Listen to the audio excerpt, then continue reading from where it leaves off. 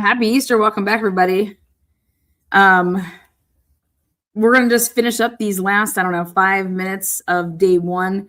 And then Jennifer Drake has a new look for us in day two. So it was a 2-day deposition.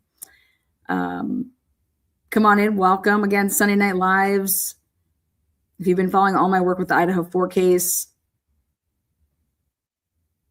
you got to start in 2020. You got to see how dumb Idaho State Police truly are. But here we go.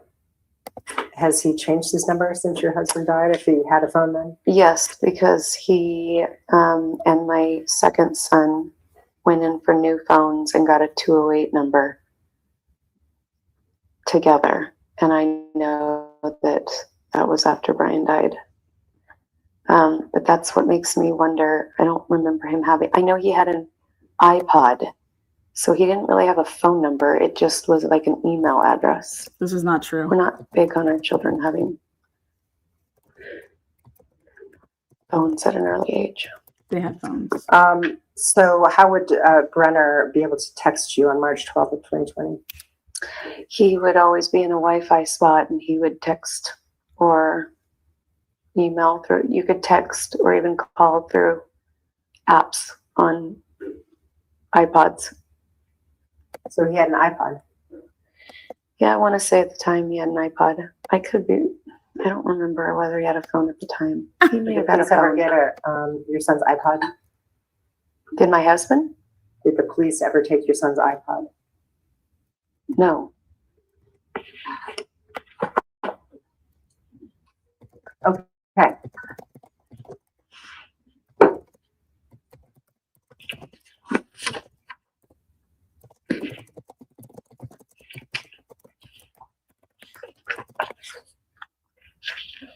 So ask a couple of quick questions.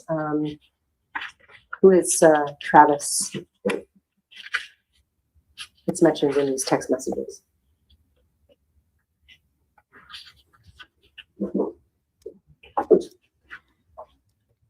Page 24. Mike Benley would tell you I spoke with Travis. Do you know who Travis is? I don't. Sher Beck. She's a patient of Brian's.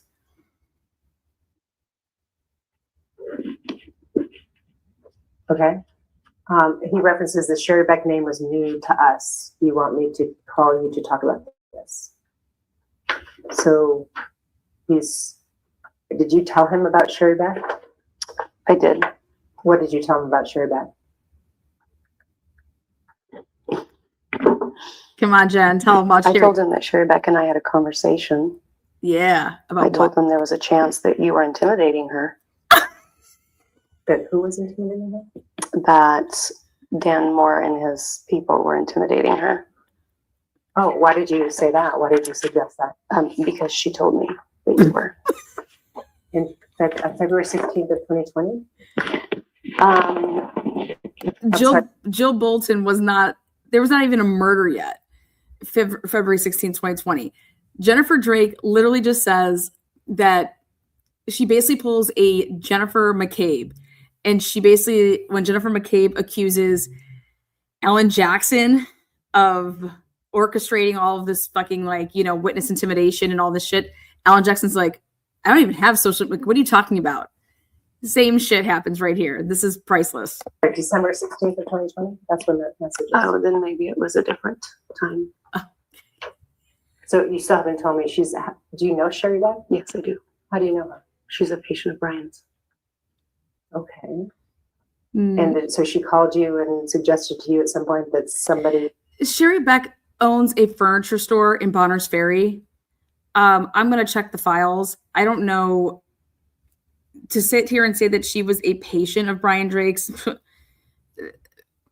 wasn't a regular patient at the fuck all. So yeah. Was trying to... She bought, I believe that Brian Drake bought that pull-out couch from Sher Beck, potentially. Who has a bad back, busted up leg, and fucking has to sleep on a pull-out couch that all of his patients then sit on? Like, how fucking crazy weird is that shit? morning breath all over the fucking couch that you're sitting as a patient in, like that day. Like, I just, the thought of my doctor, my chiropractor, anybody, my dentist, his patient waiting room is where he sleeps. I just dead. I don't even understand that. Intimidate her? Yes. When did she call you about that? I don't remember the date. Okay. He asked you if he wanted you to call to talk about that. Did you accept that invitation and take a call to discuss that? I think I did. And what did you tell him in that conversation? I asked him to follow up on a lead, or at least I gave him an option. I gave him information that she had told me. Which was what? Okay. And this was in December of 2020? If I can recall correctly, that's the beginning of the conversation about her.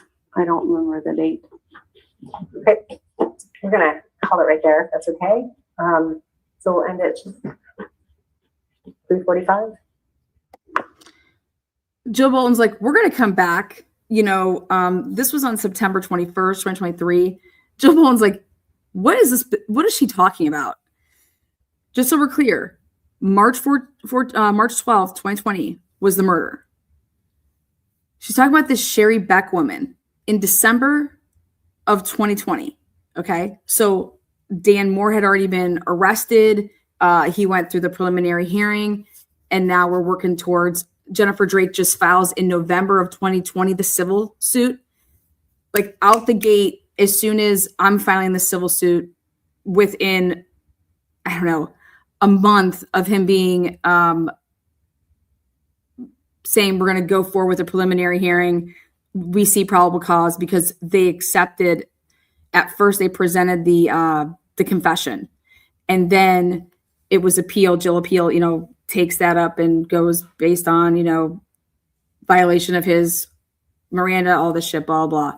And so that confession is now thrown out, but that doesn't happen yet. That's going to come in the May of 2021. And that's when the case gets tossed. Never will this case, if it was to ever go forward, will they ever be able to use anything that transpired in that interrogation. It's out forever. So here we go now. So where Jill wants to leave it at the end of day one of the deposition is we talked about everything early on in your marriage, your Texas days. Right here at the end, she asks what devices were in your home, who had any laptops, any digital stuff that was in your home. The cops never went into the Drake residence. Brian Drake was murdered and they never sought out.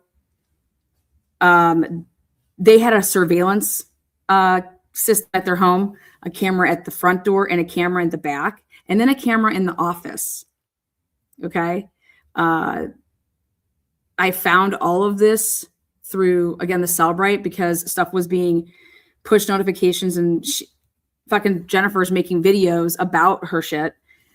Then I got on camera from the surveillance camera, a family that stayed at the house for Airbnb and they were speaking Spanish. And I was like, oh my God, who are these people just coming into the house? Lo and behold, I matched up the dates. Oh, that was one of the weeks that you're renting out your house. So it was another way to prove that their house was being Airbnb'd, like I said, for to be able to make money, to be able to pay their mortgage. So now let's go to day two. Okay.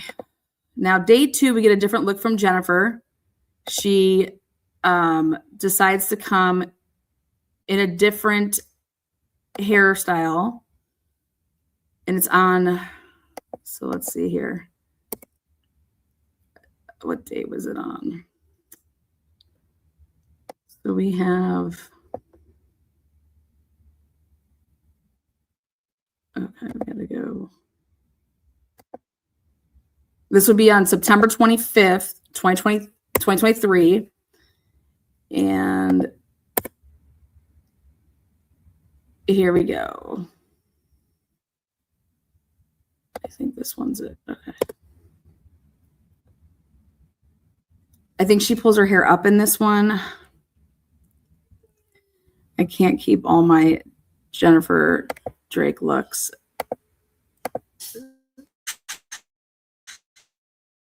Together. Okay, where are we at?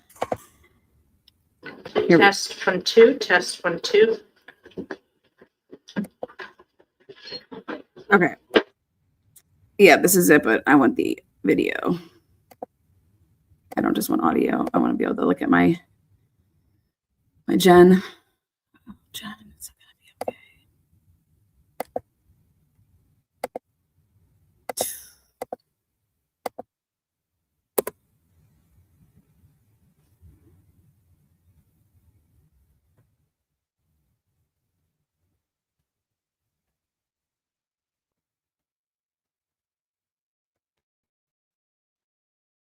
Okay.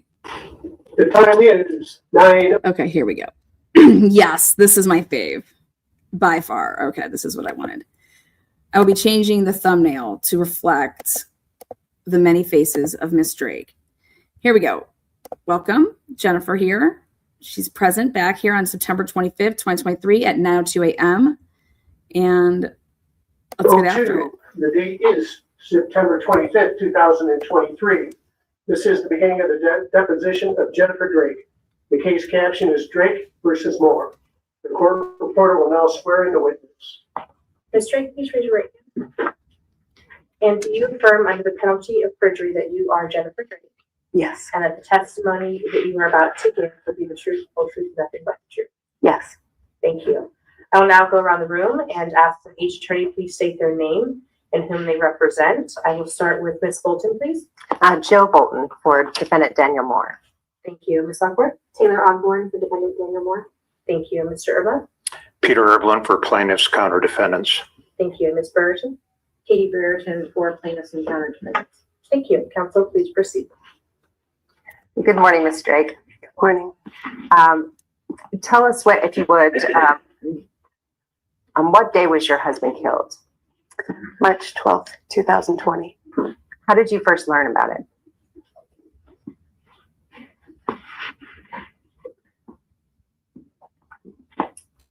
That he was dead? Maybe I can be more clear. When did you first learn that he had died? When Marty Ryan called me. Okay. And we kind of touched on that the other day. So Marty Ryan is the one who. Ask yourself, have you ever heard of somebody notifying a police officer, notifying somebody about somebody's death over the phone? That is while they're driving in a vehicle.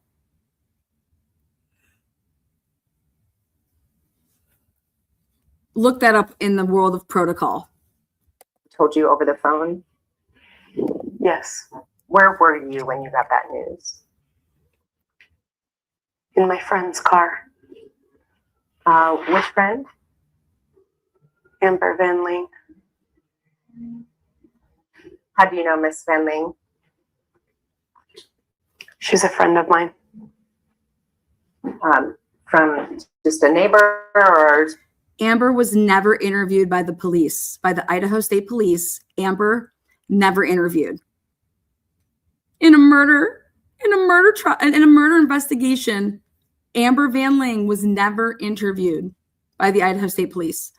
And if she was, they never turned over any interview to the defense. From church or any other? From church. Okay. And what time of day was it that you learned that he had died? Now, remember, she says that she was in Amber Van Ling's car. It's really going to be important. Her version of events is that that she's driving with Amber in Amber's car. It was in the evening. Okay. It was dark. Was anyone else with you when you were in Amber Van Ling's car when you heard that your husband had died?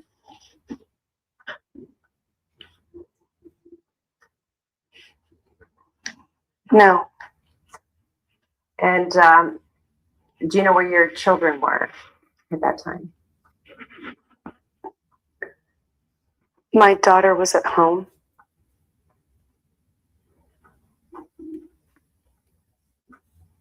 My sons were headed home. Okay. How old was your daughter at the time?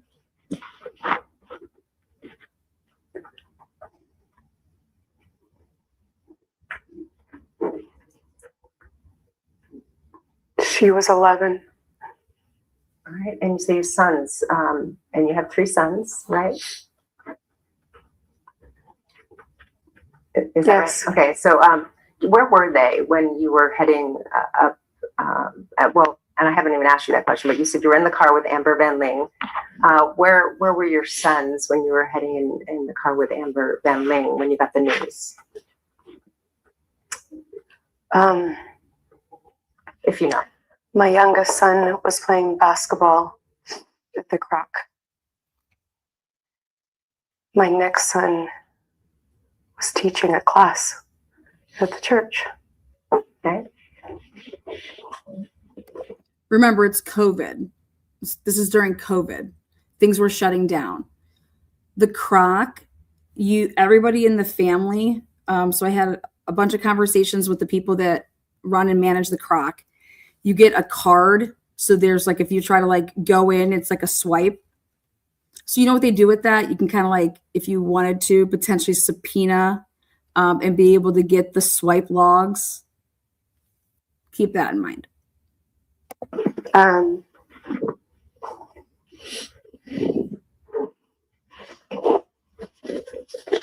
don't remember where my oldest son was. He was with a friend, or he was at church. Okay. Let me back up a little bit from that time when you got that news. When was the last time you spoke to your husband? That morning when he left for work. It was about 5:30 a.m. Oh, shit. Did you just hear that? When was the last time that you spoke to your husband? It was that morning at 5:30 in the morning. Did you guys hear that? I about fell over my chair. Wait, Jen. Hey, you have to get the story right, Jen. That can't be right? That was the last time you spoke to him? Oh. When I saw him. I last spoke to him on the phone when he got shot. Okay. Do you remember when that was? What day, what time? It was March 12th. It was after seeing patients. Do you remember approximately what time? Yes. What time is that? It was about 7:20. Right. It was after 7. The first time or the second time? Well, let's talk about the time you said he was shot, right? You guys, the question was when was the last time that you talked to your husband? Like that's the question. Who needs that to be clarified?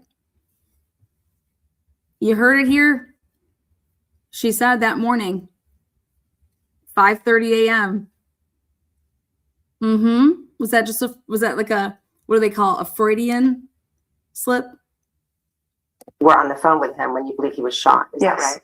Yes. So tell me, that was obviously the last phone call you had with him. Is that fair to say? Yes. Okay. So that would have been the 7 p.m. ish phone call. Is that right?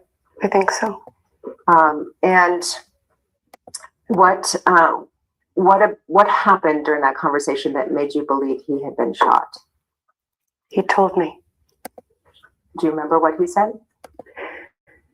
Yes. He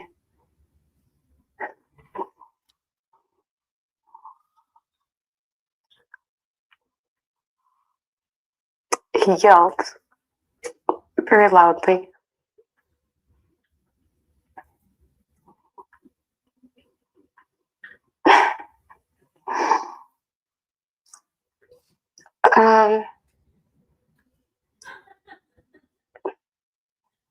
I asked him what was wrong. And he said, I think something hit me. I think something hit me. And I asked him what he meant. And he slowly just said, I think somebody shot me through the window. No. He said, I think somebody shot me in my side. I think somebody shot me in my side. Okay. When you were talking with him on the phone, when he made this exclamation. Wait, did she just switch it up there? Let's talk about that. She just said, oh, wait. No, wait. He didn't say that. Okay. So I do like 4 massive, huge live broadcasts talking about the window before this deposition, talking about the fact that the window, nobody shot through that window that got hit then by a bullet. Okay. And I swear to God on everything, one can only ask why Jennifer wanted to start changing her statements to say that, oh, wait, my husband didn't say that he was shot through the window. Did you hear how she switches that? She says, that's what she says the first time. And then she's like, no, he said that someone shot me in the side. Did you guys catch that? I think I had a little bit to do with that. But still, it doesn't matter. We know what you said on the 911 call. Over the phone, was anybody with you or near you? My daughter was sitting next to me. Okay. And where were you at that time? I was in my bedroom.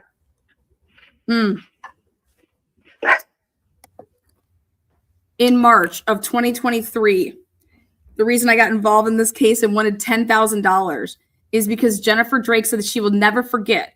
She was sitting with her daughter and her on the couch. And then she changes up her story here. Now she's in the bedroom when she finds out.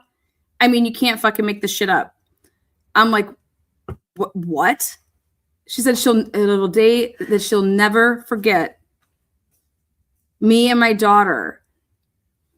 And so she's gone back and forth between, did she hear this in her bedroom or did she hear this in the living room when her daughter was sitting there with her on the couch? Which is it? I don't give a fuck. You would never have, if this is a day you wouldn't forget, she's given multiple statements of where she was. Were you in your bedroom or were you on the couch? Okay.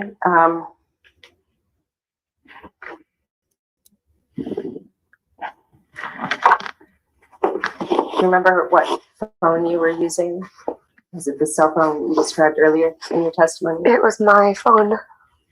The 3618 ending in 3618. Yes.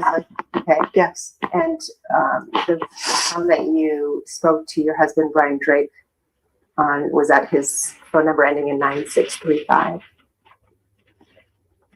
If you remember. I don't remember. I think it was. Okay, so that's his personal cell. Yes. Okay. Did you sometimes speak with him on his business cell?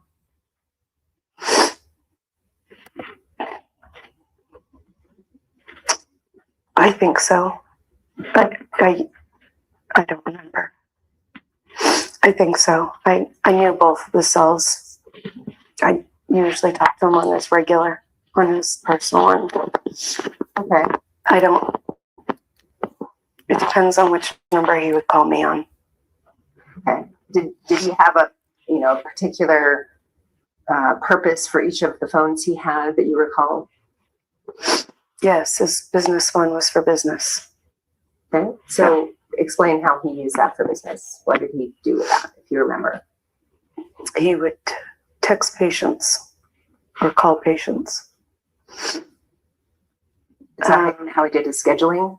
He did his scheduling and maybe his payments. Okay. I don't remember. He had a Square, and I don't remember if he did it through his phone or if he did it through his Kindle or the other thing he had. Okay. We talked a little bit about the phones last time, and we'll try to just regroup on that. I just want to double check. And I'm going to help you guys regroup with this.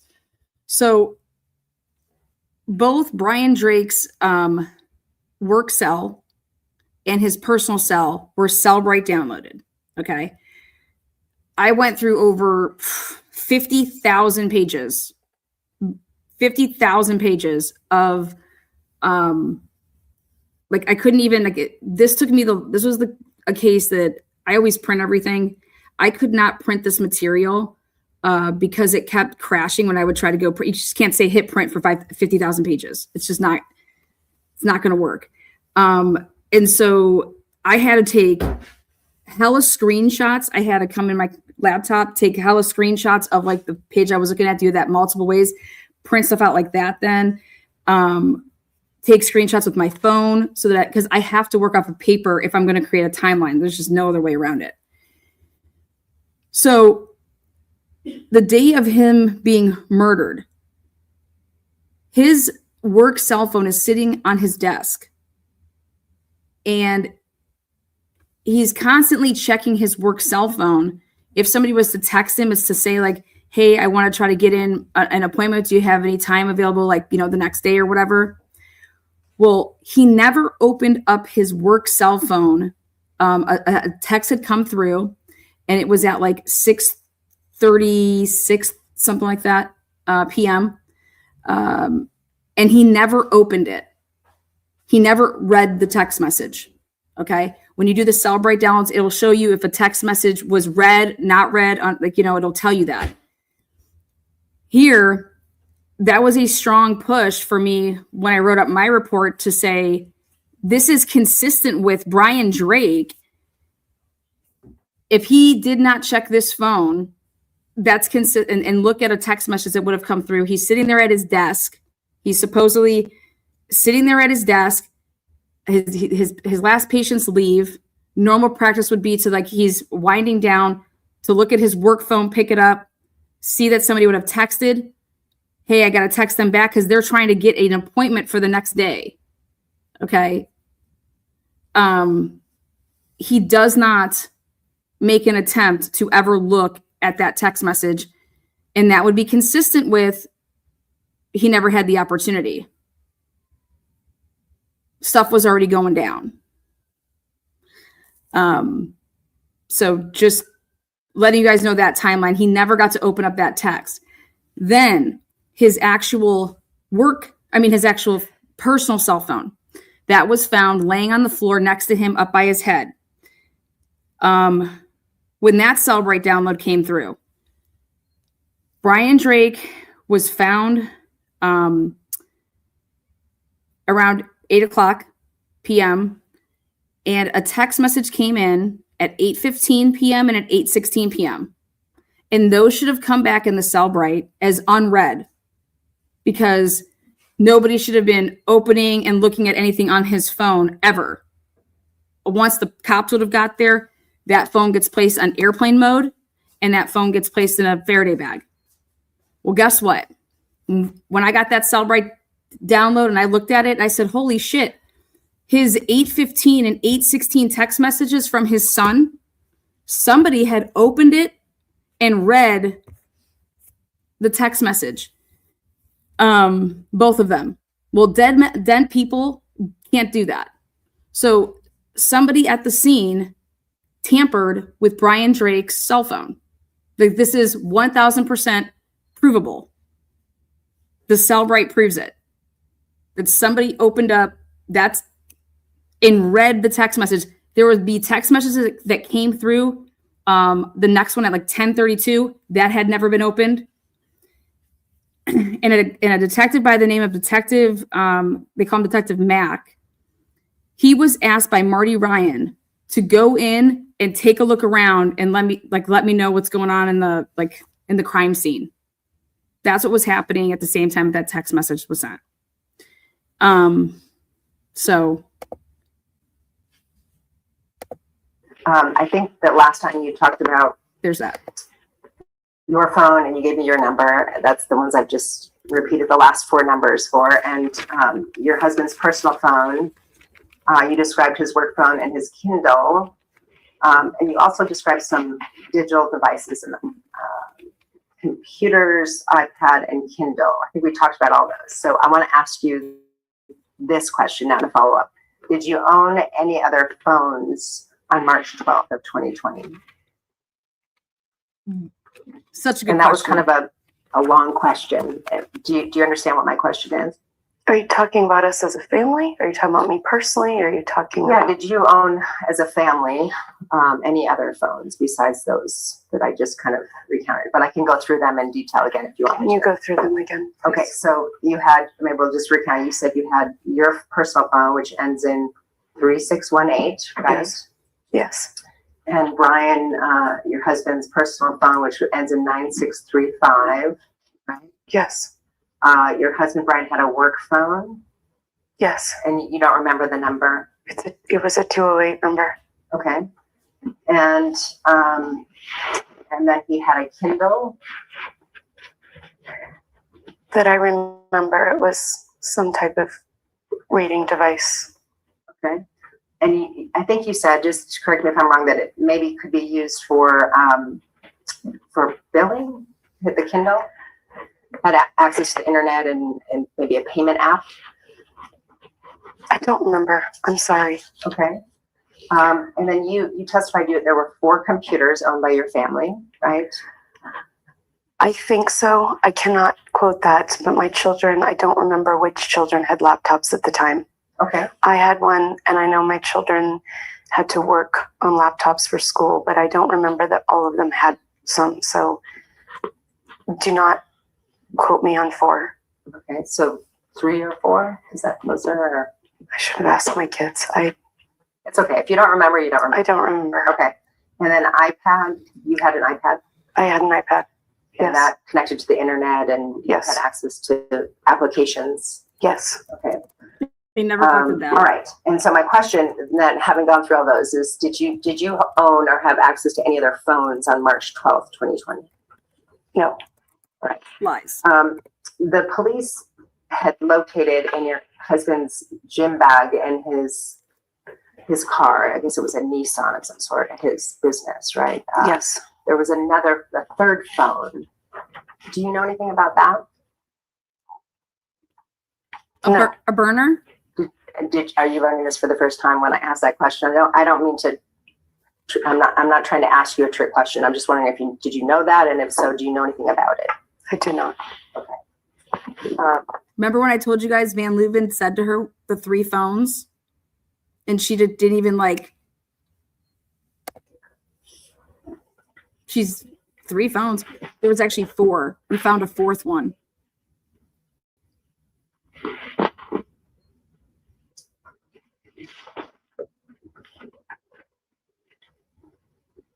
Customs and Border got that phone. Have you learned from police, or did you read in reports that, in fact, your husband was shot in the back and he died from that gunshot wound? Yes. Okay. And if you could just Yes. speak up a little bit. I know these are delicate questions, but we've got to make sure the record is clear. And he was at his chiropractic office in Bonners Ferry, Idaho, when he was killed. Yes.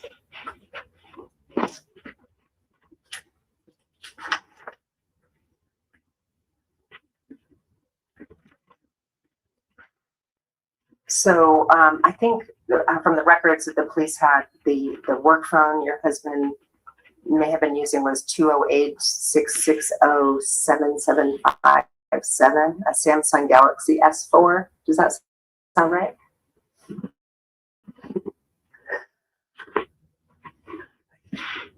I think so. Okay. I don't remember. I never memorized his work number. Okay.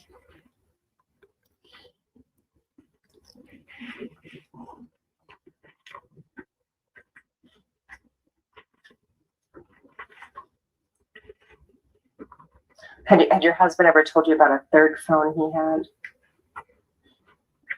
No.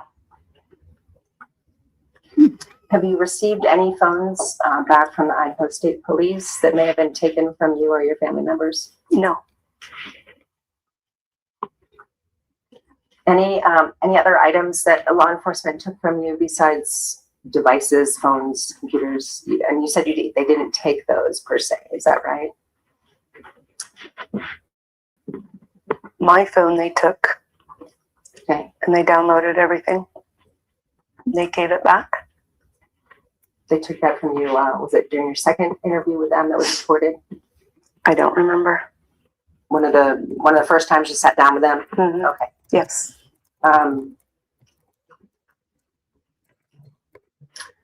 Did the police ever execute any kind of a search warrant on your home? Nope. No. Did they come to your home and retrieve any items from your home?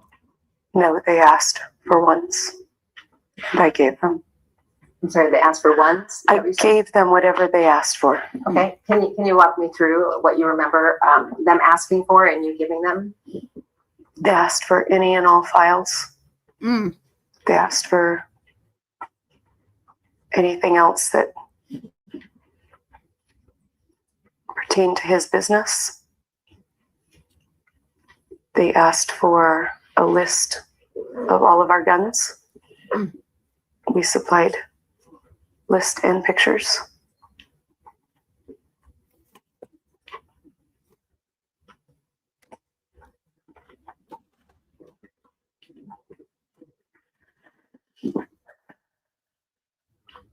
I don't remember if there was anything else.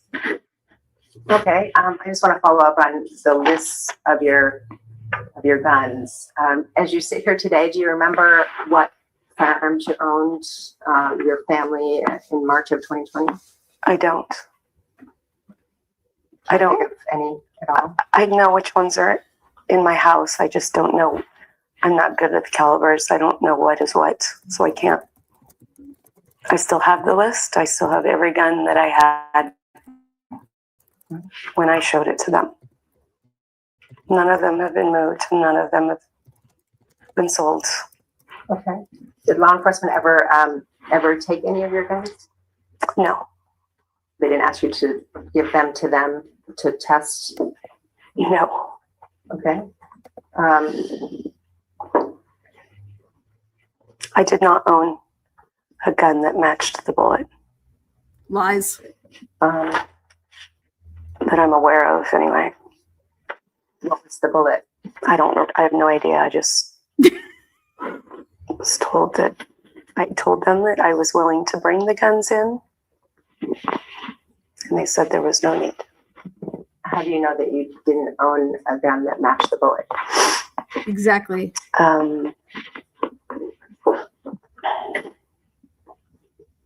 Actually, I guess I assumed it. That's an assumption. Did somebody tell you that? Or No. you just, okay. It was a conversation I had with my brother. Nobody told me that. Okay. Jill's about to fucking pop this right here. Because, oh boy, the Idaho State Police knew on March 26th, before they questioned Jennifer again, that she was in the possession because Brian Drake's mother gave Jennifer Drake a Lady West, like what's it called? Smith & Wesson, 38, two of them. And as you sit here today, you're not even sure what caliber gun may have been used. No, I'm really bad with guns. I wish I understood them more. Okay. I want to follow up real quick on that. I was going to ask you about that a little bit later, but Get her. did you ever own a firearm called a Lady Smith? Yes. And Did you own the Lady Smith on March 20th of 2020? I think so. Okay. And I take it from what you said, you don't know what. Idaho State Police showed her 3 pictures that were in text messages between her, Brian, and his mom. They were in a 3-way group text. And Jennifer was drooling over these guns. And Brian Drake's mother gave them to her. Caliber gun that is? I don't. I just know that I got it from my mother-in-law. And your mother-in-law is Kathy Drake, Brian's mother? Yes. But you told the Idaho State Police that you had never seen those guns before in your life. On March 26, 2020, didn't you, Jennifer? This is where she's going to pop, pop. Okay. So you were on the phone, you said, with your husband at the time, it sounded like, and he described being shot, right? Yes. Have you ever seen any video of him being shot? No.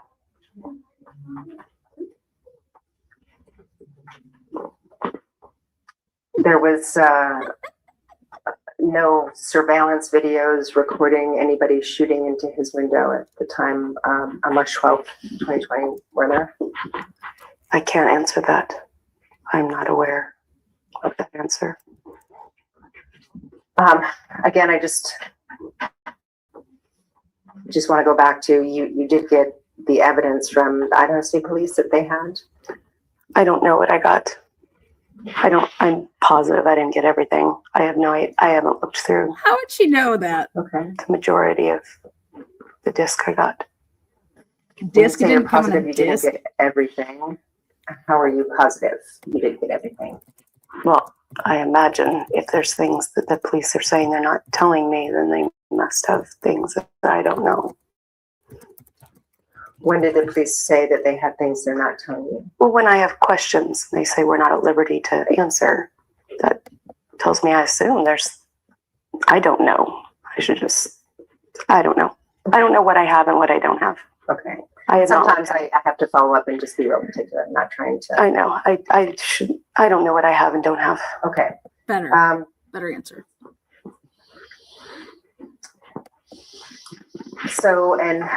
So you were not there, obviously, when your husband was shot, right? Yes. So you don't know for certain who shot your husband. I have a good guess. Okay.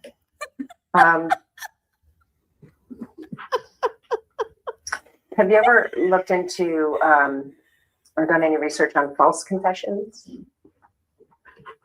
No, Have you ever heard of that concept? I have.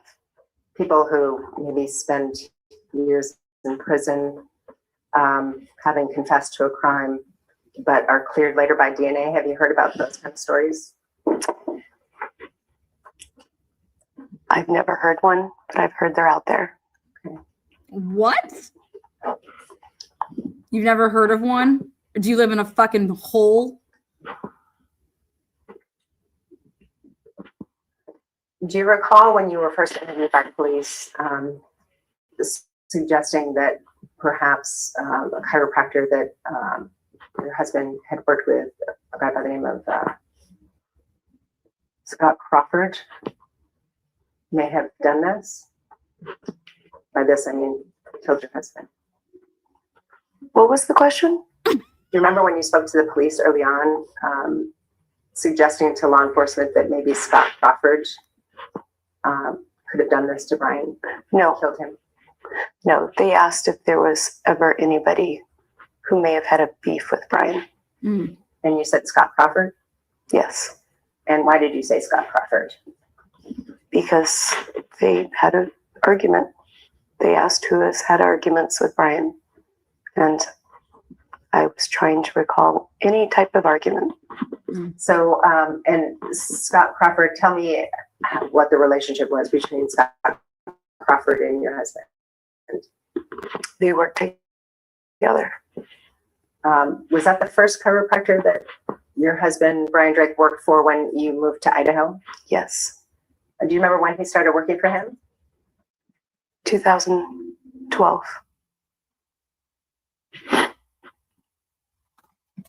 And how long did he work with Scott Crawford?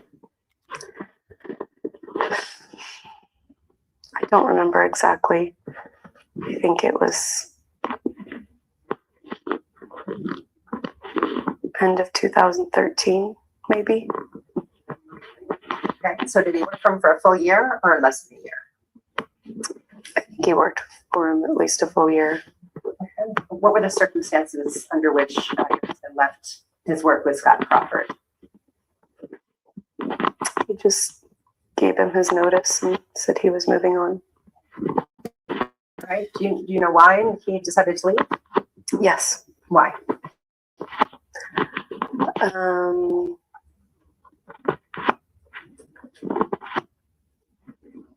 He had a couple ethical issues. Fuck this, Jen. There is a woman who spoke to the police as well as spoke to yours truly, who Brian Drake worked with her. She was Scott Crawford and Elliot's like assistant. She never did any work for Brian Drake, but Brian Drake was at that office. And this is the girl that said, yeah, Brian Drake made, he said one day I had a ball cap on and one day I was in pigtails. And Brian said that those are handlebars and the things I would do to that ass. It's in a recorded interview, Jennifer. Come on, we know. One of my favorite interviews in this case about this girl. Her last name's Savage, and I'm like, dude, that's just fucking priceless. But she basically is like, she couldn't believe that he still had a job, you know? And He was fucking inappropriate. Brian realized he could make better money working on his own or moving on. Okay. Can you elaborate on what you mean by ethical issues, what you knew about the ethical issues? It wasn't big things. I just remember he worked with insurance. Brian did not work with insurance, and there were times he questioned the use of their insurance. Okay, so Brian, your husband, did not work with insurance? No. At the time, I don't know if he did. He had never in his life worked with insurance before. So this was a new thing to him. So when he was working for Scott Crawford, he had to start working with insurance, or no? I don't remember if Brian did. I just know that Scott did. Okay. And so can you tell me why it was your husband didn't work with insurance? Yeah. We've always done cash pay. We were taught that from college on. We were taught that from college on. Can you You did not go to chiropractic school, okay, girl? explain why you only cash pay? Because especially 20 years ago, insurance reimbursement for chiropractic was very low. And the college, as well as his mentor, taught him that people valued chiropractic. You were able to help them much more if you eliminated the insurance. Okay. And people paid cash instead. Would it help you, the business, too, financially if you took cash payments versus insurance? Not necessarily. It depended on the business. It just means that the insurance did not dictate the care. That's what it came down to. I see. Okay. So Scott Crawford was working with insurance. How, if Brian wasn't using insurance, how did he have concerns with insurance? This is all guessing, so I don't know. You would have to ask Brian. It's all lies. Okay. But you think he left because of insurance, ethical related issues? I remember there were a couple ethical issues. Okay. And describe for me what the argument was that caused, that existed, that you referenced when you talked to police. The last argument that kind of was when we parted was he and his wife and Brian and I, and he mentions that if Brian was seeing Bonner's Ferry patients, those were considered his patients, and he was very mad that Brian was considering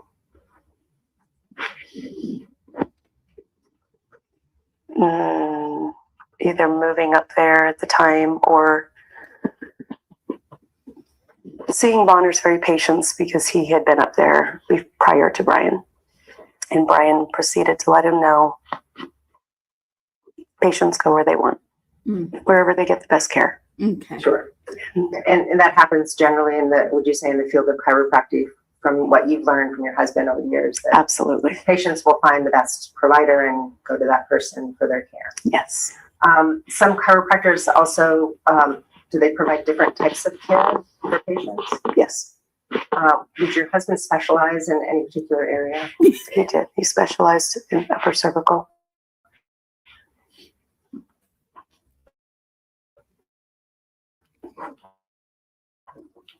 Do you know what that is? I mean, for those of us who The atlas on your upper cervical, it's very rare,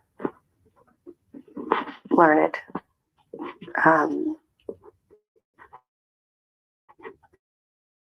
The reason he's with Scott Crawford is because their office was one of the only ones up here that did upper cervical.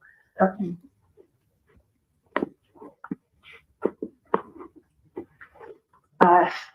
So the Bonners Ferry patients, were there some that would come down to Scott Crawford's office that needed the upper cervical care?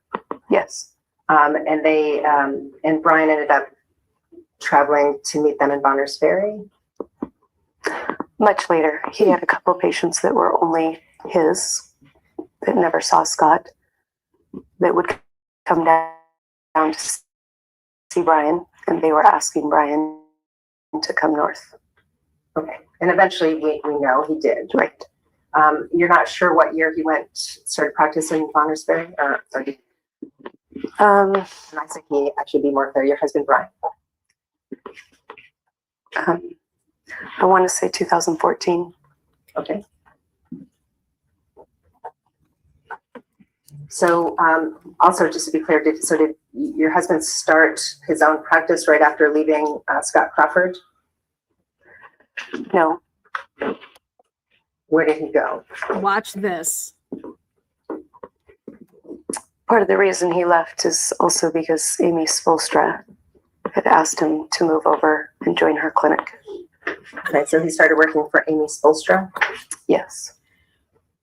In 2013? I don't remember the dates exactly. So you said he'd worked with Scott Crawford? Dude, Amy Spolstra was interviewed by the police. They interviewed her. She fucking came out and was like, "Oh my God, Jennifer's crazy." One day she came to the office banging on the glass door. "You think you're gonna fire my husband?" Blah, blah, blah. Banging on the door. "You're gonna open up this door right now." One day I will play you her interview. Holy shit. Okay. They said, she's like, Brian had no problem with everything that was going on. It was Jennifer that showed up at the office and lost her shit that I would fire Brian.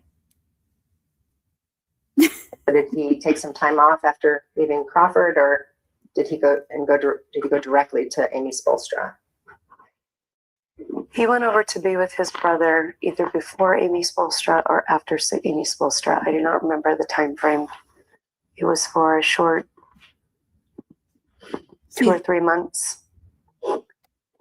It was either before joining her or after joining her.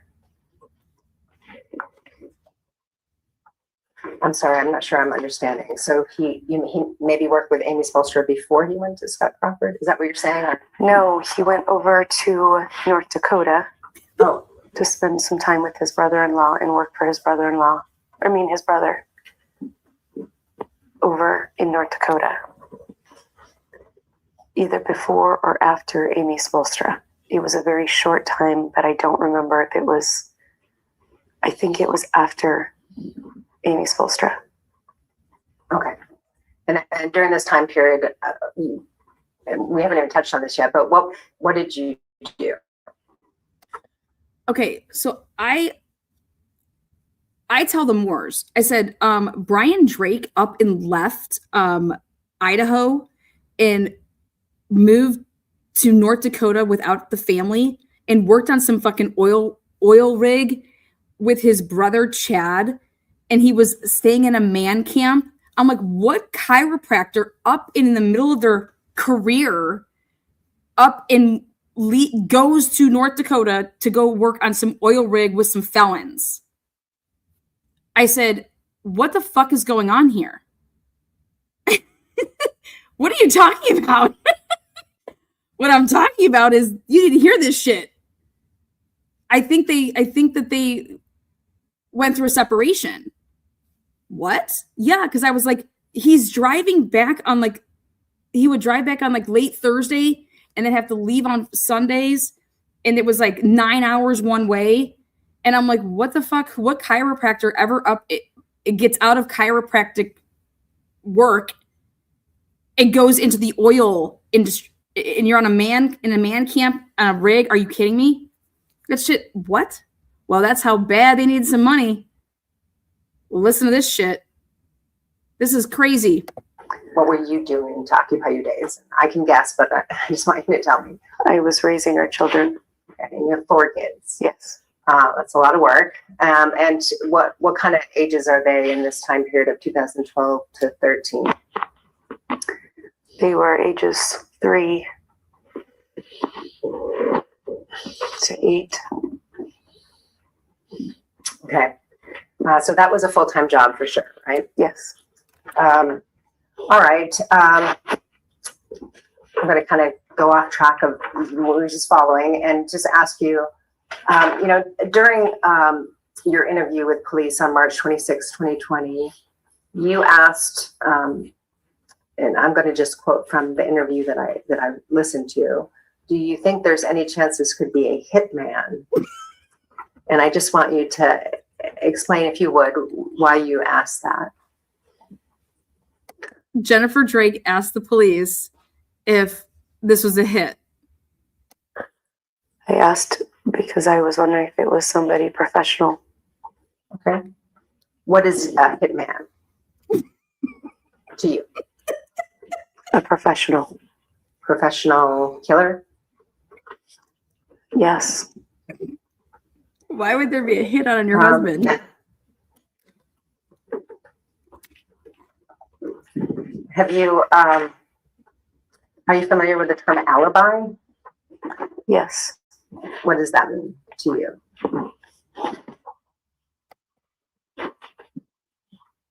An answer for where someone is when asked. Like when a crime is committed? Yes. Okay.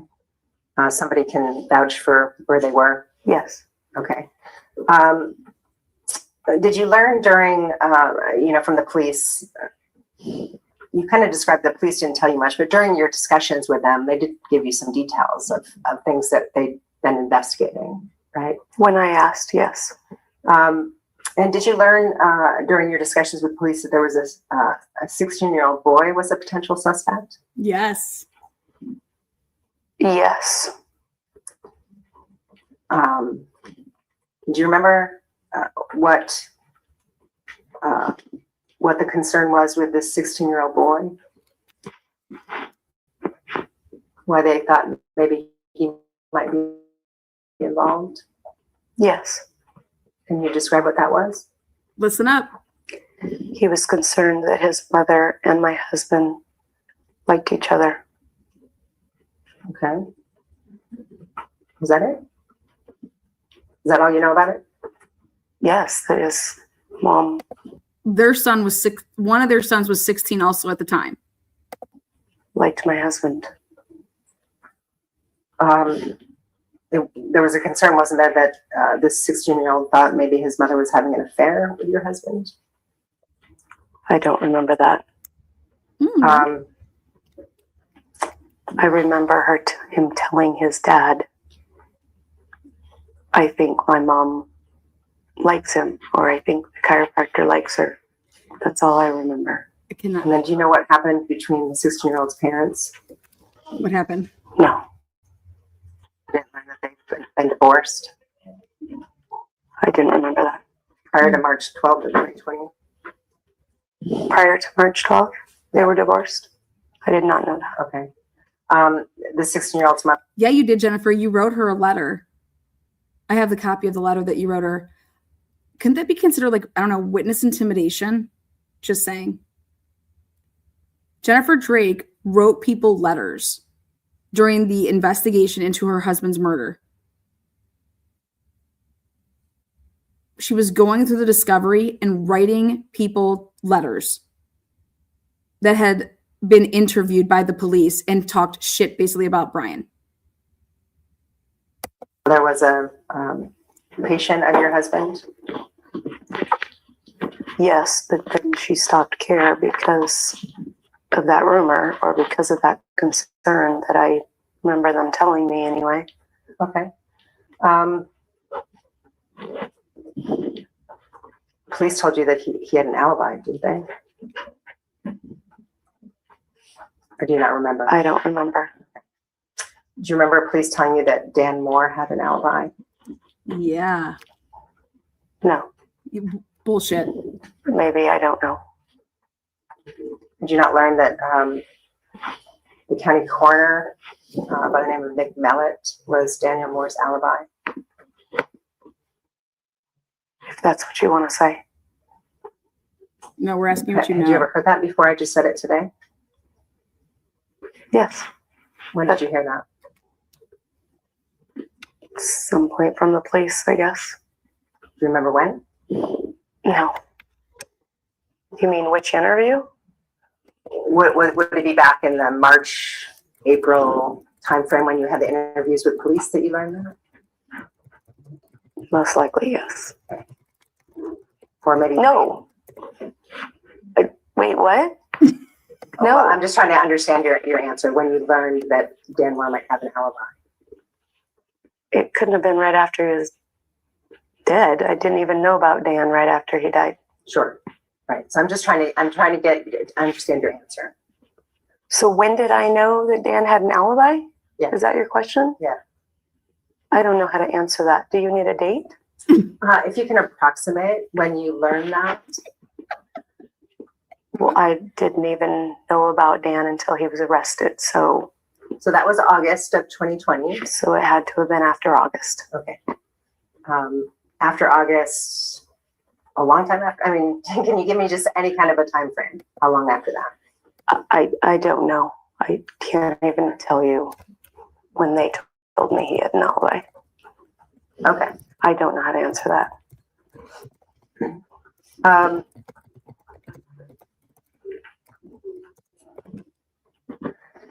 The police, as you described, took your phone and they also got your phone records from your provider. Yes. Right? Do you remember who your provider was in March of 2020? I think it was Verizon. It sure was. And they obtained your phone records. Those are part of the investigative file that ISP provided to you. Is that right? I do not know. I don't know. Okay. You know that your phone records contain your call records and text messaging records. Okay. Do you know that or no? I don't know No, that. it's okay. I just know that they downloaded everything from my phone. Okay. And you consented to law enforcement taking your phone and looking at whatever they wanted, right? Oh, yes. And do you know that law enforcement also did the same with your husband's phones? Yes.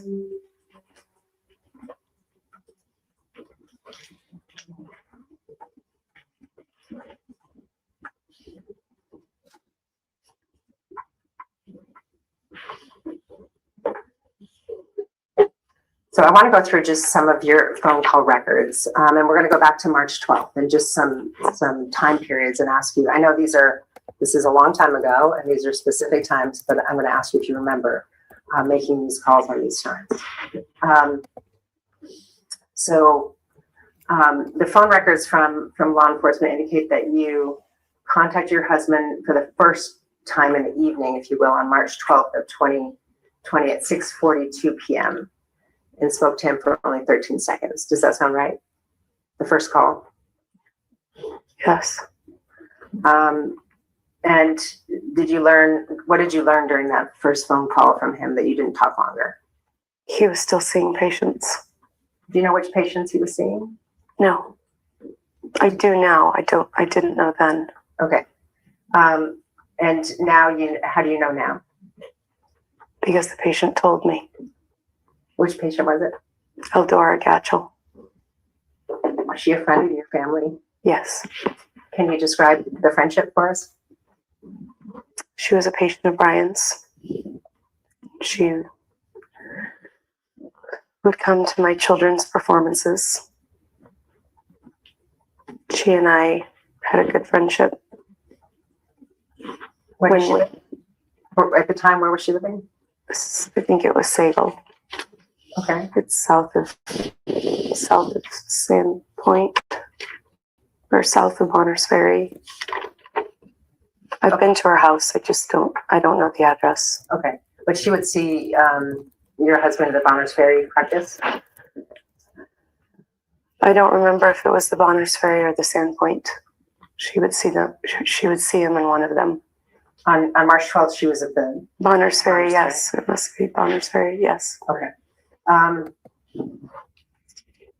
And did you learn that somebody else was there with her? Yes. Who was that? That was her brother.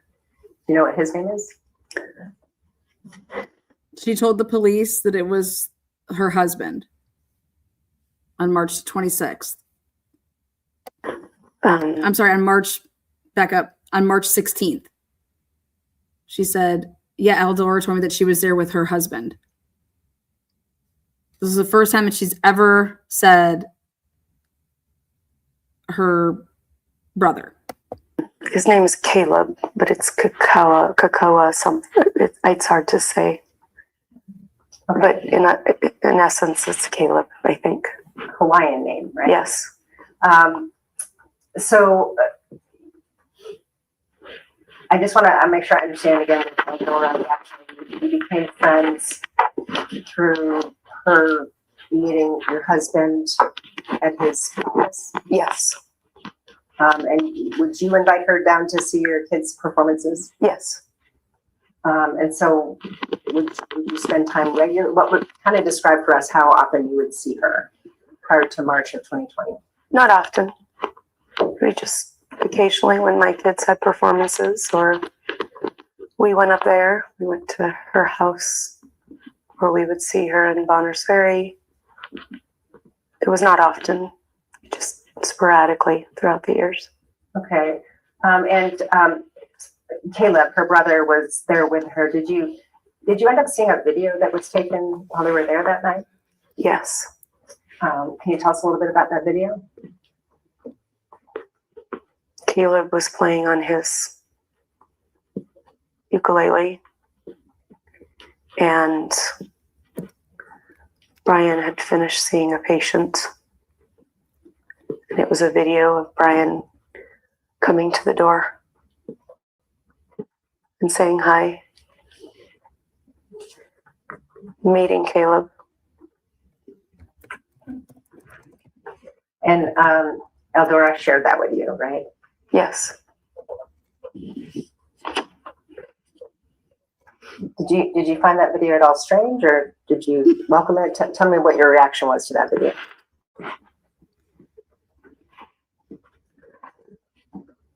I cried.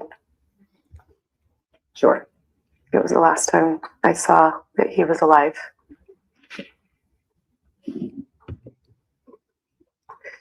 I was grateful.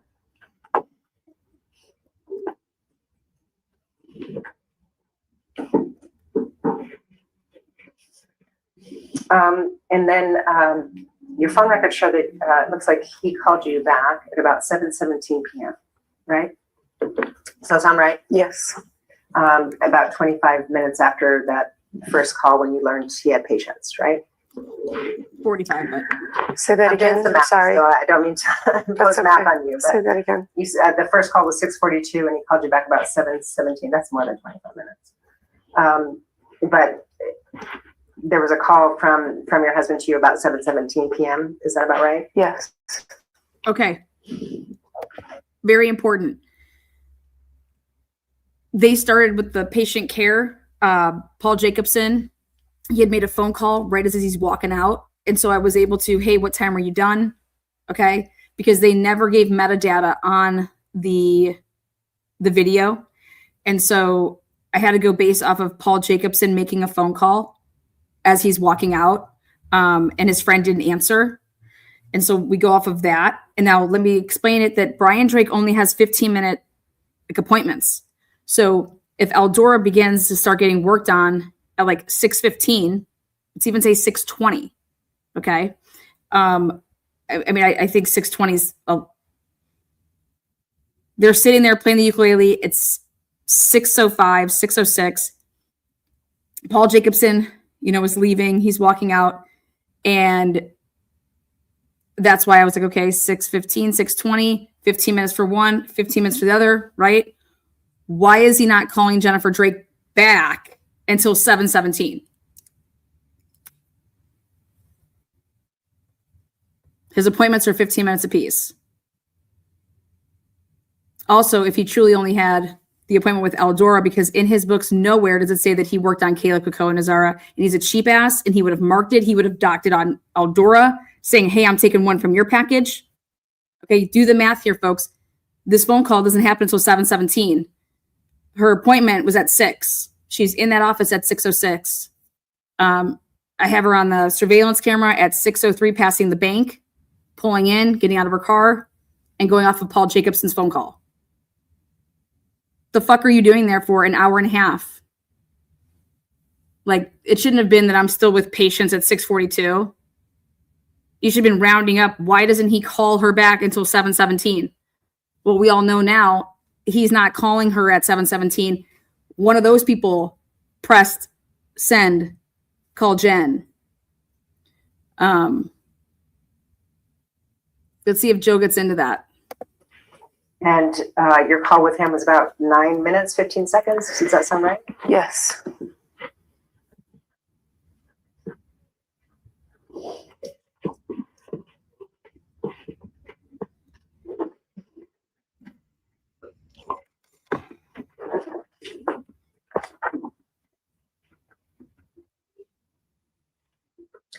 After, was there a point in time where you believe your husband became unconscious after you'd been shot while you were on that phone call with him? That was my fear. Yes. He at some point just wasn't responding to you. Yes. So, what did you do after? Did you eventually end the call? I had to in order to call 911. Okay. And so, was that your first call after you hung up with your husband? Yes. And then after 911, who was the first person you called?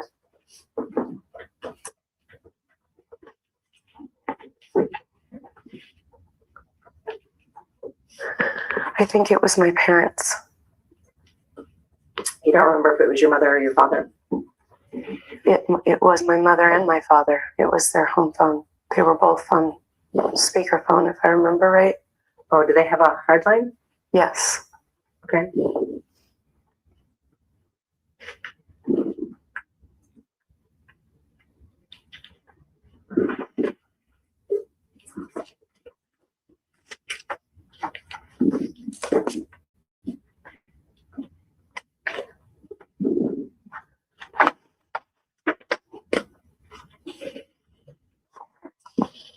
All right. So after, do you remember who you first spoke with? Was it your mother or your father?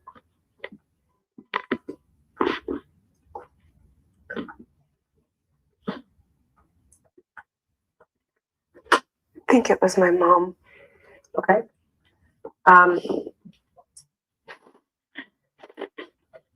From our records, so you correct me if I'm wrong, it looks like from your phone records that you called a number that was associated with your mother, and then that call seemed to have gotten canceled before there was, any like recorded conversation time. And then there was a call to a different number that we understand is your father's number. So could you have maybe called cell phones for them? I don't know.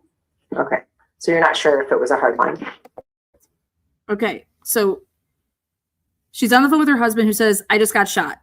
She hangs up, calls the police, and then her first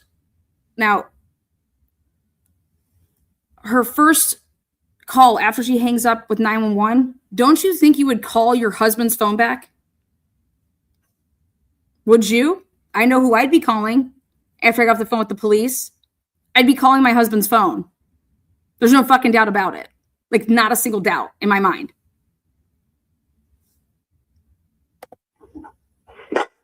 No. Okay. No.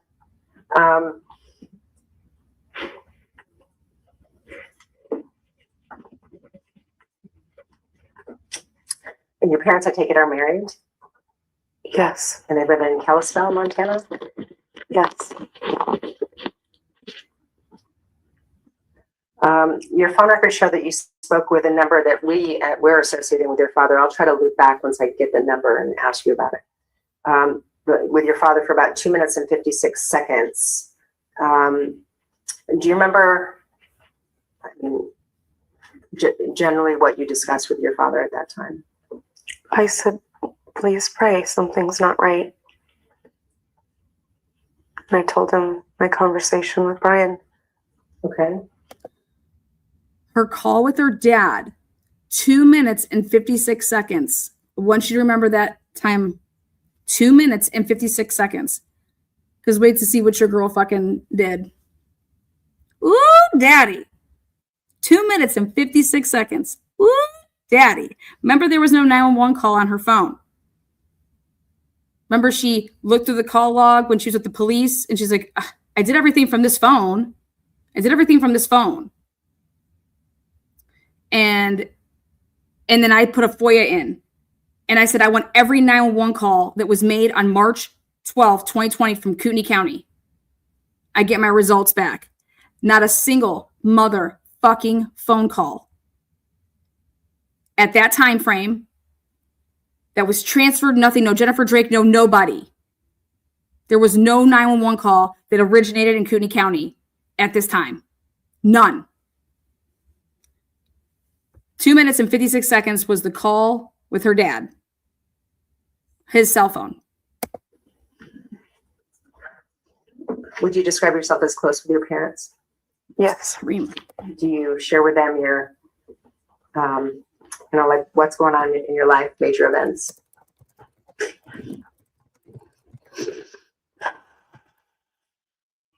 Depends on the season. It depends on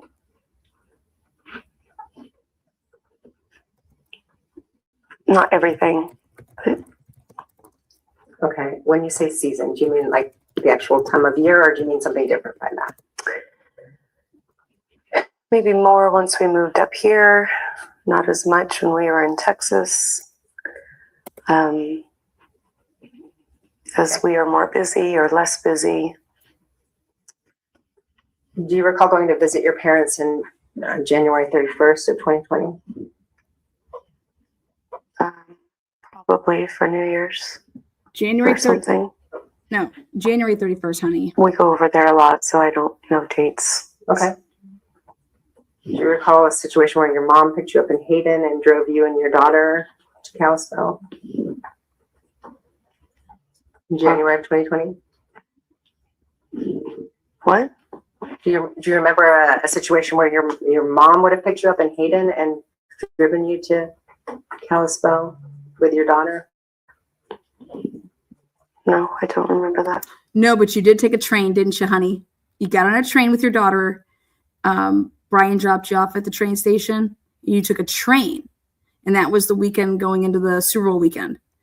And then Brian Drake, that next, like the Tuesday after the Sunday for the Super Bowl, had his leg bashed in. Okay. Have you shared with your parents any of the more recent struggles that your husband Brian Drake was going through? And when I say I should be more specific, we're talking March 2020 timeframe.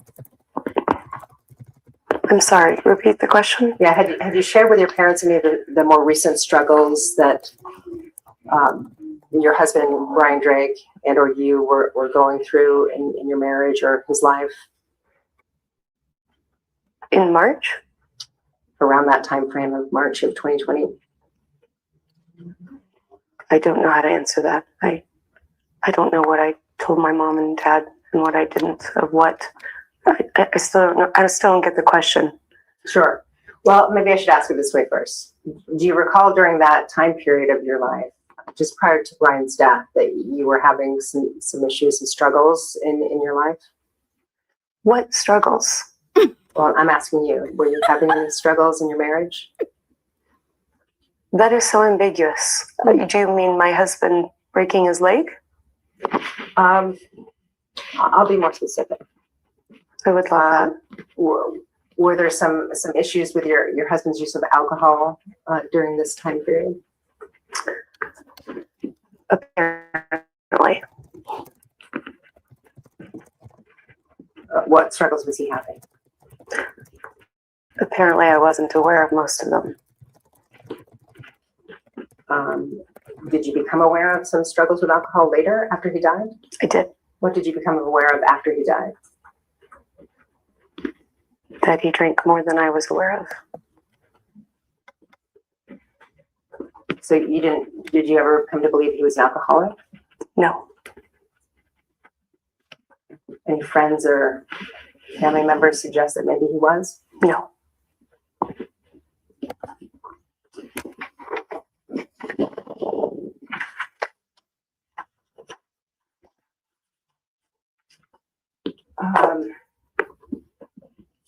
I'm going to show you an exhibit. It's Exhibit X. I love exhibits.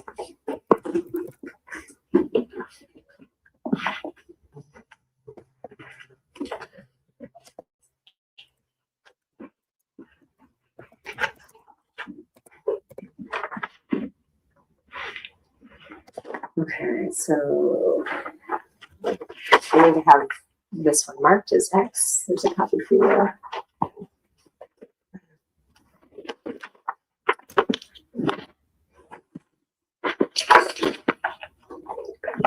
I hand you an exhibit that's marked as X. These were extracts of text messages from your phone. On the first page, we see one dated February 28th of 2019. With an outgoing text message from you to Chad Drake. Do you see that? Yes. All right. In that message, you simply reference at the end there that I think he drank too much. Were you referring to your husband, Brian Drake? I don't know. Okay. Let's go to the next page. I see a smiley face, so I must have not been too concerned. Okay. And then the next series of text messages appear to be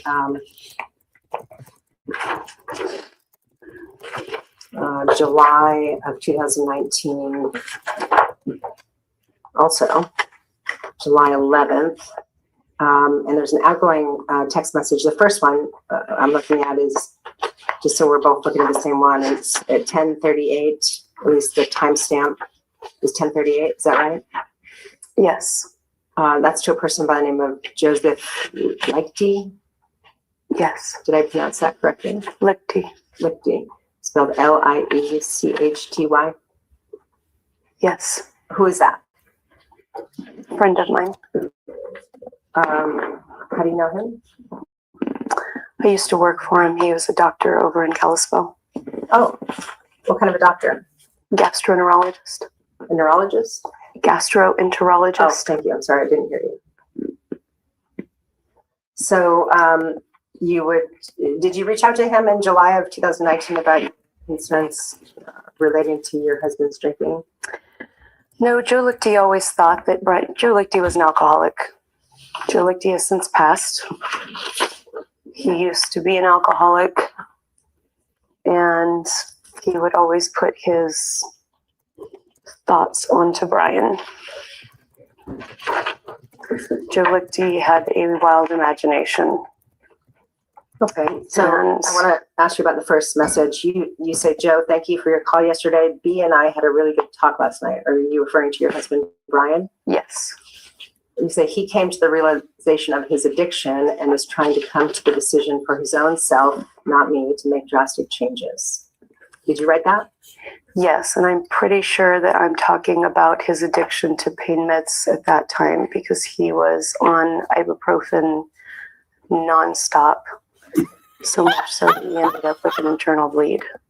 Okay. Fucking stop, And then Jen. it looks like the next message after that, later, obviously, so in sequence, from Joe, did I say that right? Lichty. Thank you. He says, thank you for the update. Just remember, it's one day at a time. I'm grateful to God for a glimmer of hope. Hopefully B will find his way to rehab. Right? Yes, he kept thinking Brian should go to rehab. Okay. And then it looks like She told Joe Bolton that Brian was addicted to ibuprofen. That is a pain meds that he was addicted to was ibuprofen, and that was his problem, is that he was addicted to motherfucking ibuprofen. Okay. Joe literally lived in Cali, and he was telling Jennifer all the time, I have no idea why he is in Bonner's Ferry, staying away from home a couple nights like per week, when you know what he's doing out there. You know what he's doing.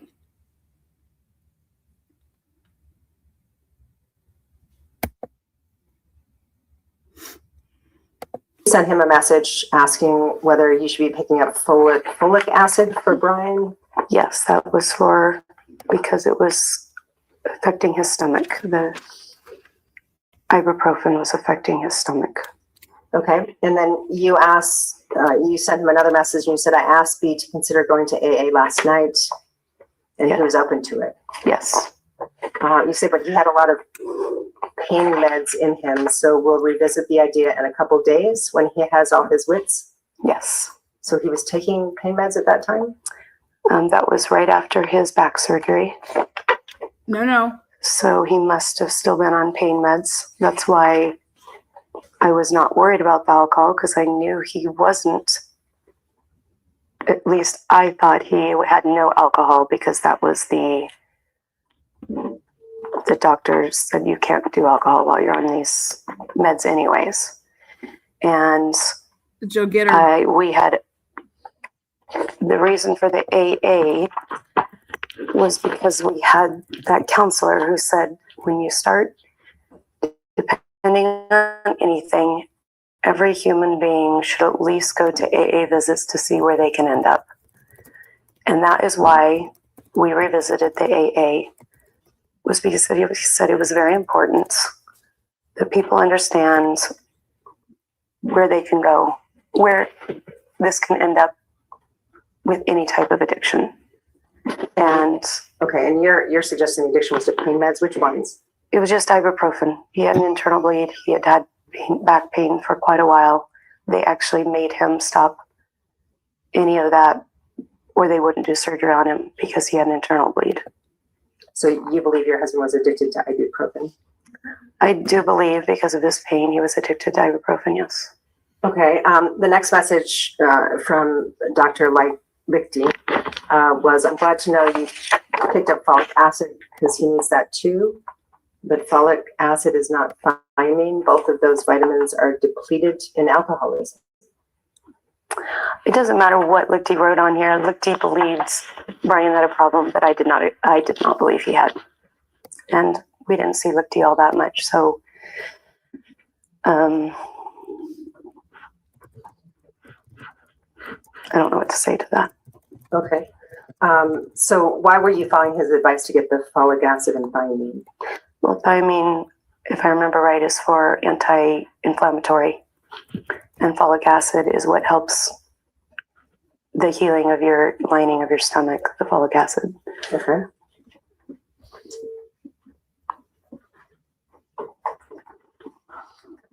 All right. And the next series of text messages, looks like this is also July of 19, but towards the end of the month. Counsel, I hesitate to interrupt you, but on Exhibit X, that series of messages, my Exhibit it says 11. Brian didn't have surgery until motherfucking September of 2019.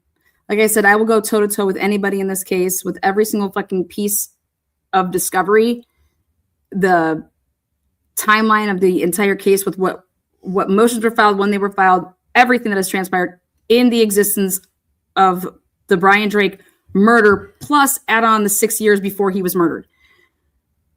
July of 2019, Brian did not have fucking surgery yet for his back. All right, Jen?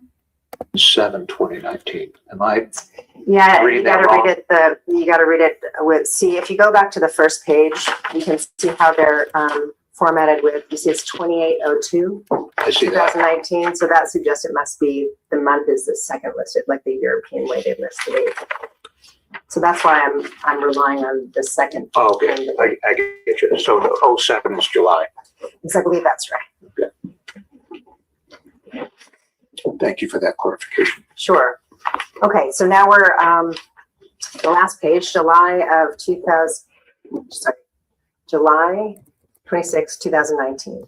Were you visiting some friends in New York at that time or around that time? Yes. And did you actually go to New York City then? Yes, we did. Who did you meet with in New York City?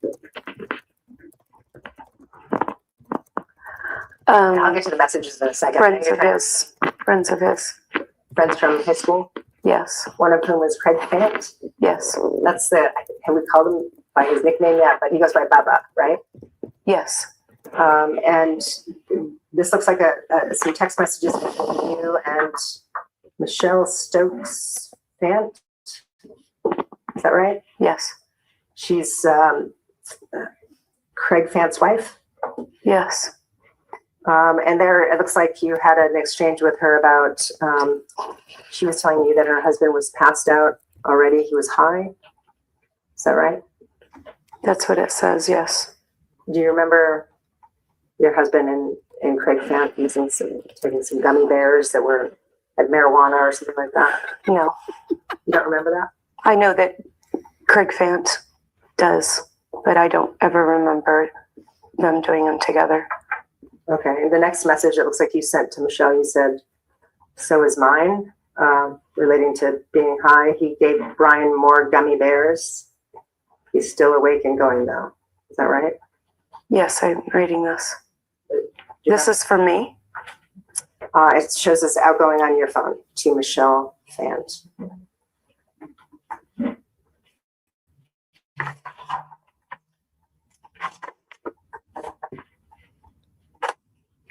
Jen, it's okay. It's okay. Okay. It's okay. It's gonna be okay. It's just fucking All gummies. right, so let me get back to where we kind of left off when we started talking about alcohol. So you're saying your husband didn't have any issues with alcohol that you were aware of in just prior to his death? I did not see the problem. No. No, I did not. And you didn't see it as a problem that he was continuing to take photographs of you, even covert ones, of your naked body at that point. Objection Is that right? to the form of the question. It's argumentative. Do you know what the question says? Do you have any? You can repeat that. Okay. We were talking about at the time, you may have been sharing information with your parents. Maybe I should just ask you, did you ever share with them that your husband had drugged you?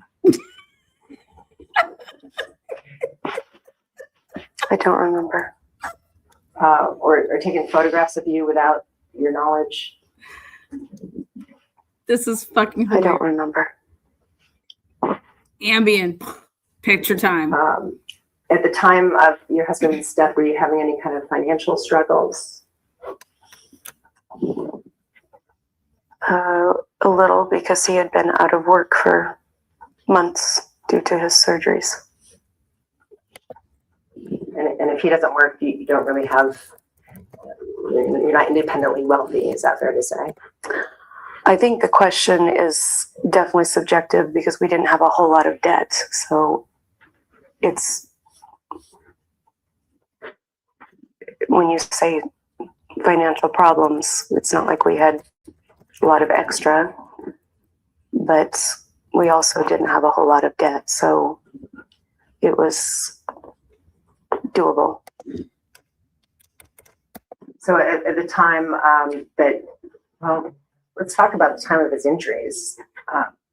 You said injuries plural. When did your husband have some injuries in this time frame leading up to his death? He had back surgery in August, July or August, I don't remember. And he was out of work for 8 to 10 weeks, if I remember right. No, he wasn't. 8 to 10 weeks? Yes, and even missed work prior to it because of the back pain, because of an injury on the 4th of July. Okay. And this is July or August of 2019? Yes. The time period when you went to New York? When you were Yes, that's why he was in so much pain. We almost didn't go. Okay. Were financial considerations part of the okay, guys, listen to this shit. All right. I have all this video. It's all on Brian's phones. It's on her phones. She tries to say on 4th of July weekend, he gets in a paddleboard accident. Okay. This is what their thing is. And because she wants Brian to have back surgery so they can make a shit ton of money. If this motherfucker has surgery, she about to make 40 G's. Motherfucker, you're going to get cut up. Okay, hon? Shit you not. So July 4th, she's over here trying to say, oh my God, Brian's at 4th of July. He hurt himself paddleboarding. Crazy shit. Whatever. Then they tell their friend Bubba, hey, if you want us to come on this trip, not only do you have to pay for it, like you always pay for everything, but I'm going to need you to give me 10 G's to head back home with. But I'm only going to tell Jennifer that you gave me 5. So she doesn't know what the fuck I'm doing with the other 5. Okay.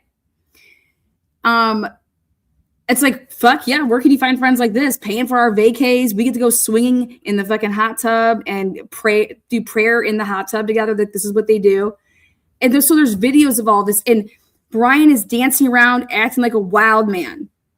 Okay, Jen, you want to say that he has back problems? Sure, let's show pictures of him doing what he's doing on vacay with you guys in New York for 10 days. Meanwhile, shouldn't you take your kids on a vacation? When's the last time you took your kids on a vacation when y'all were married? Good question. No, you guys are selfish. Just you guys go to New York. Anyways, so, and she Airbnb's the place. They went to New York. So whatever. Then they come back. He's working at his chiropractic place, and she's over here like, we have to set up this back surgery because we got to get our money. Well, let's see how Jennifer talks about this. reason you almost didn't go to New York? Yes. Did you get some help from a friend to allow you to go? Yes. What help did you get? One of Brian's best friends was dying, and they knew that this was his last trip. So Brian had said we should not go on this trip, knowing that it was going to take away a week or so of finances. And so Bubba agreed to pay the week's wages if he would be willing to go. Okay. And do you know how much money Bubba gave you to allow you to go to New York? I think I recall $4,000. All right. Did you come to learn that your husband actually got more than just $4,000 and didn't tell you how much he got? That's what I heard. Do you know any reason why your husband wouldn't share the full amount with you that he received from Bubba? I don't. I have Brian's text messages, and he's texting with Craig Fain, who left him an envelope full of cash in his bag. He's like, dude, I just got back to my hotel room and I saw the cash that you just left in the bag. He's like, thank you so much. He's like, don't tell Jennifer you gave me $10,000. I'm only going to tell her about $4,000. So I looked at the bank accounts to see, did he put any of this money? Obviously, you cannot deposit it into your account and be like, hey, honey, like, or was he going to say that he worked for it and cancel days at work, but still be able to deposit money to make it seem like he didn't cancel work days? And that's exactly what the fuck this motherfucker did. He saved this money so that he could put cash into the account on days that he canceled patients. Hey, I'm just acting like I have to go. He would text his patients and say, oh, Jen set something up. I totally forgot about it. And he would tell his patients that I have to reschedule you. Okay. Then Jen's over there waiting for his ass to come fucking camp at he canceled his whole patients that day. He's telling her, I have a whole fucking day of patients. I'm not going to get out of here till late. Then he tells her that he got lost going out to wherever the fuck they were at some lake. And that's why he's getting there at 10 instead of being there at 8. Meanwhile, he didn't have any patients that day. And the question should be, he shut off his locations. What the fuck did he do? Where did he go? What was he doing that he just felt like the need, he's lying to her, but he's going and doing something else. And then he had money. So he treated it like he still had those patients that day and he deposited cash into the account. Yeah. So was he trying to get away from Dan Moore or fucking this broad? It's very fucking obvious. Dan Moore didn't have Life 360 on his fucking dick. Okay. All right. Back to the phone calls on March 12th of 2020. Do you remember who the first person was you called after you spoke with your parents?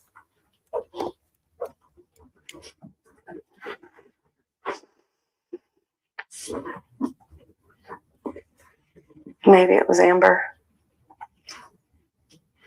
This is your good friend that you got in the car and started driving North with. Okay. Maybe, no, I think I called Stephen Minert and asked him to get the kids home. Okay. Who's Stephen Minert? He was a good friend, and he was who was teaching Hudson. He was speaking with Hudson at the time at the church. And he was a good friend of Brian's as well as my children's. He was a good mentor to Brenner. Okay.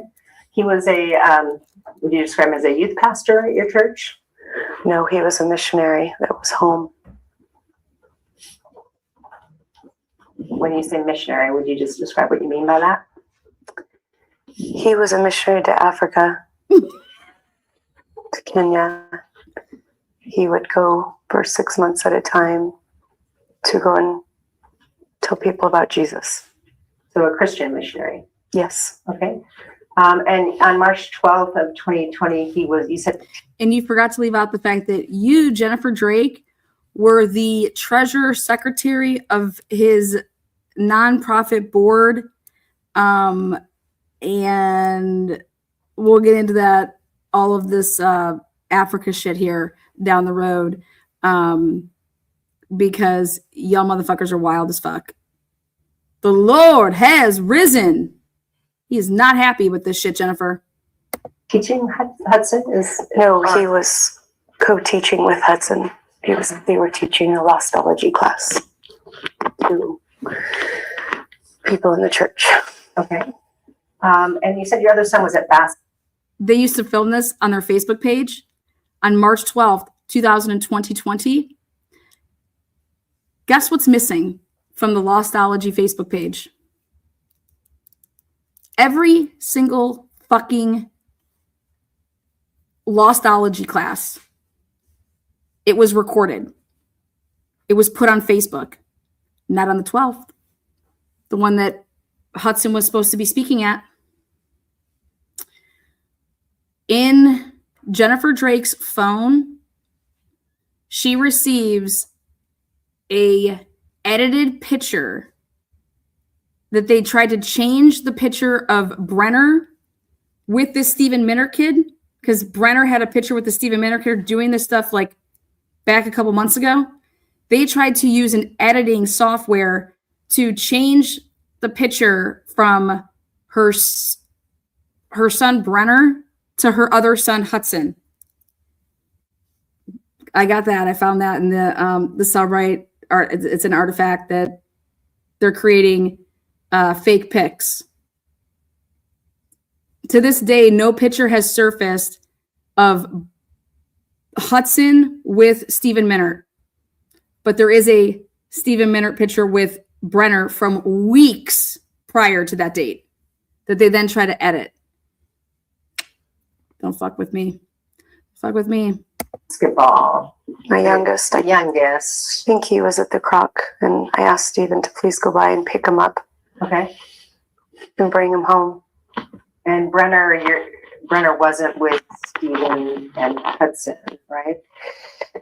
I think he may have been at the church with Hudson. I don't remember if he came home with Stephen or if he came home. I know he had his license at the time.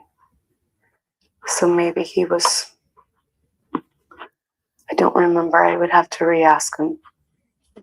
Okay. I just remember they all came home together. Okay. So they came home before you left with No. Amber? Brenner texts his mom and says, "Where is everybody? Nobody's here." She's fucking wild, man. Brenner's like, he got home and nobody was there. Wild shit. No, they came home. They came home when I was gone when they came home. So you left your daughter there alone, 11 years old, right? Or was your daughter really not there? Because I went ahead and called the woman who y'all scheduled a play date with for that day. Mm-hmm. And she needed to get permission from you to talk to me. Why would that be? But not before she answered a couple of my questions, which I got on record. So thanks for that. Jennifer Drake was scrambling around all day she was supposed to have people at her house and she was going to go pick up people and her kids. And then she was scrambling to rearrange stuff so that she didn't have to do that. And her daughter was going to go somewhere else. I was able to find out that her daughter was not at home and that she was at another girl's house when that phone call would have come through, that she found out that Brian had been shot because she's talking to him. I was able to track back down through all of the text messages, the Marco Polo apps. Jennifer Drake was organizing in the morning on March 12th, 2020, for her daughter to not be home and to be at a friend's house. So take that too. So was your daughter there when you got that phone call, Jennifer? Because that's not when push comes to shove and you ask these people under oath if they were hanging out and did you pick up so-and-so's daughter? Because why did your family have to go pick up your daughter the next day and bring her back so that you could tell all the kids together about Brian? Why she didn't sleep at home that night? There was like a birthday party, right, Jen? Come on.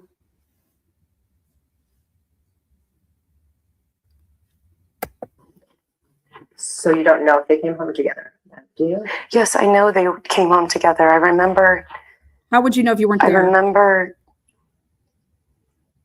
I remember Stephen bringing them home. I remember Stephen telling me he would stay at the house with them until I knew to come home. Stephen was house sitting at a different location. You don't remember this? Can't wait for that to come out, right? Jennifer, come on, man.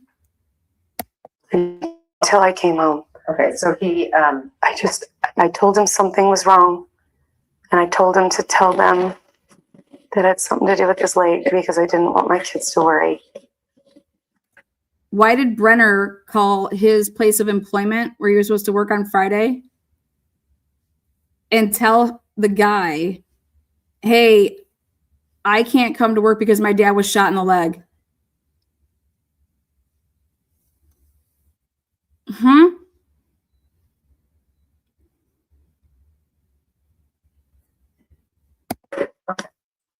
So you think that he came home before you left, or you just think Stephen told you he? No, I know they weren't home when I came.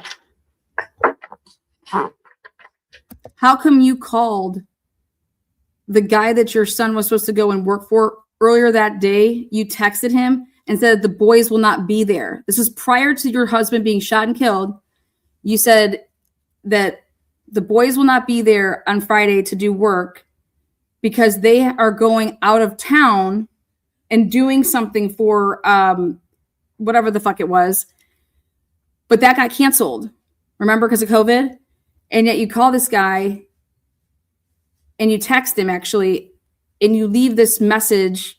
And so why would you ever tell Brenner to call the guy that you work for, Brenner, and let him know that you won't be at work tomorrow when you already know that you did it that morning?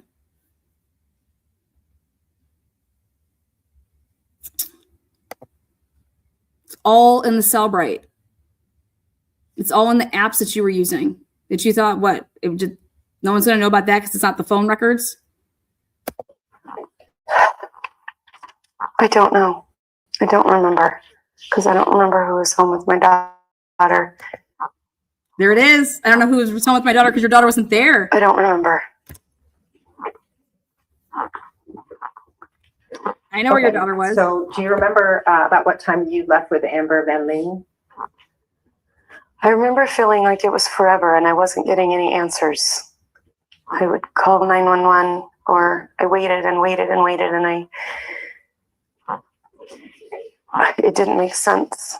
And so I thought I can't just stay here. So I thought of a good friend. I remember my mom saying, if you go up there, make sure you grab a friend. And so that's why I called Amber. Okay. Did you bring your phone with you? Yes. Okay, ready for this?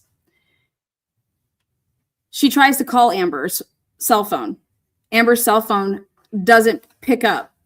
Then 10 to 12 minutes would go by because after she calls Amber, she then texts Amber and says, hey, when you get this message, give me a call or, text me back.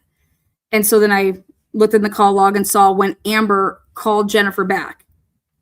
So this would mean that Amber and Jennifer couldn't have possibly been together in a vehicle unless this was all staged prior to, it was 7:52 p.m. was the text, 7:47 p.m. was the text.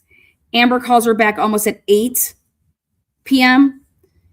And so if you want to go truly by what she's saying, Amber calls her back after the text because she calls her, doesn't get a hold of her, then texts her, then she calls, Amber ends up calling her back. And that means that they could not be in each other's presence. Amber lives 10 to 12 minutes away. So by the time you would drive over there, get the broad, put her in your car. Okay, but her version of events is that she didn't drive, Amber drove. Okay, so let's see what happens here. See if she fucks it all up. Do you remember receiving any calls or taking any calls on that ride? Yes, I remember calling the hospitals. I wanted to know if they had taken them to the hospital. They would at least tell me where I could go. So I called Bonners Ferry Hospital and they said they hadn't had anybody. And then she doesn't call Bonners Ferry Hospitals until 8:56 p.m. 8:56 p.m. One of her best friends, Dan Rodwell, was on the Life Flight crew out of Kootenai County. We're going to get to that, but what she's saying right here, on my way driving there, I was calling the hospitals. Those two back-to-back, there's like 3 calls that were made for these hospitals. 8:56, 8:59, 9:01, and then Marty Ryan calls her at 9:06. I got nothing in front of me while I'm just spitting out these fucking numbers, Jen. I called Sandpoint. And then I called Kootenai County, I think. I just remember none of them admitting him. She's so full of shit. Did your phone ever run out of battery on your ride? No. Did my phone run out of battery? Yeah. Yeah. Must not have. I could take Marty Ryan's call. She shut her phone Oh, off. so are you suggesting that Marty Ryan called you while you were riding with Amber Van Ling? He did. He called me while I was driving. Okay. Hmm. So did you come back home then after he called you? I pulled over to the side of the road. Oh, you were driving? She was driving. I Oh, had to get out of the car. damn. Okay. You, I threw up. And I remember screaming. And screaming. Jen, do you know what Google, what Gmail does? It tracks your every fucking movement of your phone if you have that app on, and if you're sharing locations with your Gmail. And thank God they did a Google search warrant, so we got your Gmail and we got your entire movements. Did you know that? Bet you didn't. I've kept that under wraps for a while, Jen, haven't I? I told you about your husband's. I had his. Well, I have yours too. I'm praying that the Attorney General fucking takes this case, charge Dan Moore with goddamn murder, motherfuckers. Let's go. Charge him. Let's go to trial. It's the only way that man is ever going to be able to, fucking live peacefully, is to shove all this shit down all your fucking throats. And then when we got back into the car, I remember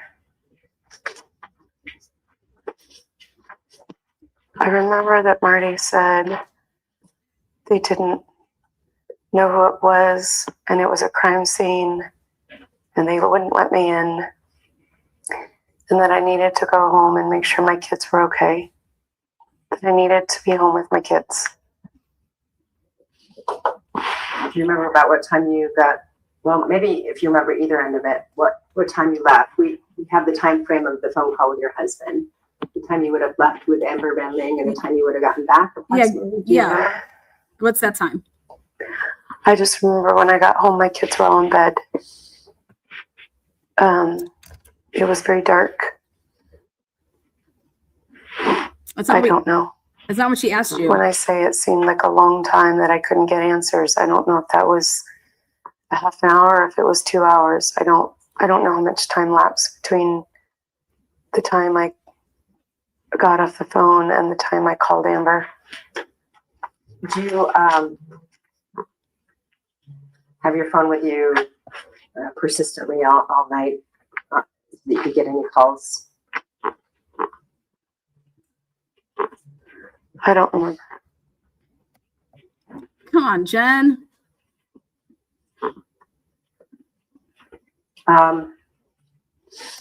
Jen, are you aware of what Amber's husband said about your guys' little rendezvous? He told the motherfucking Popo that this shit, y'all together and shit, was before your phone call ever occurred and your text message occurred to Amber. Yeah. He said that this had taken place around he thought 7:30, because he was putting the kids down to go to bed, and that my wife told me, oh my God, Jen just called me and she told me that Brian had been shot. I'm going to drive over to her house.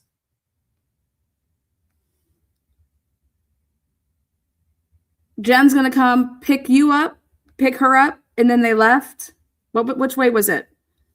And then why aren't you telling Jill Bolton that the fucking pastor of the church, Heart of the City Church, which is in so much shit right now with all your guys' fucking trafficking at that fucking Heart of the City Church, where the cops have a personal bedroom. Idaho State Police has a personal bedroom there for when a cop just needs to chill and no questions asked. Just come here and we'll give you a room at the church where we have this amazing kitchen and bed and just this little studio. Idaho State Police have a free room and board at the heart of the city church where Amber Van Leen runs that bitch with the pastor who then followed you guys down, going north. Why aren't you telling them any of this? Did you have conversations with your parents and your sister Rachel about them coming to your house in Hayden? Yes, I remember calling them and telling them he was dead. So I'm going to give you a time frame and ask you if you remember what you were doing. How come people from the church were giving you guys $1,000 checks? This has nothing to do with that little Good Samaritan scam y'all pulled. How about why are people like Joshua Sprague and Amber Van Ling and her husband Spencer and all these fucking idiots, okay, that are supporting, hey, we're going to go around and tell people at the church, hey, the Drake's really struggling. If you guys can just, if you guys have some money to spare, we're going to give them some money. The fuck? Little scammers around here. Why was the church why were people from the church writing checks and giving them to people like Joshua Sprague who said that they were collecting money for you guys? During this time frame, on March 12th of 2020, 9:36 p.m. and 11:19 p.m. Do you remember what you were doing during that time period? I was probably driving home and sitting with my girlfriends. Girlfriends? Yes. My friend Emily Rodewald came over right away. Okay. So driving home with Amber and then sitting in your home with your girlfriends. During Yes. that time period? Okay. And do you know where your phone was during that time period? No, I don't know. Where was your phone, Jen? Jen, you didn't go straight back to your house. That's a lie. Why would the pastor tell people that y'all, when you guys turned around to head back, because you just decided to drive north and then you just stopped in Sandpoint? Or is that just the story because you had to explain what? Anyways, why is the pastor telling in his interview what he brought a fucking lawyer to? Okay. He told the police that you guys all met up and were hanging out talking before then you went back to your house. So where was that at? Where'd you guys do that little hanging out sesh? Any reason to recall why your phone might have been turned off during that time period? It wasn't turned off because the detectives called me. That was earlier, Jen.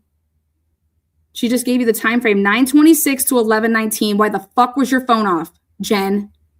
It's very simple. Was it not off? You didn't turn it off?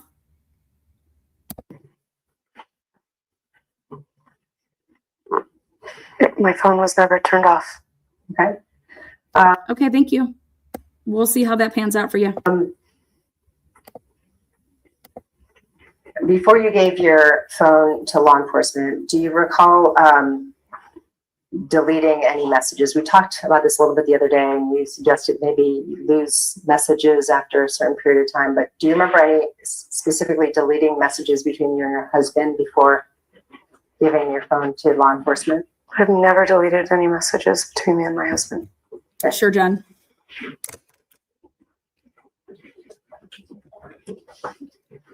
This is wild shit, man.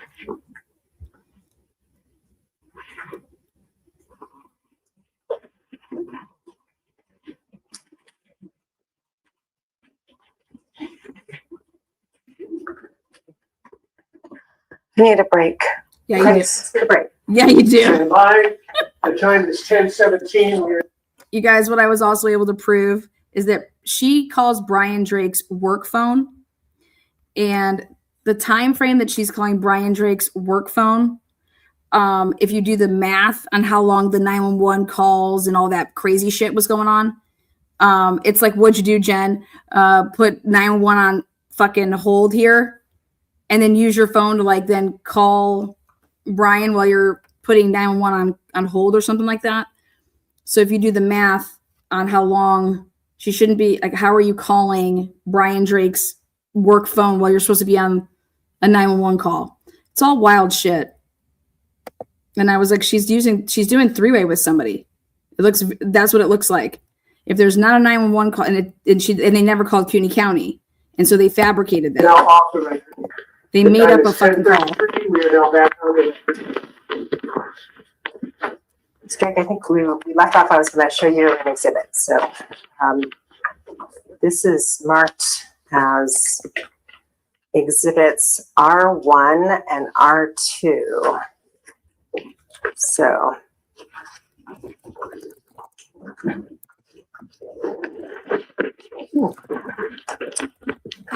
how is she not prime suspect number 1 in the murder of her husband? I want to make sure I'm giving you the right one. How the fuck was she cleared? That's it. So this is R2.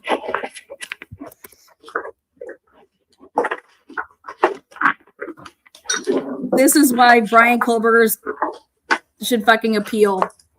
Idaho State And Police. this is R1.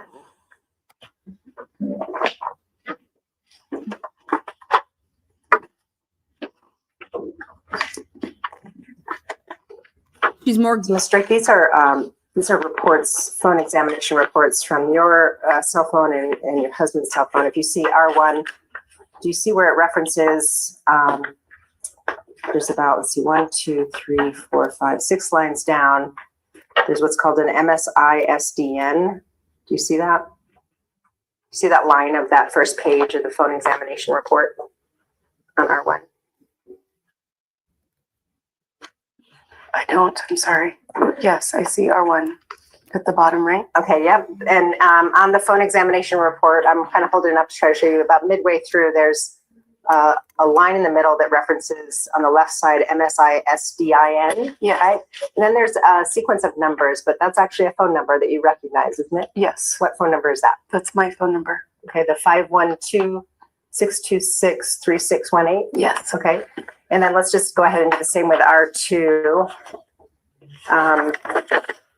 That's also this is the phone examination preview report, and it gives the properties with an MSISDN in the middle there as well, right? Yes. And that number is 51291 or date entry. And it goes all the way through sequentially. We go to page 2 to January 17th of 2019. Is that right? January 16th, yes, 2009. On the first page, January 16th. And if you go to the second page, does that go through January 17th of 2019? Yes. Okay. And let's do the same with R2, which was your husband's number. Okay.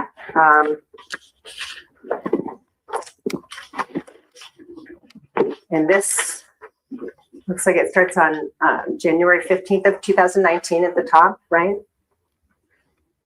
Yes. And this is many pages. But if you look at the last page, should go through to January 17th of 2019 also, right? Yes. Okay. So it at least seems to cover the same time period as your phone? Yes. Okay. And now with R1, I just want to reference one thing that you wrote on here, or it looks like, or a text message on here. And you see the entry on, it's really page 2 of the exhibit, but the first string of messages, you had a text message exchange with Angela Hazen. Is that right? Yes. Who is Angela Hazen? She's a friend of mine. Was she somebody that you and your husband kind of counseled with, her and her husband? Yes. You described the other day I can't remember the name now, but the recovery center or something, you had filled out something, you said it was part of a beta teaching program. It makes me sick that all of these people that you're going to hear about right now claim to be Christians. And they are not fucking coming forward and telling what the fuck they know. It's disgusting. It's absolutely disgusting. Christians, my fucking ass. It's wrong.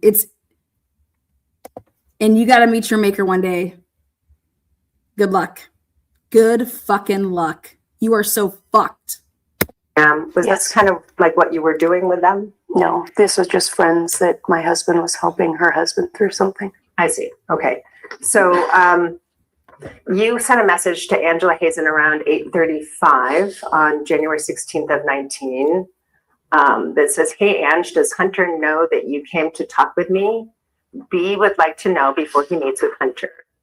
Is that, do you remember sending that to her and having that exchange with her? No, I don't remember that, but Okay. okay. So do you have any doubt that that's what maybe you sent No. that day? Okay. No, I don't remember the text, but Angela, do you remember how Jennifer didn't call you and didn't tell you anything about the death of Brian? You got like ixnayed out of the little groupie group. You weren't one of the cool kids. Remember how you wondered? You and your husband, you guys were never even nobody notified you that Brian was shot and killed. Yeah. I know what this is talking about, yes. Okay. Now, if we go to R2, which is, you got to kind of count through because they don't have page numbers. Right, go through to, let's see, 1, 2. You can see on the second page that we start to see some messages between you and your husband, right? It says Drake, Jennifer Yes. on that second page. And then on the third page, we have a lot of messages, it looks like, with your name on it. Is that right? Yes. So I'd like you to go down, if you would, if you can find it. It's about, you see the time, there's actually a number that's a sign in the very left column. Yes. You see that? So if you go to the number 927, do you see that? It looks like it's an incoming message onto your husband's phone from you.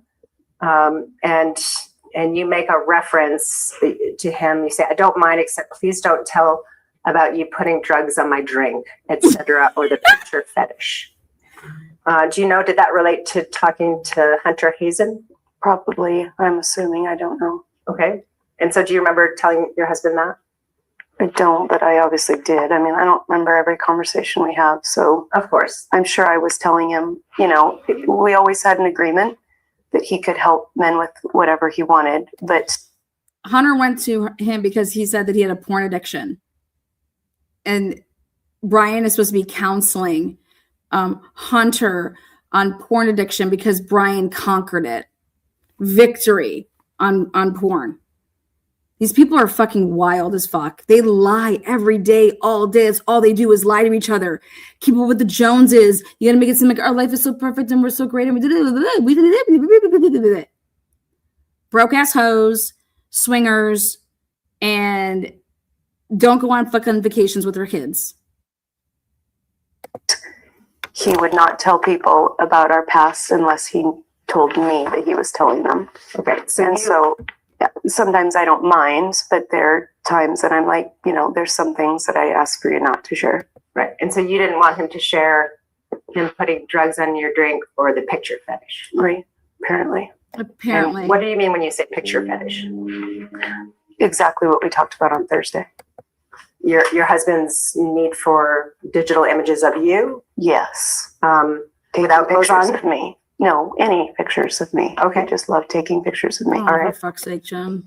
Would you describe at least his past interest in pornography a picture fetish? No, I was talking about his pictures of me. Okay. All right.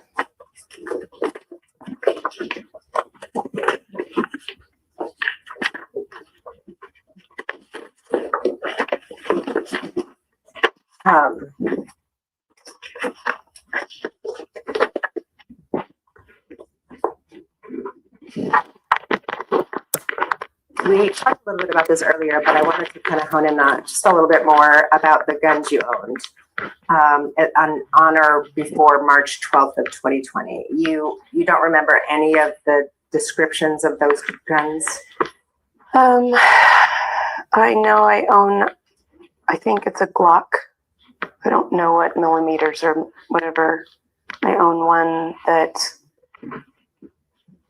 and a pistol. I mean, I own a shotgun. Brian would take hunting. I own a small, I think it's a 22, I think it's called a 22 caliber. Don't quote me on that. It's a small gun. And I own it's the one that it used to be a lot of what all police sold. I think it's a 45. Again, don't quote me on that. I don't know what it's.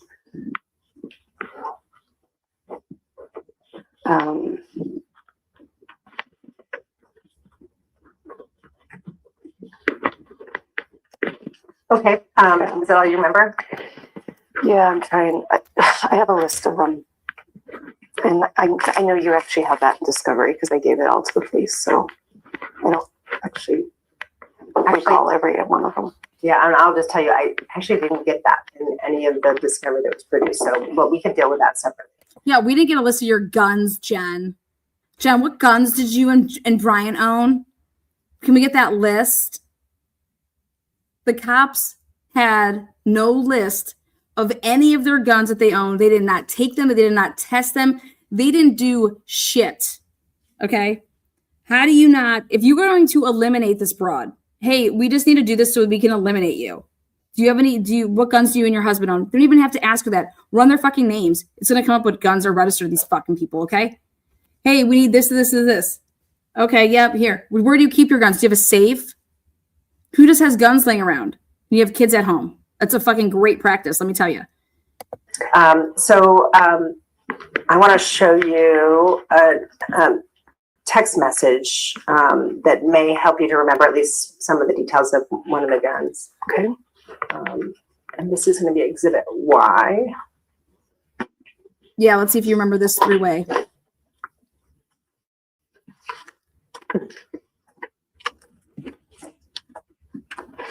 Again, on March 26, 2020, Idaho State Police showed Jennifer Drake three different photos of guns, okay? And she says, I've never seen those guns before in my life. I have no idea. That's not even at our house. I don't even know what the backgrounds of those are. So what the fuck she's saying when she's shown these three? Guess where they took them from? Guess where Idaho State Police took those guns from, the pictures from? Straight out of this broad's cell, straight out of her phone, from the text messaging between her, Brian Drake, and his mom. They were on a three-way chat. Idaho State Police on March 26, 2020, know every comment that Jen has made about them. She fell in love with one of the guns and she wanted the gun. There was three of them, not one, three. Idaho State Police knew that Jennifer Drake knew exactly what guns those were and that she inherited these guns. And that Jennifer Drake lied straight to their fucking faces on March 26, 2020 about it. And then tell Omaha Insurance, oh yeah, sure. Jennifer Drake's been nothing but cooperative and we have no reason to believe that she has anything to do with this. Cut her a mill. Fuck you, Van Leuven, and fuck you, Tolson. You guys suck so much dick, okay, that it makes the strippers jealous in fucking Idaho. That's how much you suck. God, I'm sorry about saying that. This does not have an exhibit sticker on it, but this should be Y.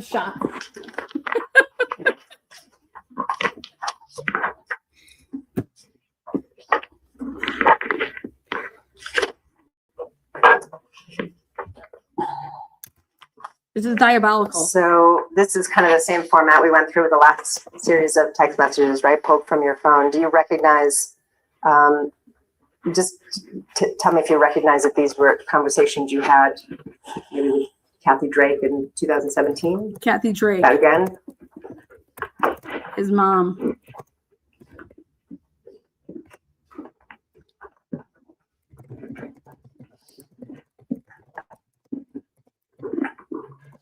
Kathy, how do you feel about your guns being used in your son's murder?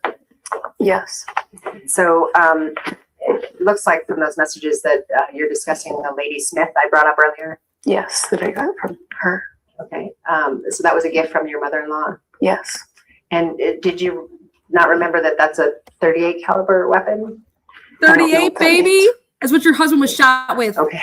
All right. So you didn't know the caliber of this gun? No, I did not. 38. When you had guns in your house prior to March 12th of 2020, how did you store them? The Ladysmith is in its box in my office with a key.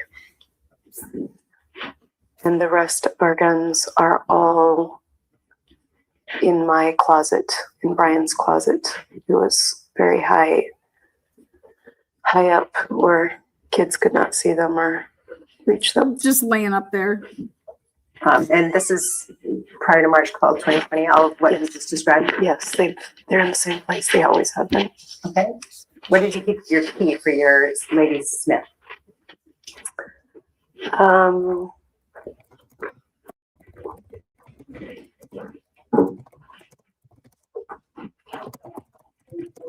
I don't know actually. I think it's in Brian's in his next to his bed in his drawer. And the other guns were kept basically unlocked but stored high up in your closet. Yes. No trigger locks on them. So let me get this straight. Brian Kohlberger has his phone off during the time of the crime, that they say that's the time of the crime. Meanwhile, this broad can sit with Idaho State Police for hours and just lie your fucking ass off, and in fact lie about 3 guns that she has no idea whose guns these are. She's never seen them before in her life. And here, right here, this is proof. She is admitting right here that the same one of those 3 guns that she's referring to, and that she said, I've never seen that gun before in my fucking life. Wake up, Tolson. Wake up, Van Leuven. Right here is proof that Jennifer Drake lied about owning the same caliber of a gun that her husband was shot and killed with. Are you fucking kidding me? And this is what you had, and then you tell the insurance company to cut her a fucking mill? She's lied 100 fucking times. But this is about the gun.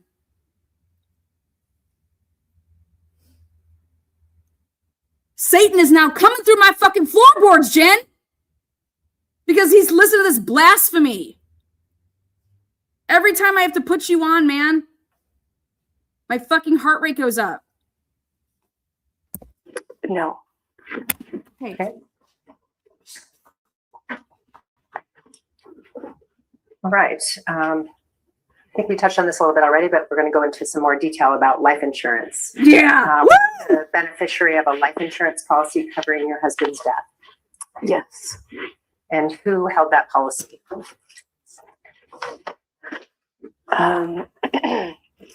Mutual of Omaha. Can you repeat yourself, Richard? Mutual of Omaha. Do you need some water, Jen? Do you remember when you first obtained that policy?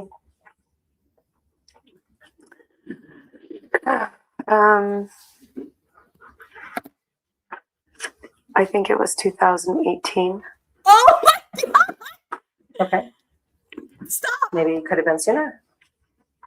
Or you don't know? I don't know the exact date. For some reason, I remember thinking it was 4 years before he died. Okay. He died When in we had looked back, 2020. because the police had asked. Do you remember? Fuck yes, I called it. I totally forgot about this lie, you slut!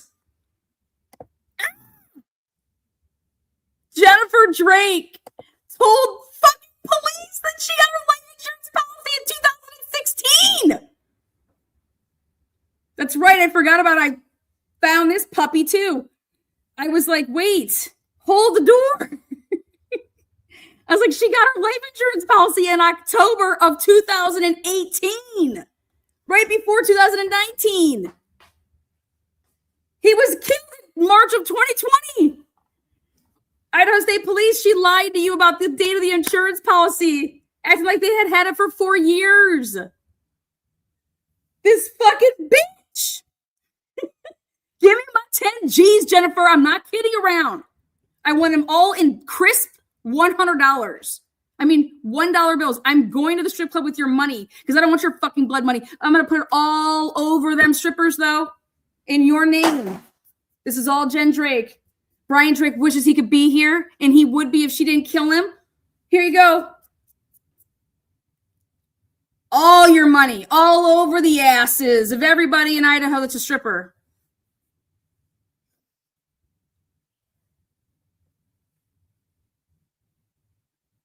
Omaha in February of 2019.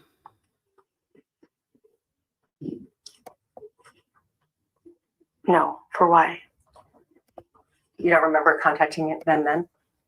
No. Yeah, Do you you did. remember contacting them and asking about paying your premium for a year in advance if there would be a discount? She bad. No, I don't remember. Maybe Brian's best friend sold insurance, so maybe he told us to do that and ask. I don't know. Okay. Who is the best friend? Josh Sprague. And Never mind. did you remember something else about calling them? Or No, I don't ever remember calling them. okay. Do you remember asking at any point in time prior to March 20th of 2020 for a duplicate policy to be mailed to you? No, that did not happen. It did. You know what they record every Say call? that again. Say that again. Did you not understand the question? No, please ask the question again. Yeah, I just wondered if you remember any time prior to March 12th of 2020 calling Mutual of Omaha and asking to be sent a duplicate policy. No. Well, Jen, I called them. And I was on the phone with them for a fucking hour. And I said, I have some questions about the way that you guys run your fucking business. I said, you guys just pass out $1 million policies, just cash them out, no questions asked in a murder. How does that work? So please enlighten me that you guys are just writing checks for $1 million. I said, enlighten me on this. What's the policy around here? Do you understand that there's still an unsolved murder that you guys paid out on? Do you understand the broad that you gave the money to? She called 10 to 13 times. And you guys cut a check to her in 3 weeks for $1 million? 3 weeks on a murder case that's unsolved. And she's the fucking widow. Is that protocol? I said, who got the kickbacks? Who was the agent that sold the policy? Who got paid besides Jennifer Drake on that fucking shit? I want to know. Do we have to subpoena you? What do we got to do? How does this all work? Tell me about it. Enlighten me. Don't you guys go after people for fraud? Do you care that someone just stole $1 million of your fucking money? Do you care? Oh, I think that they would care. Yeah. That's what she's saying to me on the phone. Oh my God. Yeah. Do you have proof of this? I said, don't you guys have some of the best investigators in the country working for you? I said, I'll be happy to give you everything I have if you open up a motherfucking investigation up on this fucking policy in this case. Oh yeah, I'm going to have to send you to the da-da-da. I was like, send me to whoever the fuck you want. I'll send you everything with a bow on it. Because this is insurance fraud. Just like Corey Richins got insurance fraud. She just wrote a book, right? Grieving how Jennifer Drake begging Shane Bishop from Dateline, who did the leak in the Idaho 4 case, begging him, why haven't you made a Dateline yet? Because Dateline doesn't want any of this. Because you bet your bottom dollar, I said, the more you called up Dateline right now and you say you have everything to say if they try to put out anything, an episode, you want involved in that. You do not let her run with some fucking narrative about your guys' reputation anymore. This is ridiculous. I said, but trust me, Shane Bishop ain't going to be producing shit to do in Idaho because he is on the hot seat with the Idaho 4 case. She's been begging Shane Bishop to do a Dateline episode on her husband. Jennifer wants to be the lead in her own. I swear to God, I think she wants to get arrested. I think she's bored. I think she's fucking bored.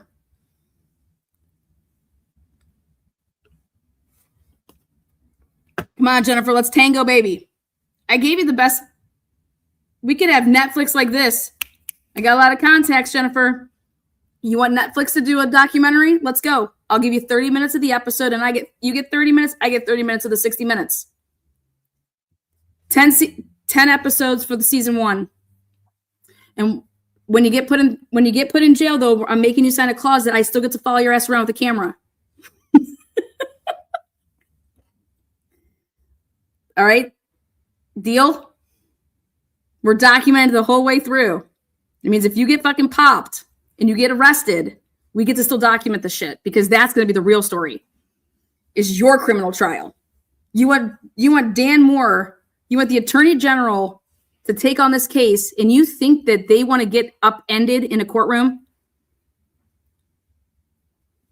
So that's my deal. And I want all the money that I make off of it. I am literally donating it to every stripper in America in Brian Drake's name. So strippers, you're going to be part of this. Every episode, we're going to have some dancer at the beginning or at the end where me and Jennifer have to meet up.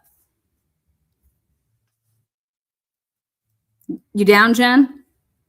I know Satan's going to be coming through them floorboards there with asses clapping. Satan flying through the floorboards. I can just see it now, girl. Let's go. Let's go make that money, girl. She a wild one. What does a duplicate policy even mean? A copy of the policy? Yeah, that's what, and maybe that's the terminology you misunderstood. Asking for a copy of the policy. No, that did not happen.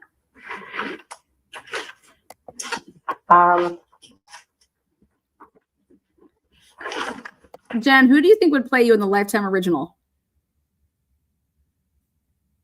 I want Billy Bob Thornton to play Brian Drake. That's all I care about. If Billy Bob Thornton can play Brian Drake, I am fucking in.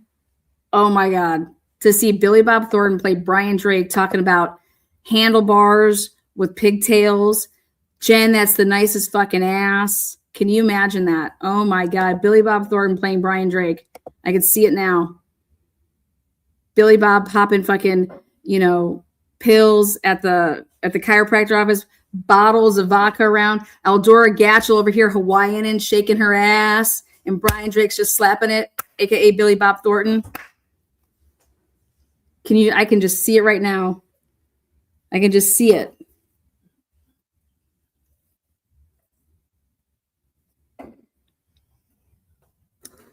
All right. Let's focus, Lana.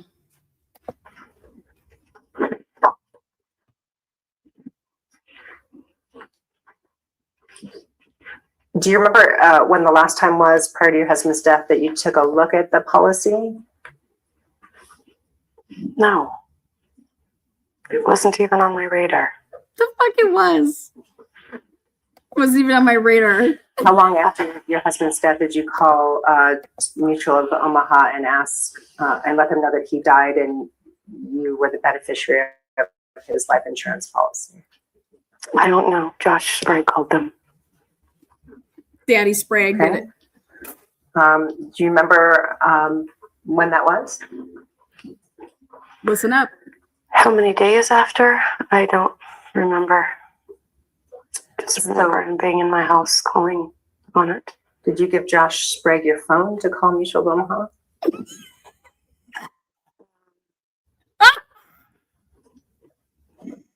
I may have. I just remember there being a ton of people in my house at the time. I don't remember. Everybody was trying to take care of things for me. I had people calling the funeral homes. I had people calling, making lots of calls on my behalf. Okay.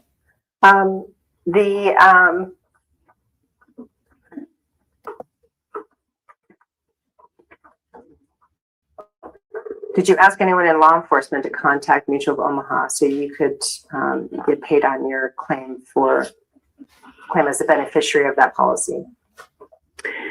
At some point, I remember them saying that their last step was that they needed to talk to Detective Mike Van Leuven. And so I told him that they would be calling him in case he received an odd number. Right. You said at some point they. What do you mean? The insurance company told me their last step was that they needed to talk. The insurance company needed to talk to law enforcement.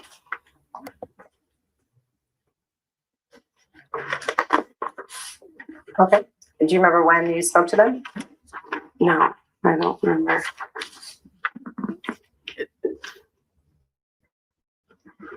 Jill, I need you to go to Pound Town. Let's go. Start. Do you remember when you were paid the $1 million from your claim on the life insurance of your husband pursuant to that policy? I remember the check coming. I remember the check, yes. What'd you do with it? Was April 3rd of 2020 sound right? I don't remember. Lies. You got naked so quick over that money? I don't remember. What did you do with the check when you got it? I put it back in an envelope and I sent it to the person, our financial guy. They don't have a financial guy. Your financial guy? What are you talking about, Jennifer? Who's your financial guy? There is no finances. Who's your financial guy? Wait for that. We had a couple accounts that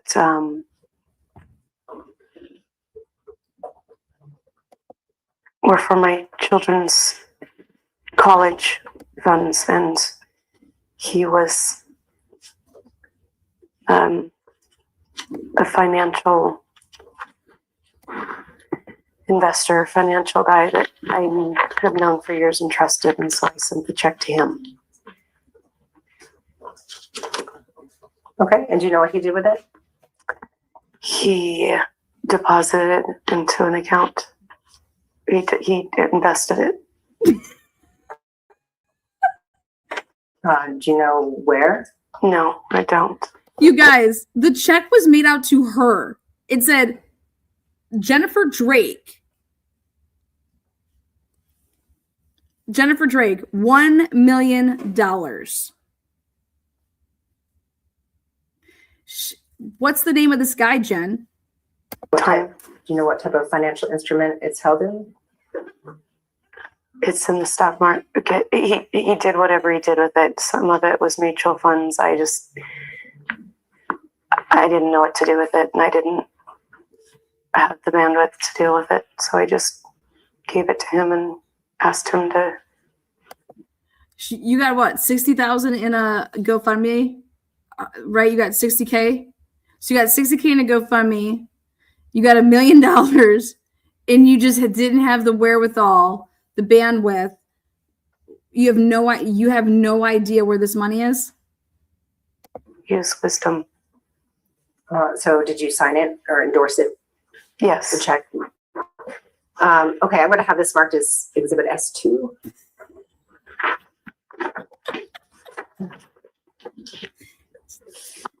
What's the number? S2. Hopefully Idaho residents start waking the fuck up.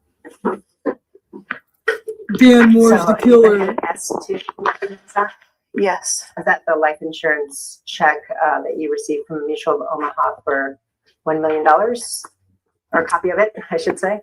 Yes. And what's the date on that check? April 3rd, 2020. April 3rd.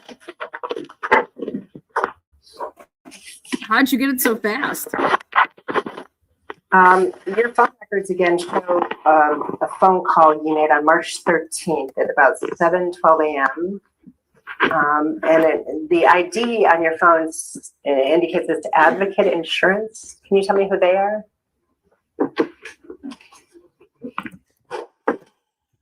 I don't know who they are. This is so good. Jen, you lie. So this was really just about 12 hours after your husband was shot. Were you making? Jen, 12 hours after your husband was shot. Come on, girl. You know who this is. You know who this phone calls to. What did you go and do? What was so important that you did?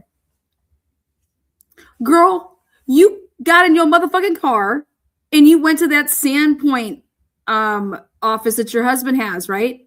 And you got in there and you sprayed down that whole fucking office with fucking bleach, didn't you? You wiped it all down. And then you took what? Everything the fuck up out of there. Not that there was that much though. Right? And you were suing. You were fucking suing this guy because of your husband's slip and fall. These were friends and patients, and they were doing your family a solid in renting a space to your husband for fucking pennies. Pennies. You know what the funny thing is though? You guys weren't even in a lease. And so there's no liability. You guys aren't even supposed to be there. There's no lease, there's no nothing, there's no agreement. This is crazy, Jennifer, what you've done. Phone calls at that time?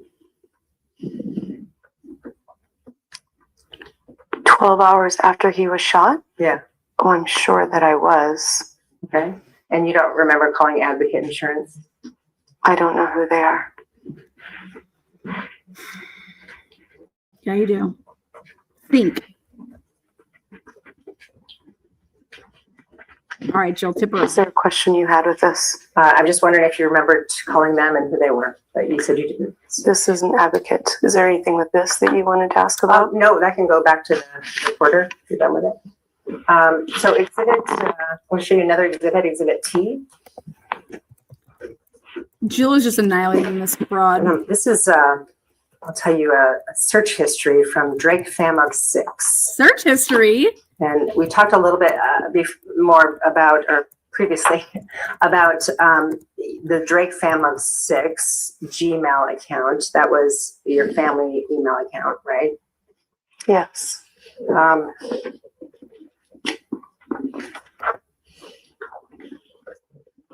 Well, I'm just looking at this one I was going to give you that's pre-marked, and it's not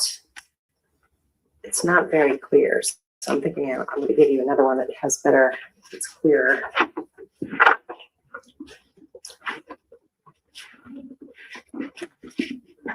Well, I guess it is, they're all the same. So here, this is marked as exhibit T. T as in Thomas. Just another day at the office here.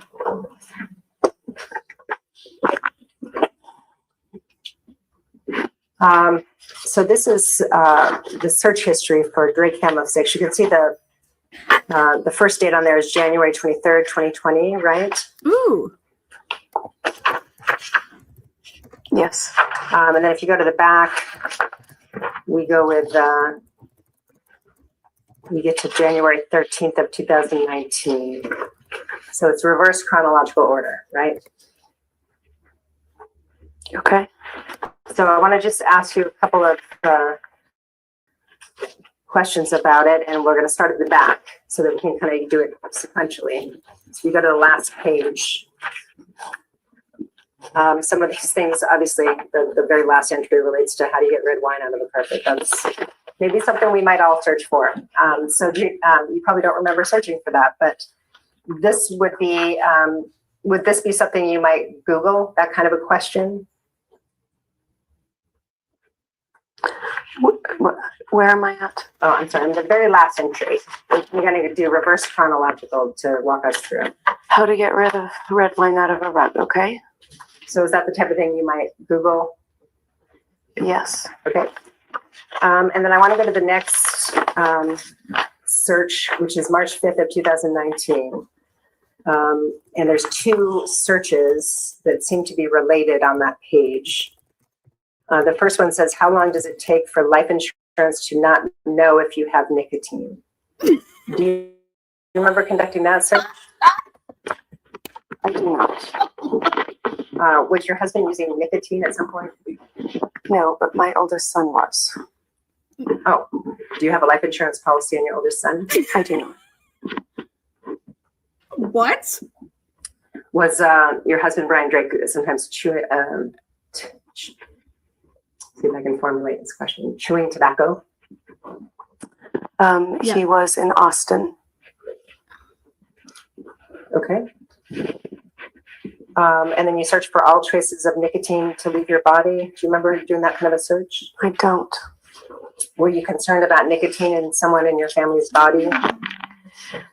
Well, I'm pretty positive that's why the marijuana, because my son had started a job and admitted to vaping and trying marijuana with some friends. No, This actually, Brenner. Yes. Okay. So let's go to the next. on the day of his murder, in the morning, Jennifer Drake records a 26-minute video recording of herself. And she talks about all of this wild ass shit. And that's the video that I played for you guys all, where Satan's coming through the floorboards. Well, now it should all make sense to you guys and why she ever recorded that. There is no evidence whatsoever that anything that what she claimed was ever even true. Okay, but she is literally trying to get in front of her goddamn Google searches on the morning of the fucking murder.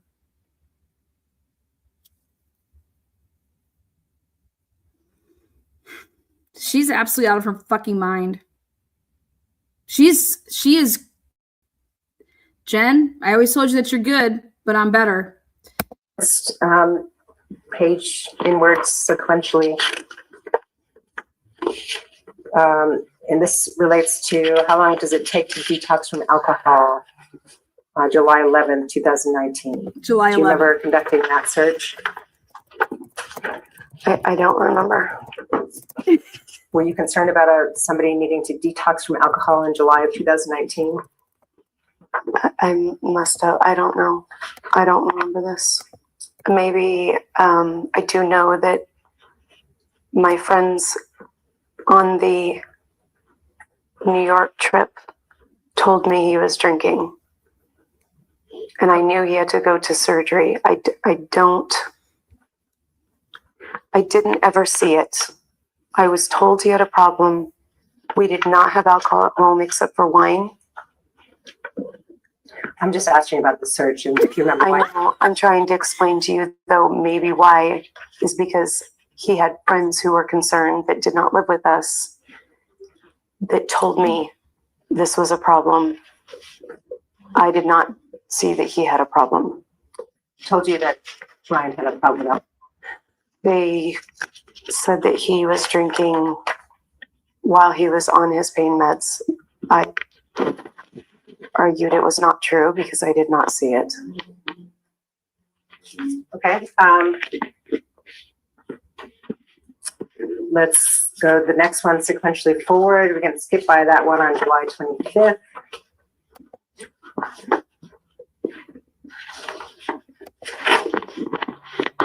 And does your exhibit have page numbers on it? Like handwritten? Yes. Okay. Well, let's try to go forward to page. Looks like they're only every other page is numbered, right? So 7, you see page 7? Yes. Go to the one right before that. Yes. 6.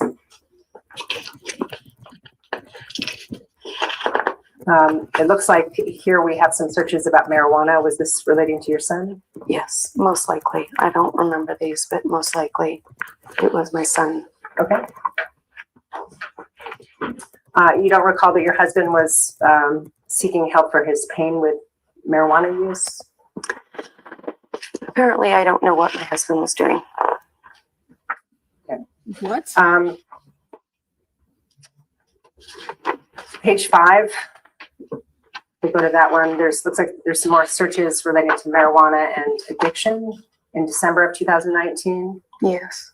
Oh, who were you concerned with having an addiction in December of 2019, or did you have that concern? I remember when we found out that my oldest son had started using due to some employees he was with. We were trying to educate him on the dangers ahead. I remember Brian talking to him and me. The time he used marijuana, it really scared him.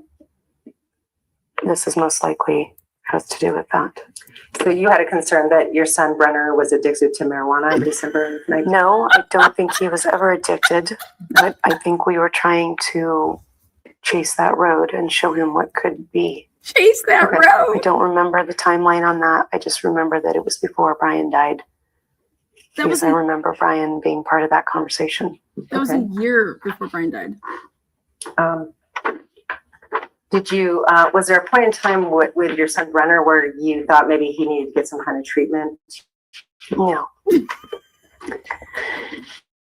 Not that I'm aware of. I remember asking him whether he needed to quit his job or whether he thought he would be strong enough to quit. I remember it happening again. I don't remember if we got him help or not. What? Okay. You're supposedly trying to vape? Your kid tells you that somebody at work gave him a vape and he didn't realize there was marijuana in it? What, Jen? What the fuck are you talking about, man? Damn, girl, take a polygraph. I dare you to take a polygraph, Jen. I'll let you pick your own questions and you'll still fail. Jen, you are a wild one, man. Jen, when your mouth is moving, you are a lion. You don't understand. I mean, everything you say is a fucking lie. Brenner, hey, are you aware that your mom is saying all this shit about you? I can't even fucking believe this shit. In January of 2020, were you concerned that anyone in your family was an addict of anything? Not to my recollection, but I've learned to chase that road. Chase it, girl. I've been taught, our counselor, it's why he always said everybody should go to AA. It teaches you to chase the road of where you could end up. Okay. Do you recall, if we go to page 1 of this exhibit? Do you recall why you were looking at Port of Hope? I don't know what Port of Hope is. It's a fucking recovery place.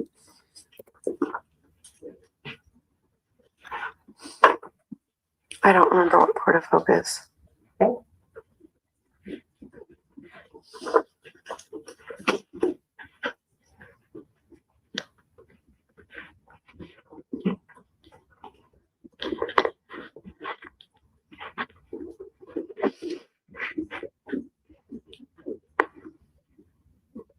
Jen.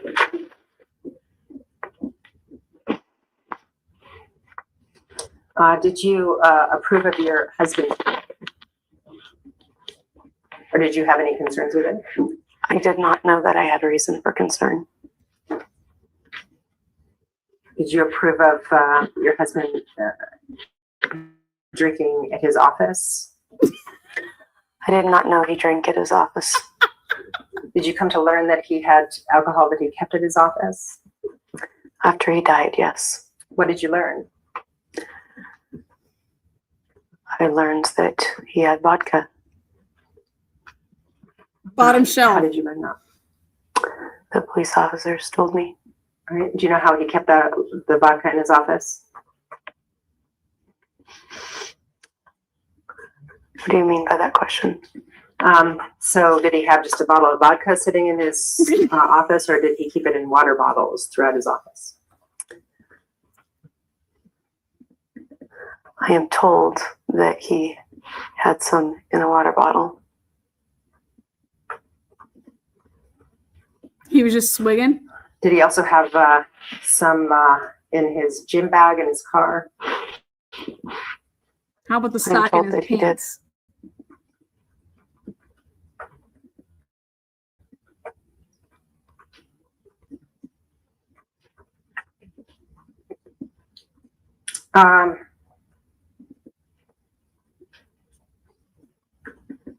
Do you remember being concerned and discussing with a friend that you saw that your husband had been shaking when he stopped drinking before his surgery? What? Yes, but I also remember part of that conversation being it was because he had stopped all pain meds and he was in excruciating pain. I've never seen a man in as much pain as my husband was. So did you think he was shaken from Because he had to live with your fucking ass. He was in pain every fucking day, Jen. Every fucking day. Miserable. getting off ibuprofen? No, it must have been all of the above. Ibuprofen. It was the stress. I was told it was the medicine. It was the drinking. I never saw him drink in excess at all. So I was Because not aware of the brevity of the problem. mm, When was the surgery related to his leg? It was in February, if I remember right. February of 2020. Yes.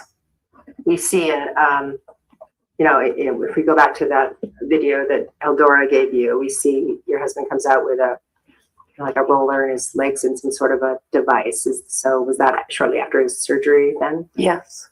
And what surgery did he have? He had 12 screws Jesus, Jen. put into his tibia and fibula. Remember right? Okay.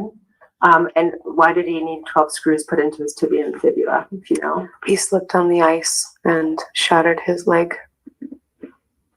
When did he slip on the ice? I don't remember the date. Maybe late January. No. Okay. I don't remember the date. So about a month after he had the injury, he had the surgery. Does that sound right? No. Like maybe it was the end of January and he had his surgery early February. It had to have been, I think, within a week. I don't remember the timeline. It couldn't have been that long because he couldn't walk well on it. Was that surgery expensive? Yes, chill. Let's get to that. Yes. What did it cost? Do you remember? Yes. It was all covered by insurance. Boom. Gotcha, Jen. Hold Do you know on. what so you didn't owe anything for it? Now, hold on 1 second. Well, I'll let her talk for a little bit longer, but I'm going to show you guys something. Very little. Who's your insurance through at the time? Samaritan Ministries. Okay, so is that, can you explain what that is? That's, obviously some of us think of Blue Cross Blue Shield and kind of then the insurance companies that you get through the networks.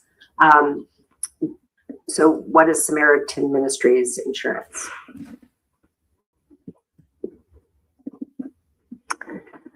It is a Christian insurance. It's not really insurance. I mean, it is, but it is owned by the people who pay into it. And Christians across the nation share in paying each other's bills. It's a form of insurance that isn't called insurance.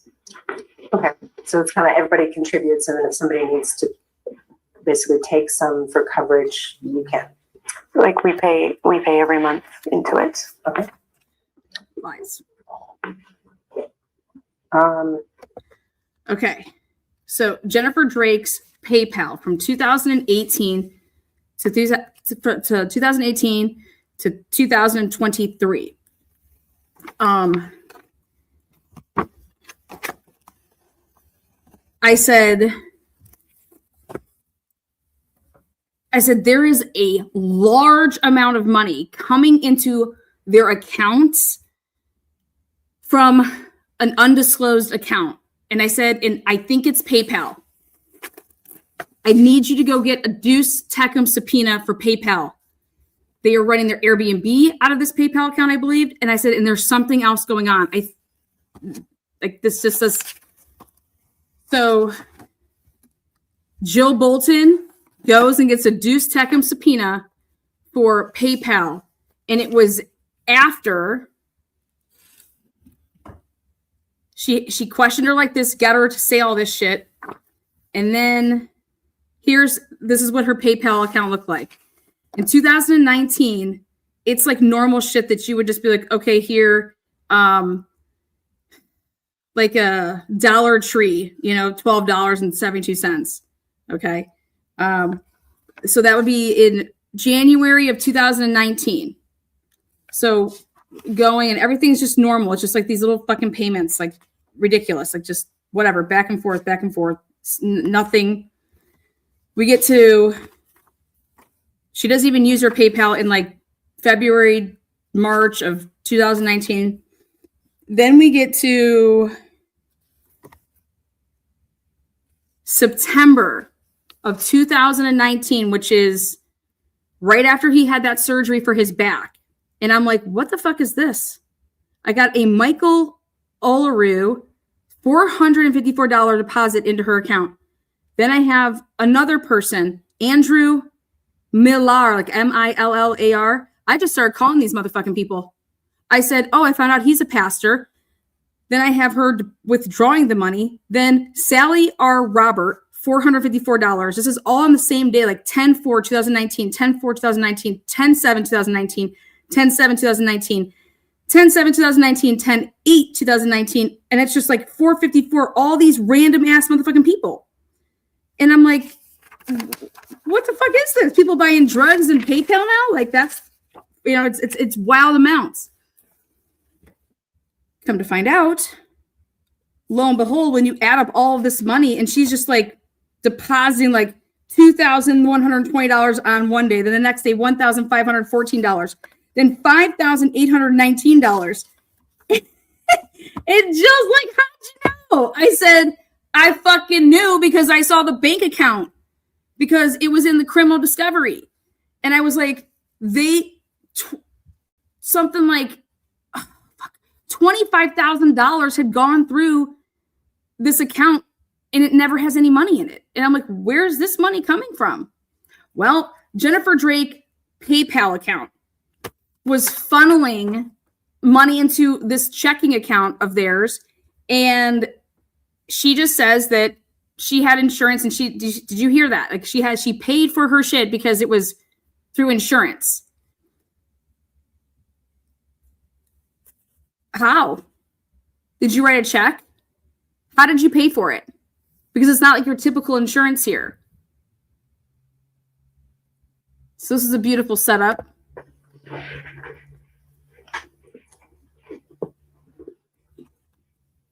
Lies. Lies, Jennifer. So when the police asked you a little bit about this issue of alcohol, do you remember them telling you that he was a regular and they knew him at the liquor store in Bonners Ferry? They did tell me that. And they told you about the water bottles with vodka in the office, right? They told me about that.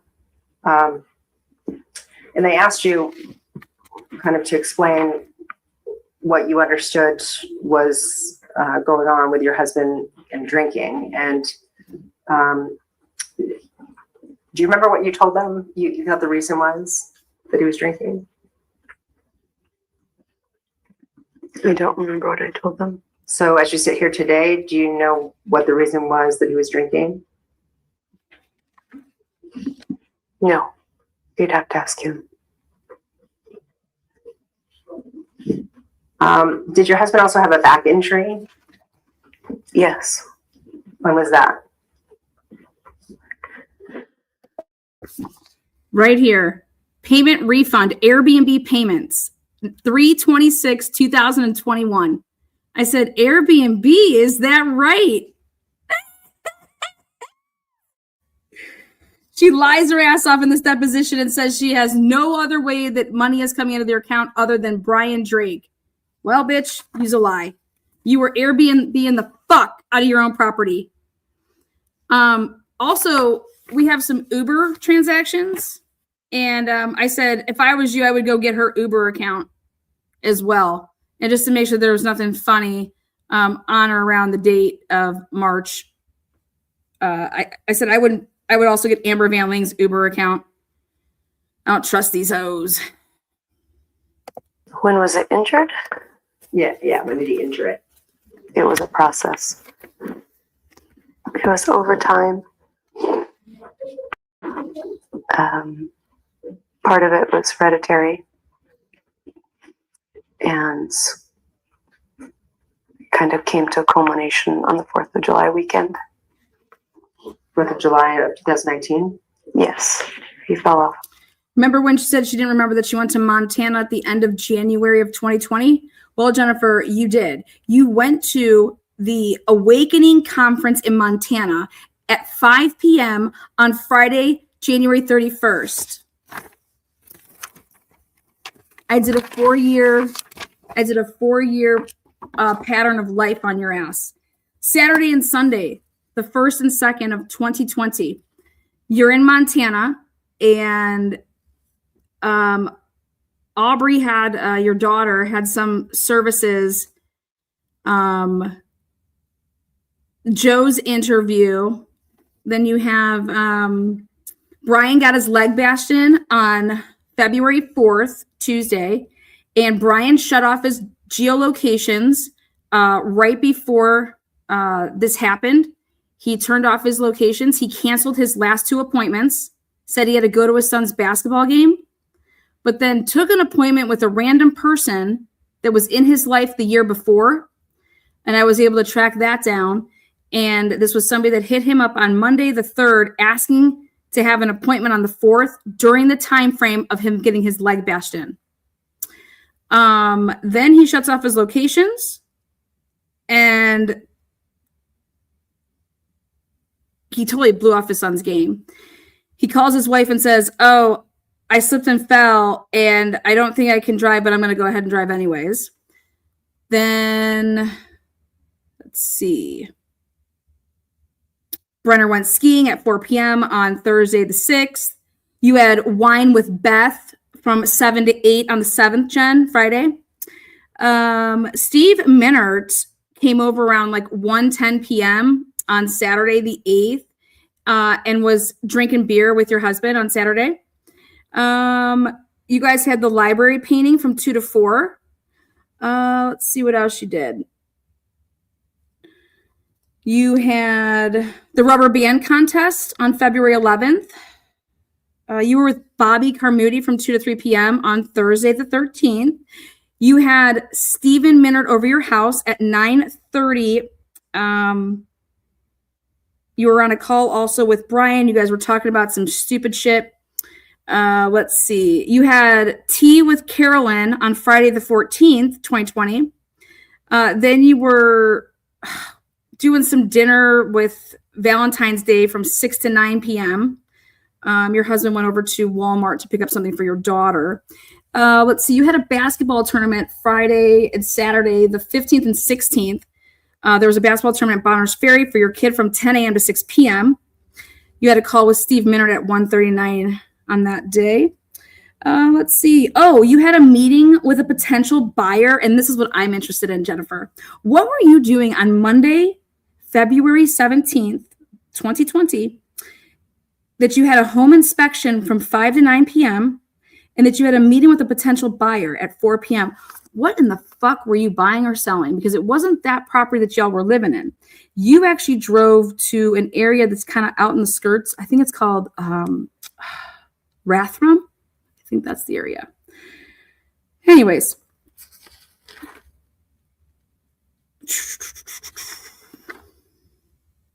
Oh, what were you doing on Wednesday when you met at the Garwood property from 1:30 to 2:30? What were y'all doing over there?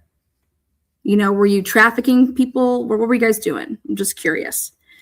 You were supposed to go to California on Thursday, February 20th, and be there until the 24th, but that didn't happen, right? Or did it? Let's see. Brian had worship from 4:30 to 9. You had Logan and Katie over from 7 to 8 on Friday night. We had Irish dance practice at 4 p.m. on Monday, the 24th, with one of the kids. Let's see, you took Maddie to the groomer, your dog, on Tuesday, the 25th at noon. Let's see. You had somebody had an ortho appointment at 11 a.m. on the 26th, I believe, two of the kids. Steve Minert, you had an appointment with him again, 4:30 to 6:30 on February the 26th. Then Logan, remember, because you guys are like the board people for this fucking going to Kenya and shit. Then you went skiing without Brian because, you know, he's fucking had surgery on his leg. So you go skiing without Brian at 4 p.m. on the 27th, right? And you were texting him, and you rushed back so quick because God forbid what Brian could possibly get into. Let's see. God, you're just talking away to Stephen Minner left and right. Then we get to March, this month of the murder, 2020. Let's see. You were adamant to get those taxes done, right? On the 4th, March 4th, 4 p.m. You took your taxes. You had Brian take the taxes over. You're blowing him up. You called him 14 times in a matter of, 26 minutes, Jennifer. 14 fucking times. That's some wild ass shit, girl. Whipping that dick. First day for the work for the boys, because you got on that job, you know. So on March 5th at 4 p.m., they had their first day of work. Lostology was on your calendar from 5:30 to 7 p.m. Lostology, you know. Let's see. You met up with Kelly at Starbucks at noon on Friday the 6th. You had your daughter's birthday party on the 7th of Saturday or the 8th, one of the two. You had men's prayer for your husband. You had an altar call, whatever the fuck that is. Let's see.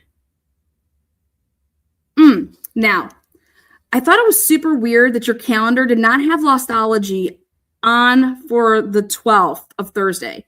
When you get to like that week of the murder, you set stuff up with Elisa at 8:15 a.m. on the 12th. You know what I'm talking about. Then you make your stupid video about flying through the fucking floorboards with the devil. But you have nothing on this day whatsoever about your kid going to the croc, no play date, and no Lostology. And you do not have Dwayne Fish having the boys on the work schedule on the 13th because, oh, wait, that's right, you canceled way ahead of time because you just knew something was going to be popping off. Yeah, okay. We can get back at it. Jennifer. The lies you tell, girl. Anyways, your husband shut off his locations during the time that his leg was beat the fuck in. He is not on a camera being seen slipping and falling, and there was a camera there. And then you guys go and you try to sue the guy that owned that building, which was that A insurance that you called at 7:15 in the morning, the day after your husband was murdered, 12 hours later. That was them. I think Jill comes to that right now, though. Of a paddleboard and hurt his back immensely. Okay. And so did he get diagnosed with some sort of injury? Yes. Or back issue? What was that?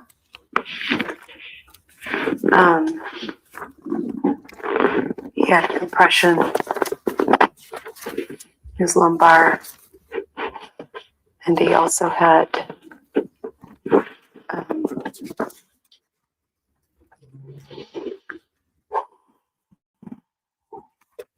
I forget what the diagnosis was. Okay. Did he ever have to have any surgery related to his back? Yes, he did. When was that?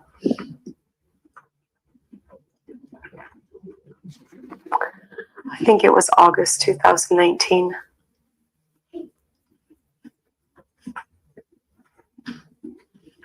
Okay. So August 2019, did he have to miss some work related to his back issues? Yes, I mentioned that earlier. Right. I'm trying to break up the two. So do you remember like how much of the time off? I think you said 8 to 10 weeks total, right? So how much of the time off was the back and how much of the time off was the leg, or do you remember? If I remember right, the back was 8 to 10 weeks. The leg, I don't remember the leg, maybe a week or two. I don't remember.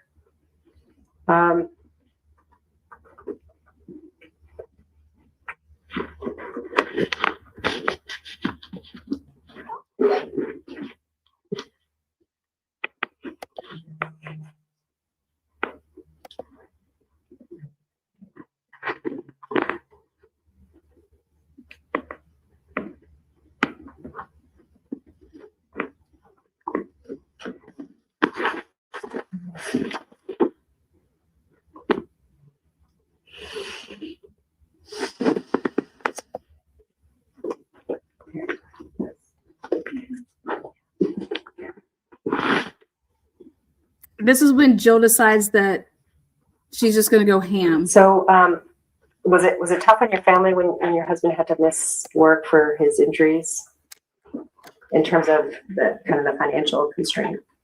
Yes. Did you seek help or assistance from anybody? No, we did not.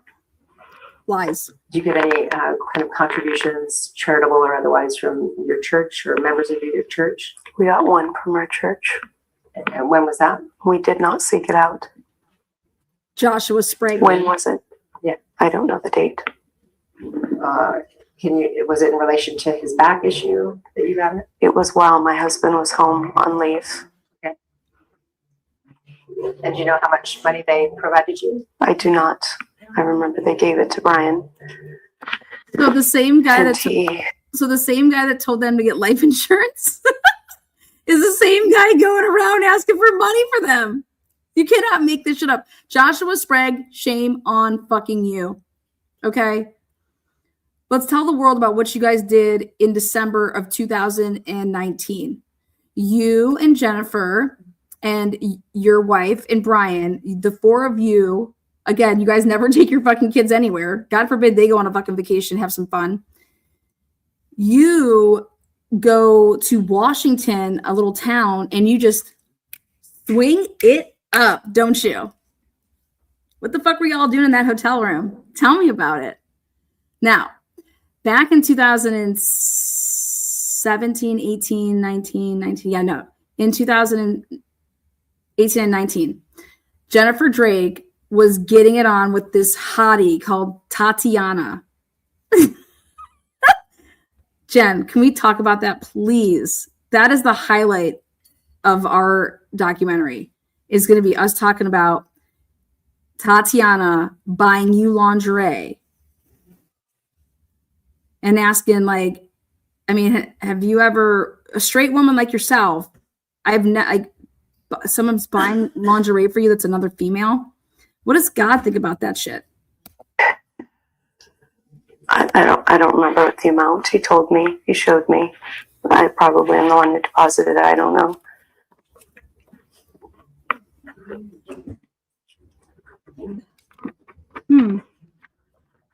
All right. Let's talk a little bit more about the business Drake Chiropractic. Oh, fuck. I want to talk about Tatiana.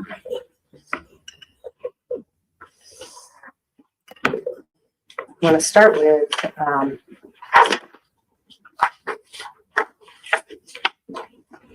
the header of your verified complaint and demand for a jury trial of November 11th, 2020.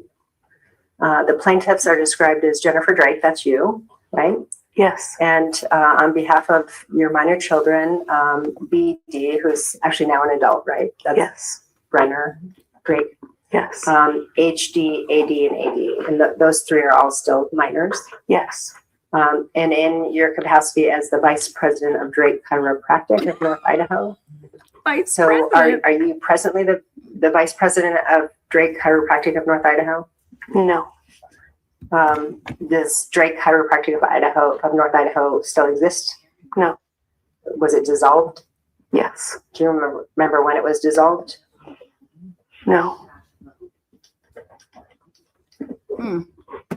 Did you dissolve it? Yes. Why? How did you do that?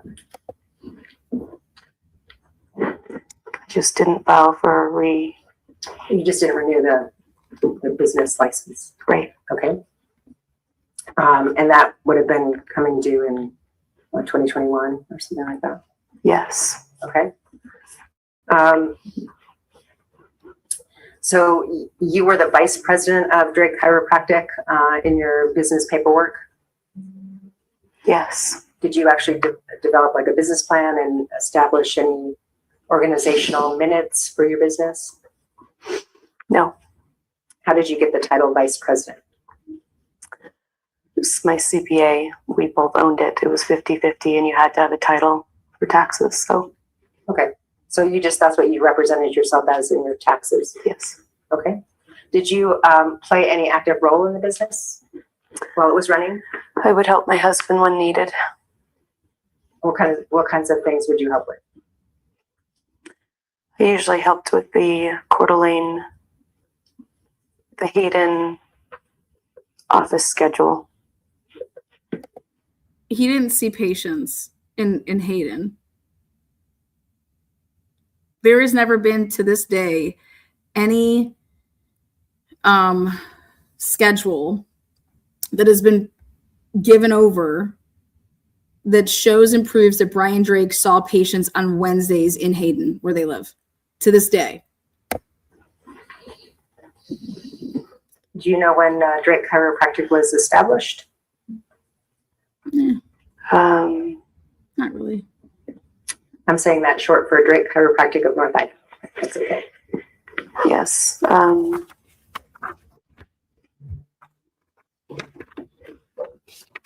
I don't. The 2015. Okay. I don't remember. It's somewhere around there. Were there any employees of the business? No. Do you know what the corporate structure was? It was an LLC. Okay. It's incorporated, yeah.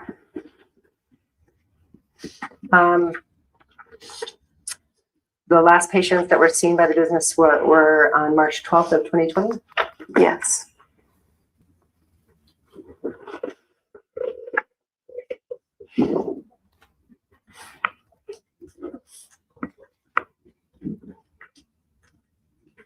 So I just want to make sure I understand. So your role was you sometimes help with, was it scheduling or other things with the business?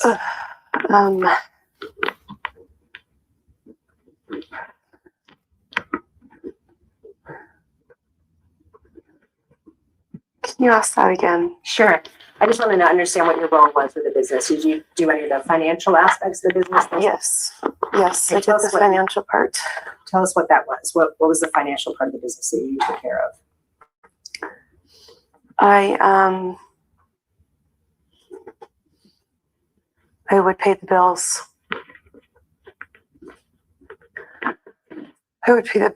And I would keep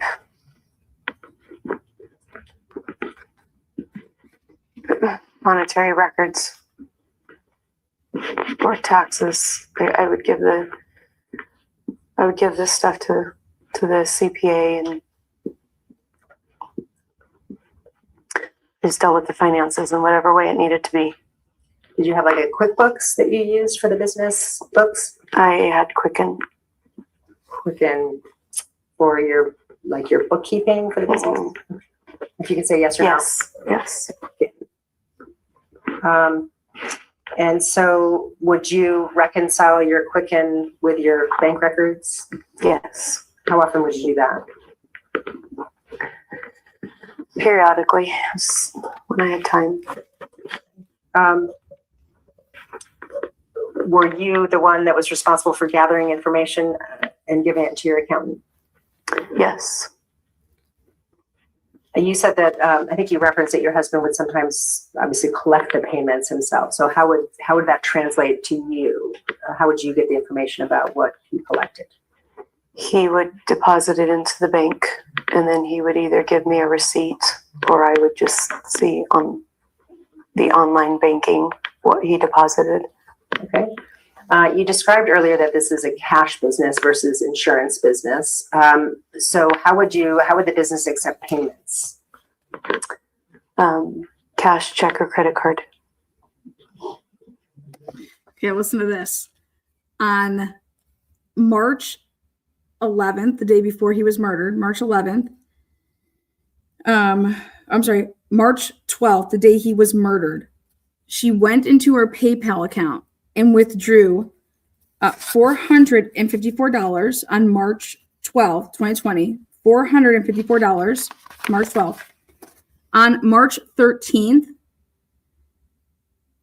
she received a $454 deposit into her PayPal from a woman in Austin, Texas. Then a Caitlin Brown on 3/14, $454. A Jordan Hazelwood, $454. Again, this is like 3/13, 3/14, 3/15, 3/16, 3/18 of 2020, like the week of finding out like her husband was murdered on the 12th. On 3/24, 2 days before she has this like ISP is like, hey, we got to talk again. She's withdrawing $2,724. Okay. And then it starts back up again, just like 530, all this money. She's withdrawing then like $2,400 on, Brian has been dead. It is in June here, in May. She's just sitting back, still collecting $300 deposits from 1, 2, 3, 4, 5, 6, 7, 8, 9, 10, 11, 12, 13, 14, 15, 16, 17, 18, 19, 20, 21, 22. So then she withdraws $38.68. She's just collecting all this money from all these fucking people.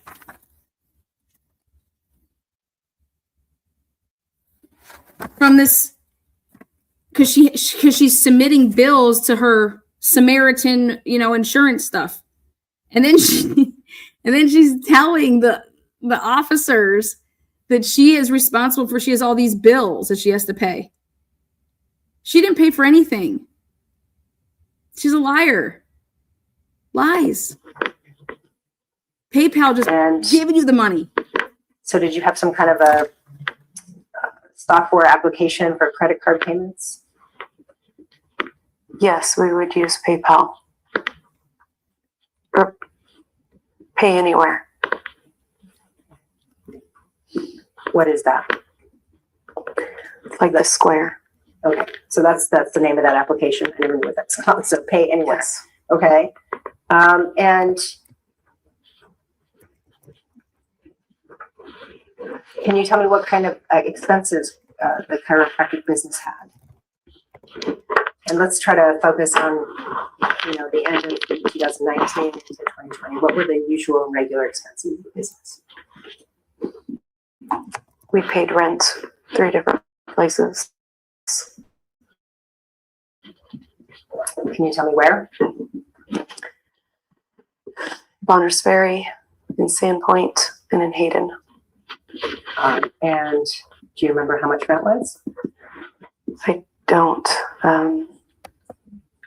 I remember Sandpoint was $500. No, it wasn't. Per month? I think so. No, it wasn't.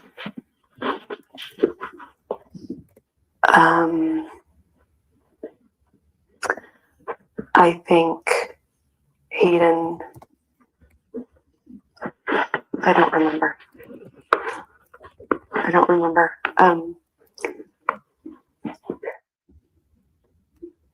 Were they all about the same, or was one a little bit more, or do you have no recollection of that? For some reason, I'm thinking Hayden was like 300.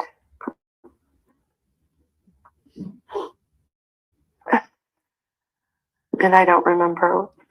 Oh, wait, Bonner's Ferry was 500. Sandpoint, I don't remember.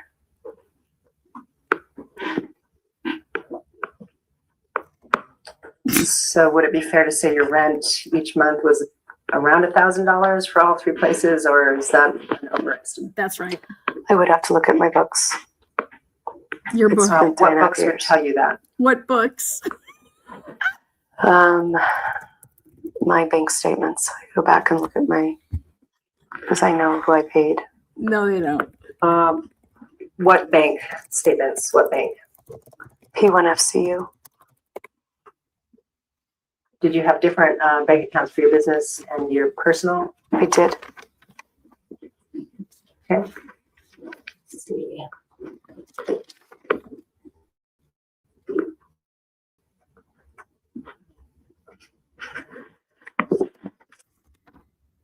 Brian Drake did not have cards on his person associated with Chase Bank and Wells Fargo, which were discovered through the civil case to be banks that Jennifer Drake held open accounts at the time of her husband's murder.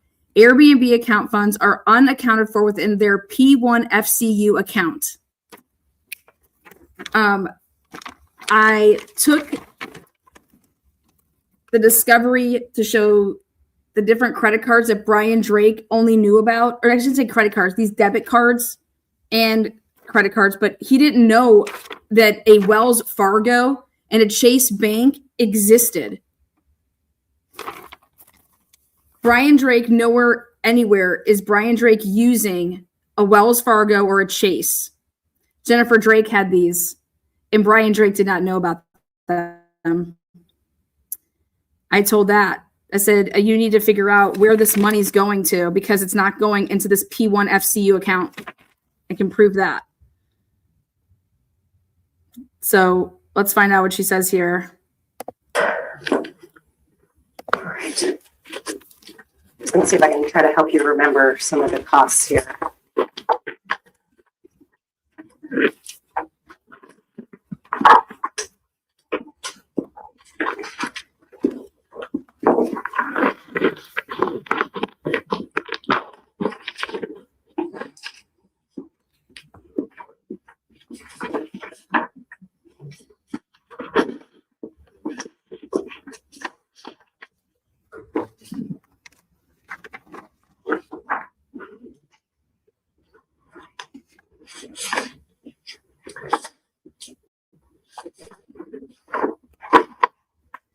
Okay, I'll have to revisit that maybe after lunch when I can get some copies of those to Mark. What other expenses did you have besides rent?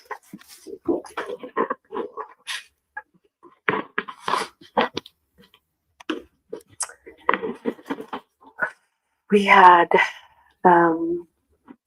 printing for all of his paperwork, his new patient files. We had,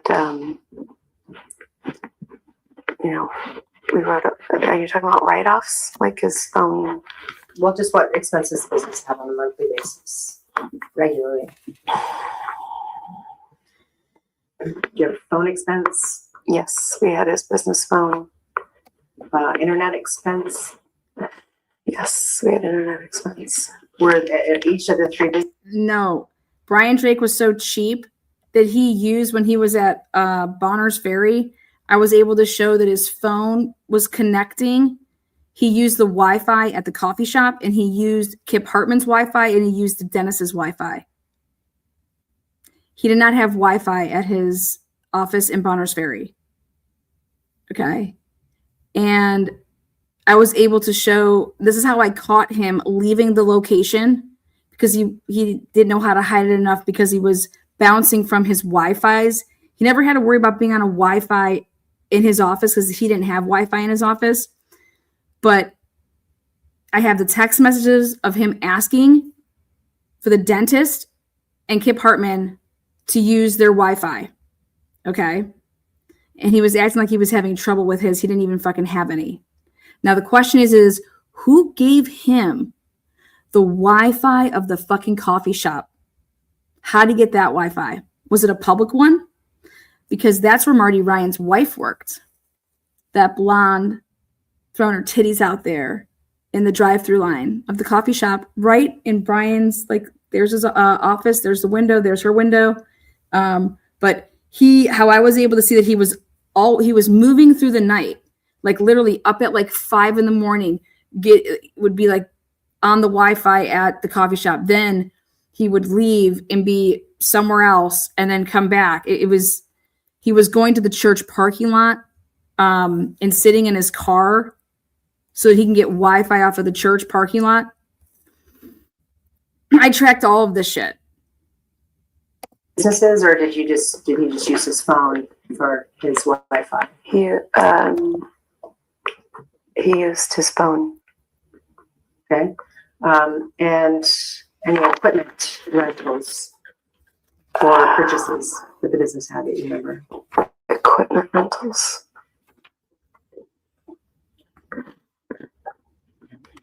No, we owned everything. Okay.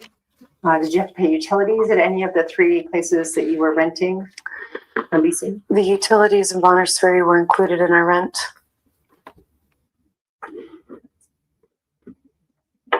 And there was nothing in Sandpoint and nothing in the Hayden. It was just included. Okay.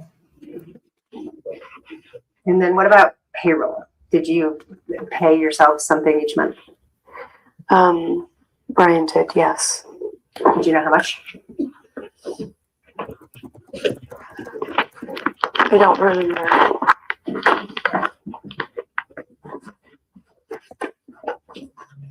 I don't remember. Brian did not pay himself. There was no structure here. Literally, money would go into the business account, and then Jennifer Drake would be just pulling the money out and spending it at fucking Home Depot, Lowe's, the Dollar Tree, fucking sprucing up the house so that she could Airbnb it. I kid you not, man. She spent every penny of their money. Brian Drake didn't buy shit. He would buy like fast food or something like that while he was driving up and down. He never spent money. He did not buy anything. He put money in his gas tank. He bought himself the cheapest vodka, okay, which he never paid for with his car because he didn't want that to be tracked. So he's paying cash.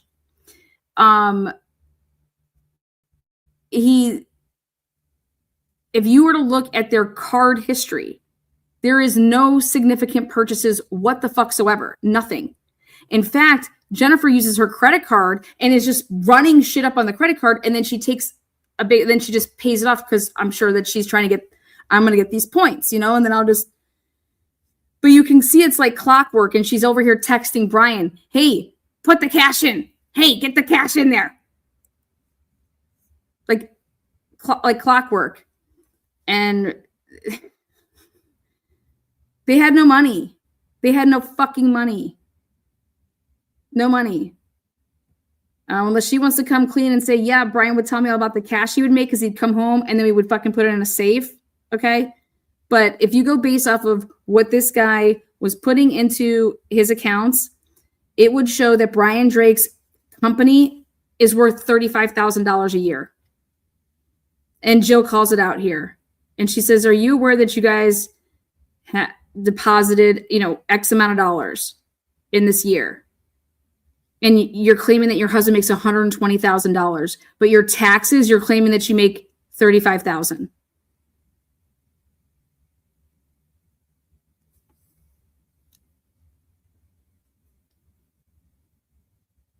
So when you want to talk about what you're assigning to the death of somebody, well, how did Sue Jensen do her fucking math?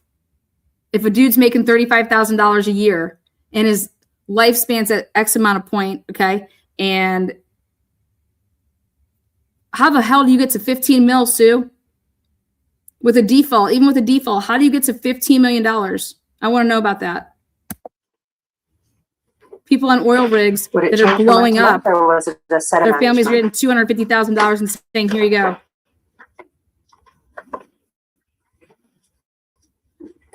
Only in Idaho could you not have a criminal trial and you award somebody with a civil judgment with no facts out on the table $15 fucking million. Are you insane?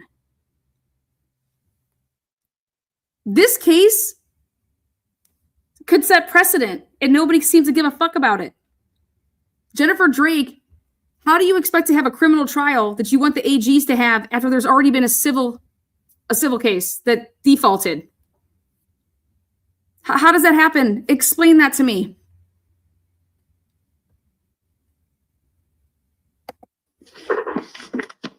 Sue Jensen is an absolute retard. I remember at one point we weren't, and then the CPA said it's best to pay yourself first.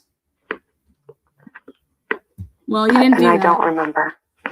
How much did you make? Did what our CPA told us to. Okay, well, how much income did you need to cover your kind of usual and regular household expenses? How do you not know this? How the fuck do you not know this? I want to say for some reason I'm thinking 4,000. So your kind of your monthly household budget at the end of 2019, early 2020 was about 4,000 a month? Without all the business? What business? What are you talking about? Just for your house and any debts you had to pay and Oh my food God, and things like Jen. that. You don't know what the fuck you're talking about. Maybe 4,000 to 5,000. What? Okay. You know, regular mortgage payment, I take it. Yes. Do you remember what that was? What's your mortgage Or payment? is still? Did you not get this in all the discovery? Oh my God, I'm Jen. just asking you if you remember what that was. Yes, I'm guessing at numbers. I don't know if this Okay. is going to help you, but yes, I do know that our mortgage is about $2,100. Okay.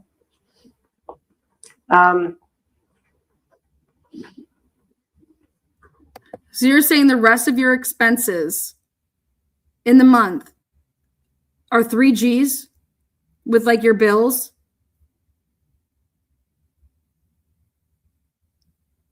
I think that's living outside your means, if you ask me. We're not here to reward you for that. Unfucking believable. Jill, I hopefully you kept asking questions. Did you ever, through the business, accept payments through PayPal or Venmo? There's my question. PayPal, yeah. No. Or Perfect. Venmo, I don't recall that, no.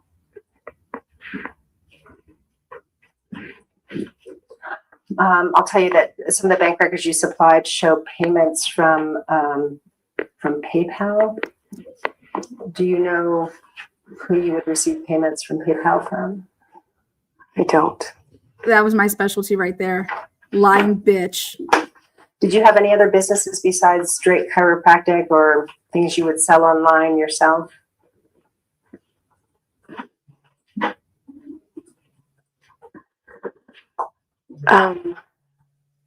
Any other business?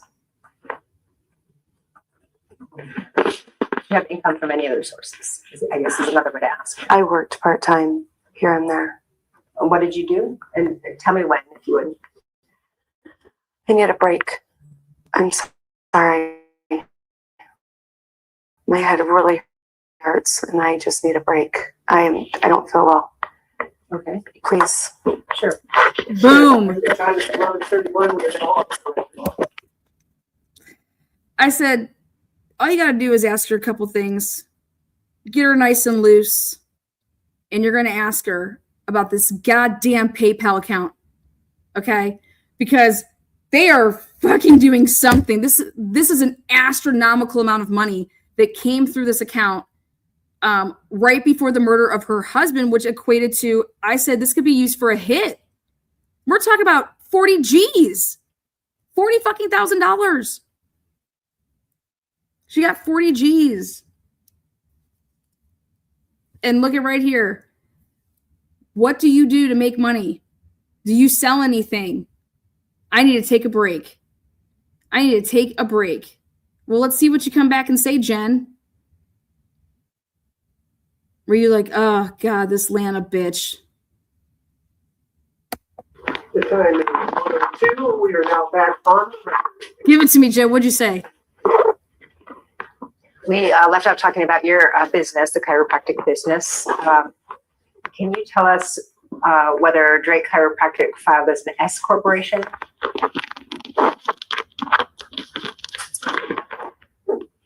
I know that I think it was incorporated.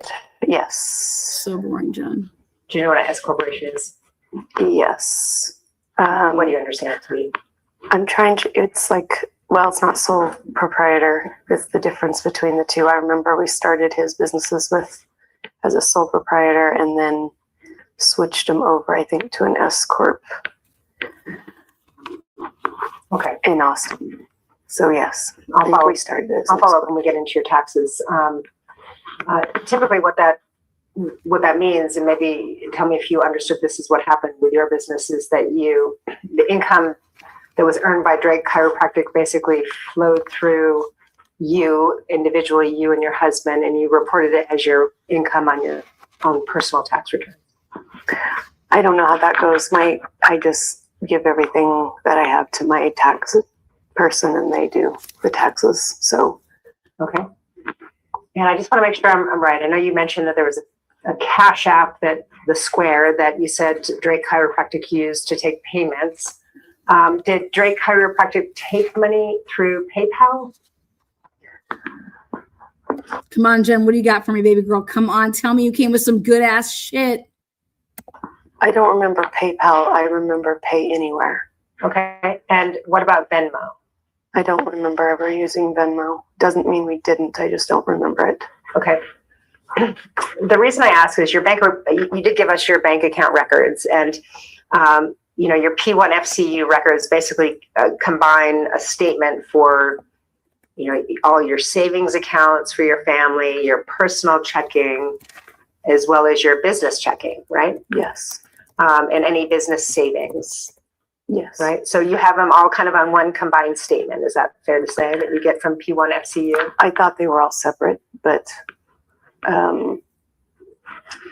we don't really get the statements. Maybe I printed them out all together. We just do everything online. So maybe they're all printed out together. Okay. All right. So I just want to ask you, because into your, in December of 2019, I wonder if you remember receiving 3 relatively substantial PayPal payments. It's December 2019. It's been a while, but do you remember receiving significant payments from PayPal during that month? No. Liar. Did you sometimes receive PayPal payments from family or friends reimbursing you, things like that? No. Is PayPal, does Pay Anywhere go through PayPal? I don't know. I can't tell you the answer to that. I don't know. I don't know. Okay, so the reason I want to ask you is when we looked at your bank records for kind of the months preceding your husband's death up till, the really just preceding up to your husband's death, the one month that seems to stand out is December of 2019. Sure does. So do you remember getting substantial amount of money into your account in December of 2019? 20 G's. I do not. You don't remember any particular purpose? You might have gotten a large payment from anybody in December of 2019? I do not. No. Right. Sometimes people save money for things for buying gifts at the holiday time. You didn't transfer some money from some PayPal account into your personal account then? I remember my in-laws give us money for Christmas gifts. Okay. Do you remember approximately what kind of money they would give you for Christmas gifts?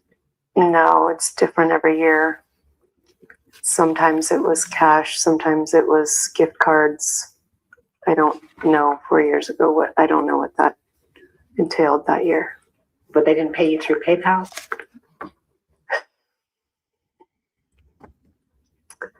Sometimes they do through PayPal or Venmo. Okay. So when you say some money, could it be as much as $5,000 that they gave you? No, that's probably a patient that maybe paid for a year. I don't know. Oh. I have no idea. Okay. So you're not sure. I'm going to just ask you specifically. You received, I'll tell you, according to your bank records, about $5,819.40 on December 30th of 2019. Do you know what that was from? It was through PayPal. Jennifer, let's tell the world about this. In December of 2019, 12/3/2019, which is right before, March 2020, you withdrew on the 3rd $1,500, $1,514 on 12/3. Then you withdrew $2,120 on the 9th. Then you withdrew from PayPal. And what it means by withdrawing is that you're transferring it from your PayPal account to your motherfucking bank account that you have set up. That Brian didn't know about, though, because this, like I said, wasn't going to the PCFU1 account.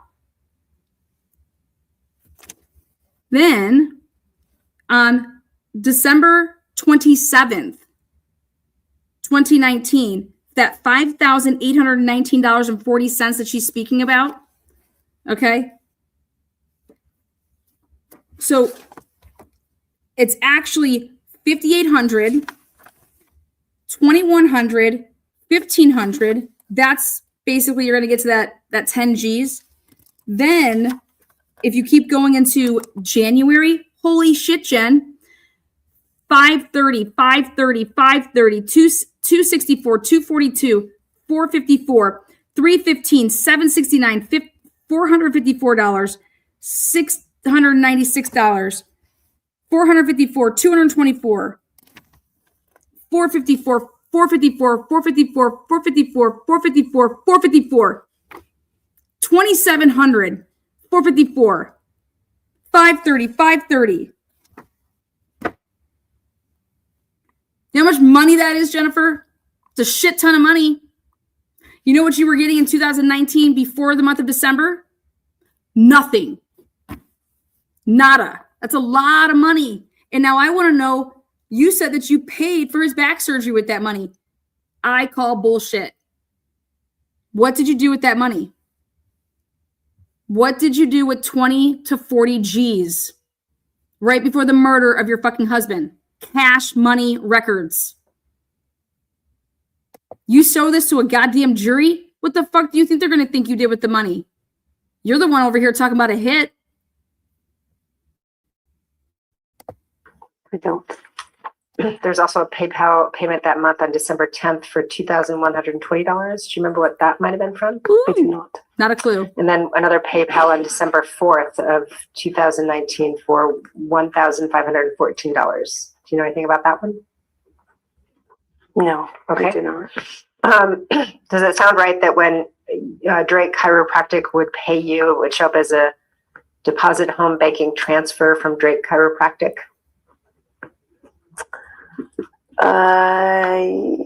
Yes. I think that's how we normally did it, was transfer. So like in December, we show one on December 10th for $3,000 as a home banking transfer from Drake Chiropractic. Does that sound like it was basically his pay from the business? It could have been. Okay, and then there was one on December 27th, deposit home banking transfer from Drake Chiropractic for $2,500. Does that sound about right? It could have been. I think you said earlier that 2,500. Now you have to add that to the 5,800 because that's totally different where that's coming from. All of this PayPal amounts, none of them went to an account that Brian Drake knew existed. Isn't that right, Jennifer? Brian Drake had no idea. No fucking clue. Or did he? Or are you guys just a bunch of scammers? These people are sick. you would usually take in terms of pay from the business of, maybe you didn't say this. Let me ask you, do you remember exactly how much you took from the business on average each month? And I shouldn't say took, you got paid by the business. I would say about $5,000. Okay. And that kind of correlates with what you said your expenses were. It depended on the month, but yes. Okay. So sometimes you could take more if you wanted to from your business, right? Yes. Okay. Let's move on to, do you know what kind of income your husband's business was earning in the years kind of leading up to his death? Do you remember kind of what your income looked like? No, for a year, it usually stayed within a range of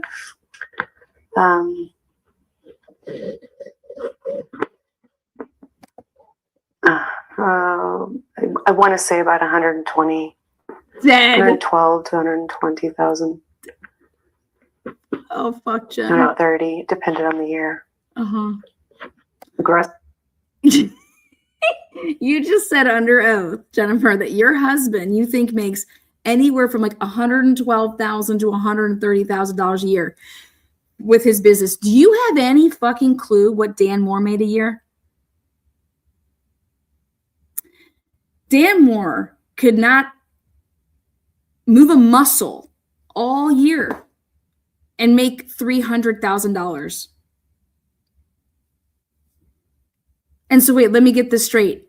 He shot through a window to scare off what you think your husband makes, $112,000 to $120,000 a year, which we're going to find out was 30. But when a jury would find that out, Brian Drake did not practice in Bonners Ferry. He was a fucking visitor who literally stayed because he couldn't afford, and you're a cheap ass, and you, oh my God, you're not staying in a hotel so you could fuck girls and shit like that. You're going to stay on this fucking couch that I buy you, this pull-out piece of shit couch. Cringe as fuck. Dan Moore was just like, let me just drive by. Oh, looks like he's there. Blinds are down, though. I don't really know. I'm just going to walk by and shoot through this window. That is the dumbest shit I've ever fucking heard in my goddamn life. Idaho is not even that dumb to say, yeah, why do you think a grand jury couldn't indict? You know how easy it is to indict? A grand jury didn't indict Dan Moore. That should tell you everything y'all motherfuckers need to know. And that prosecutor, Plude, whatever the fuck her name is, Andra K, I'm filing my FOIA tomorrow, and I am going to sue you. And I'm going to show how you have withheld records from me to be able to show your fucking community of what truly went on the week of Brian Drake's murder. Especially the morning of. I have asked you to clarify. If your body-worn cameras were off by an hour, you don't think that you have to. Well, you're going to learn. There's so much shit. And that town literally has the audacity to write comments. Dude, Dan Moore lived and raised his family in Bonners Ferry. This woman hates Bonners Ferry. She said that she would never move her family to that sick fucking town. It was nasty. It was beneath them. That's what she thinks about your town. And yet you guys are wanting to protect her. Give me a break. She could give two fucks about you. But Dan Moore and Karen Moore raised their family there. Took care of y'all with chiropractic shit. Karen was a goddamn nurse at the schools.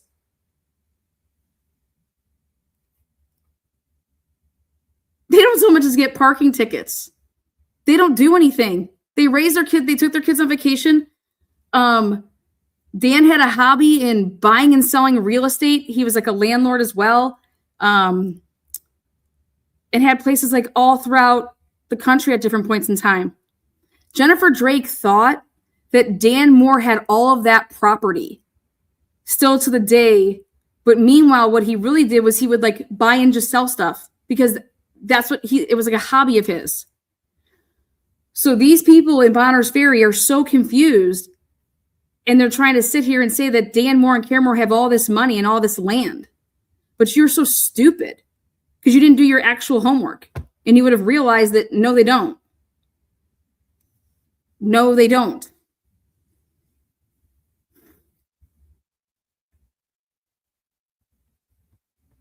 Puke breaths.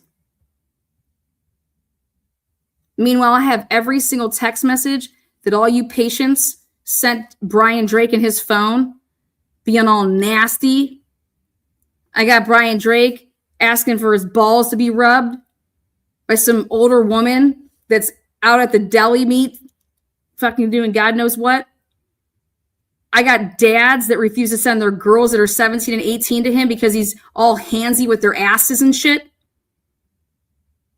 You know who the fuck you are. And I got Mennonite women going to see Brian Drake not to get adjusted, but to get massages. I'm going to start putting out all the fucking text messages. Because the truth matters. Because a family's life was absolutely ruined because of greed and because of the sins of other fucking people. Pathetic.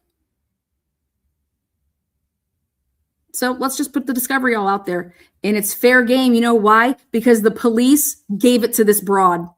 Because Idaho State Police said, here, you can just have the whole entire criminal discovery that we have in an open and active murder case. And Andrea, whatever her name is, Plude, thinks that she's going to deny me my motherfucking FOIA. I asked you what 911 calls came in between 7 and 8 and 6 and 7. And then I said I wanted the whole goddamn day, and you denied me that on the day of Brian Drake's murder? Who the fuck do you think you are? And yet you give this broad whatever the fuck she wants? Fuck that. Well, guess what, Jennifer? She passed on your fucking case. She passed on your case. Because she knows. All she had to do was ask the attorney generals like they did. Why didn't Latah County, even Bill Thompson's got more cahoons than you people. Bill Thompson didn't pass jurisdiction. Moscow Police Department didn't pass it off. They stayed with it. I respect them at least for that.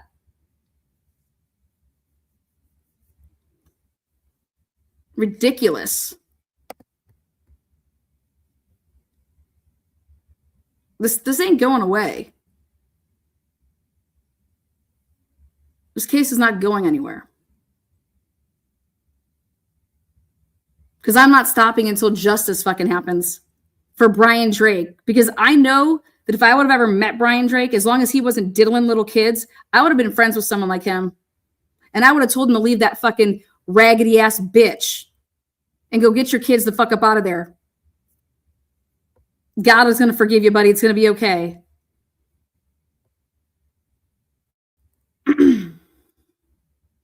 You just don't need to be married. Okay? Go be a dad. Focus on your kids. Take care of your patients. Send her packing. Income from Drake Chiropractic? Net or grosses without taxes taken, right? Yeah. Yes. Chiropractic. Okay. All right. And so you think that was kind of, you were bringing in 112 to approximately 130 in 2017? I would have to look back at those, but that seemed to always be about the common between 100 and 230 a year. And same for about 2018, as you recall? I would have to look at my books. I don't remember. Okay. When you say look at your books, you mean you're quick The taxes that you have in front of you. Okay, the tax returns. Okay, I just want to make sure I understood what you were referring to. Yeah. We'll show you those now. Yeah, Okay, Jill. so I'm going to hand you. Ooh. What is marked as V1.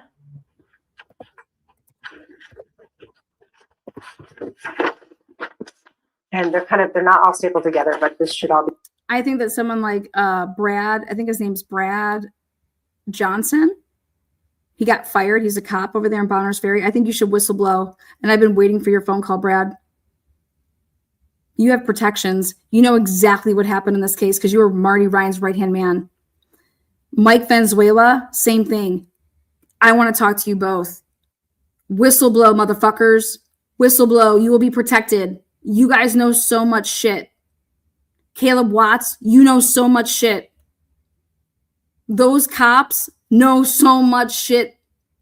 Bobby Goad. Goad's girls. Willie Cowell. You just arrested your own brother for fucking his own kids, you sick fucks. That's the police chief right now in Bonners Ferry. Willie Cowell is the one that said that there were 3 911 calls that day. Where's that third call, Willie Cowell? It was Jennifer Drake's, Isaac Funderburg's. Who's the third one? Who do you think's the third one? Because I found the third one, but I think that there's another one. I think there's 4.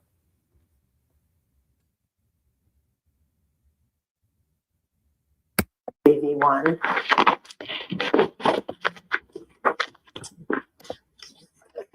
Here's a copy for you. So V1 is one document that's stapled together and then another one single page document attached to that, right? Yes. And those represent your 2017 U.S. individual income tax returns for your federal return as well as your state of Idaho return, right? Yes. And you see at the bottom it has the Drake, if you can read it, and then a number sequence, right? Yes. Telling us that came from your office, your attorney's offices, right? Okay. So these look like the ones you produced, tested, and discovery? I don't know. I sent whatever my CPA had. Okay. So if you just peruse those, do they look like the tax returns you filed in 2017? Yes, I don't file them. He files them. I just trust him. Sure. But So you have an accountant, Derek Scott, that prepares your tax returns? I do. You provide him all of your information about your books and what the business has earned over the course of the year? Yes. And you did for the tax year 2017? Yes, if I remember right. Okay. And when he's done, does he give them to you to look over? He does. And then he probably, what does he electronically file them for you typically? Or? Yes. So you have to sign some attestation that these are accurate tax returns you're filing? Yes. Okay. So I want to draw your attention to the first page there, which is, it's hard to see the Bates number because it's covered by the writing on the document, but at the bottom of the first page of the 1040, which is the U.S. individual income tax return for 2017, it has a Bates number of 00074 with Drake preceding that. Yes. You're looking at the same page? Okay. So you see that this is your individual income tax return filed for Brian Drake and Jennifer Drake, right? Yes. And you reported and line 17 under income, you had rental, real estate, royalties, partnership, S corporations, trusts, etc. Income, right? Yes. And in the amount of $76,047. Okay. Is that what you reported in 2017? I don't know what that means. That's saying that that's our whole income? That's what this is saying. 76,000. I know that shows the adjusted gross income. So that's adjusted after all the write-offs. Okay, well, actually, the adjusted gross income is at line 37 of that tax return. Do you see that? Yes.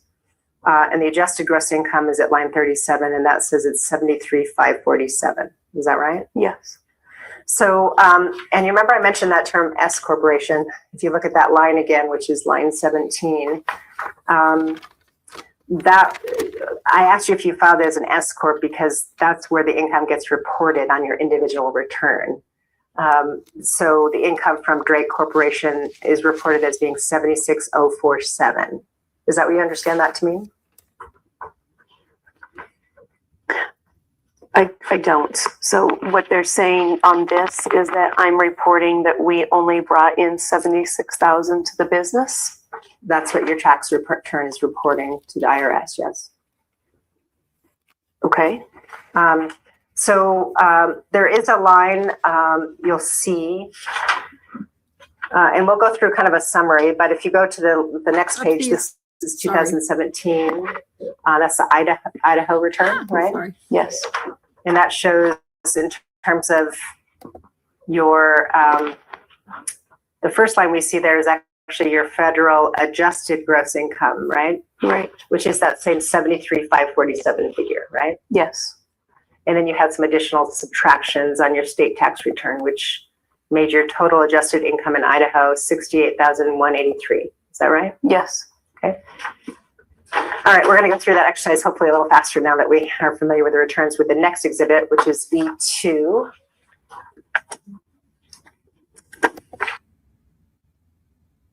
Jennifer, why aren't you moving?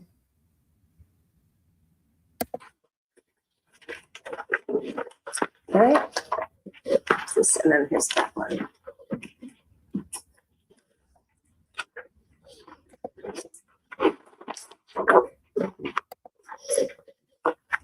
There you go. And so V2 is your U.S. individual income tax return or 1040 form for 2018, as well as your Idaho individual income tax return for 2018, right?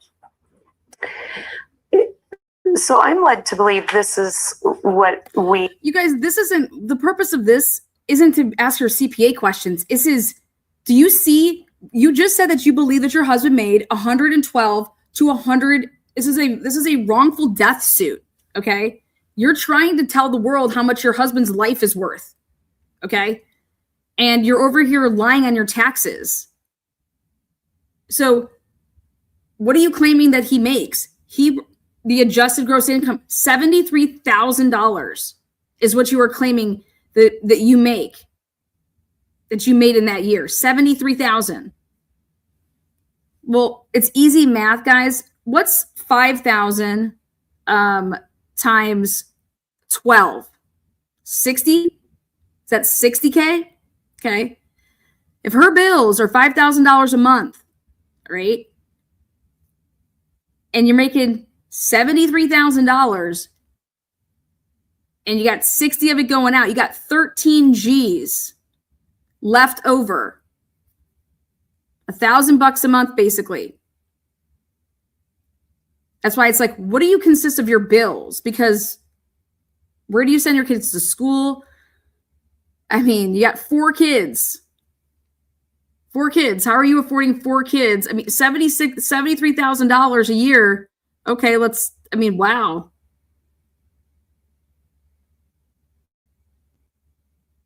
As a home, not with the business. This is the individual income tax return, which is what we pretty much paid Brian. Okay. Is that what you're saying? That's not what I asked. I asked if these are your income tax returns. Yes, they are. What I mean is going back to these, that is not saying that I stated to him that that's all that the business brought in was 76,000. That's not what that's saying. This is the individual. So if you look at the corporate tax returns, right? So we have corporate tax return, or we have our business tax returns, and we have individual. The individual states, I don't know how they do this. Okay. So never mind. So are you suggesting that your husband paid you yourself just $76,000? I don't know. I don't know how the taxes go. It's why we don't do them ourselves. Well, if we go back to V1, you see where there's a line for wages, which would represent what you maybe get paid. Do you see any entry for wages? Yes, there's nothing there. Okay. All right, let's go back to the 2018 income tax return. And Jen, how come I found that your husband Google searched Dan Moore's name and business name in 2016? How about that? You can't find that anywhere in the Moore shit, but yet in your husband's phone Cellbrite dump, I found a Google search for Dan Moore. I'm going to put that out there. Unfucking believable. Why was Brian Drake's phone Google? Why did he Google search Dan Moore? Sick fucks. Can't find that on my phone. The first page of that is kind of truncated, it looks like, but it starts at the first page is base number Drake 0139, right? Yes. And if we get to, let's go to the page 141. It's hard to see the base number again, but it's the third page of that U.S. tax return.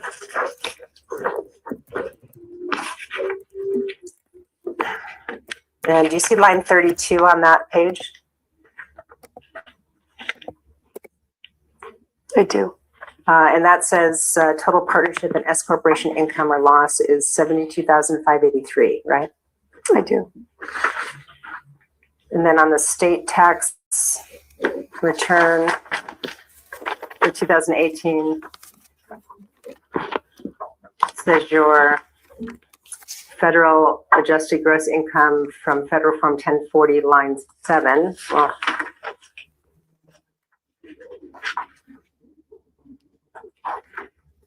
if you look at line 7 from the federal one, is 74,298. Is that right? Yes. Okay.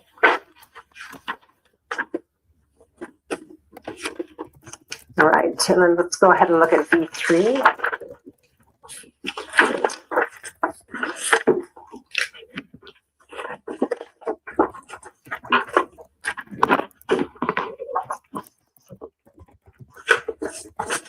Here we go.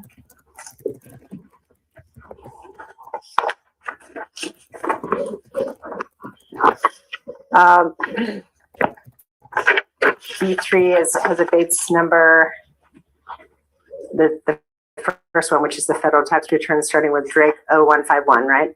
Yes. And that's showing that,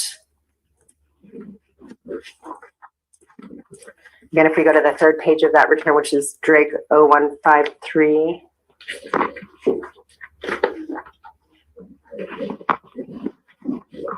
that your income from S corporations was 70,933. Yes. Okay. And then that translated into your state tax return, which is slightly more because it's based on line 7 from your federal return in the amount of 71,343, right? Yes.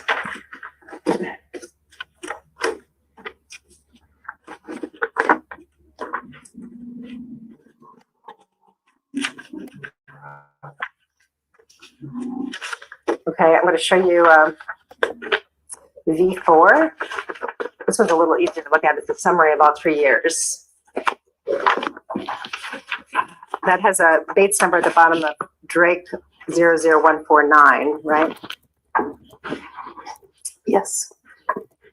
Okay, and you see the first kind of block of information comparing years 2017, 18, and 19, that there's a line for rents, royalties, etc. And again, just to confirm, the only income you earned, you and Brian Drake, was from his business, right? No, sometimes I worked as well. Okay, and I didn't really follow up on that. Where did you work? I worked for Laura Little Theatricals. Okay, and you did what? I did administrative work for her theater. Okay, and how much income would you bring in a typical year working for Laura Little Theatricals? Not much. I only worked there for less than 6 months. What year? When, Jen? 2017? I don't remember. 2018? It was during this time, though. The fuck it was. One of these years? Yes. Oh, yeah. If you're talking about the years that you're talking about your tax returns, yeah, 2017. Jen, you got scammed by some fucking little fucking I don't know, you pay us now and we'll then give you the key to rent the apartment on New York Avenue. Okay, sounds great. So did she pay you with a W-2 for your work? Yes. So normally that shows up, see that first line up here, you see under 2018 and 19, under where it's the wages line, Yes. is She's full of shit with that. She's absolutely full of shit with this. They hid all there are no assets, Jen. What assets do you think that they hid? Why don't you come out and be, this is so ambiguous, Jen. What assets? They hid all their assets. What assets do you think that they have? Please enlighten me, because I'm going to ask them for some money.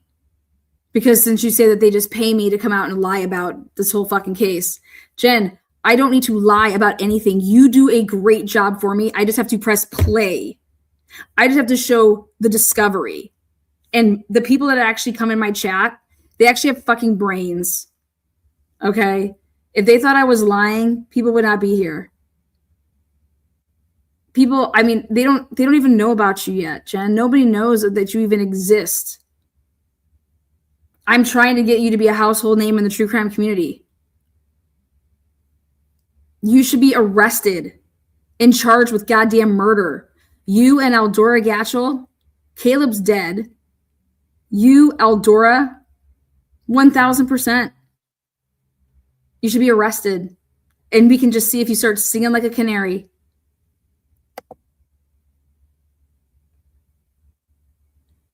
But you tell me what assets they have hidden, because I'm going to go tap into them. Because talking about your case makes me no fucking money ever. Never. I get no money talking about you. I cost myself money talking about your fucking shitty ass. You see, nobody gives a fuck. 223 people are only here. You think I do lives on Sunday night? 223 people show up? The fuck out of here. Nobody gives a shit about you. Nobody gives a shit about anything that you have to do with. But goddamn, do I think that people should know who the fuck you are? Absolutely, because you are one fucking psycho bitch. Yeah, you are, Jen. But you know what? You're good at it. And so I like a challenge. So go do a documentary, Jen. Put out your truth so I can fucking upend it.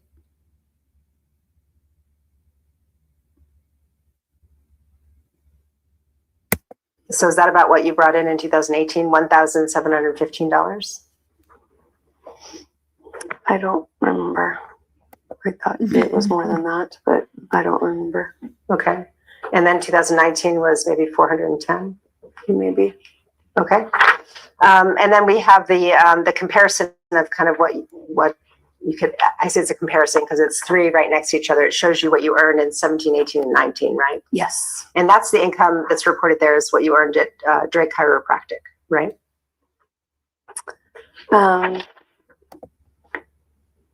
For rents, royalties, etc. Well, yeah, that's tricky. Jen, do you know Jasper Nauman? I'm coming for that ass.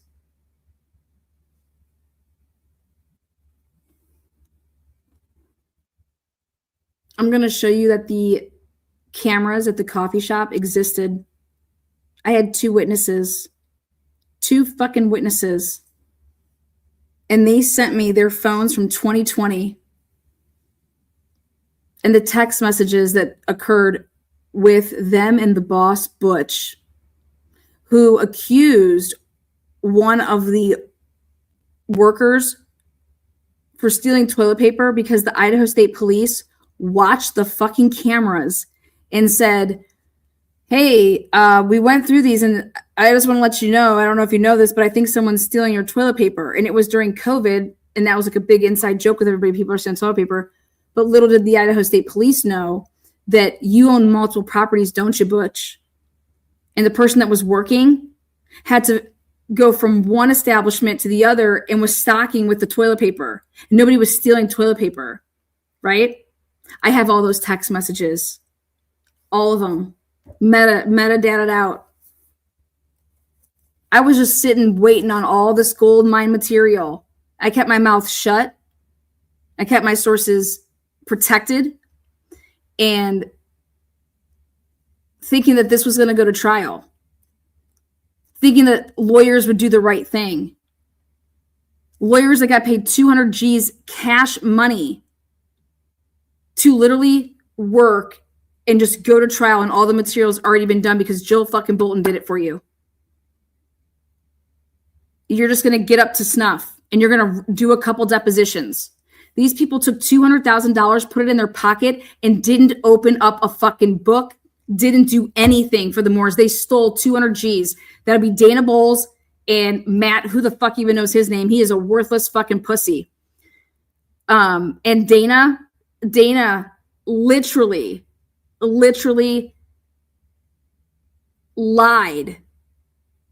lied to her clients and said that they deposed, or didn't depose, but that they interviewed Eldora Gatchel on a phone call. Dana said that they interviewed Eldora Gatchel, and Eldora Gatchel doesn't drive anymore, and she doesn't know anything, and she has nothing to do with this case. Get off of Eldora Gatchel. I said, are you on fucking crack? I was like, you're lying. I said, get off the phone right now, Moores. And the Moores were at my house. It was recorded on all my fucking cameras in my house. You violated your oath. I said, get off the phone and call your PI right now. What do? Call up Chuck. What does Chuck say? I have no idea what the fuck you're talking about, Karen. I didn't interview Eldora Gatchel. Because I said, Karen, demand the fucking notes. He takes meticulous notes. He's like, I never went to talk to no Eldora Gatchel. What are you talking about? Why do you guys think this? And I said, well, because the fucking lawyer just told him that. And it wasn't just once, Chuck. They said you talked to her twice. Well, I didn't talk to her, and there's probably no reason to talk to her. What the fuck does she know? She was just the last patient. I said, you know what? You are a fat, lazy bastard. And fuck you. All you wanted me to do was send you all my work, Chuck. Begging me every day, Lana, can you email me? No, fuck you, do your own work, Chuck. I said, I don't trust these people.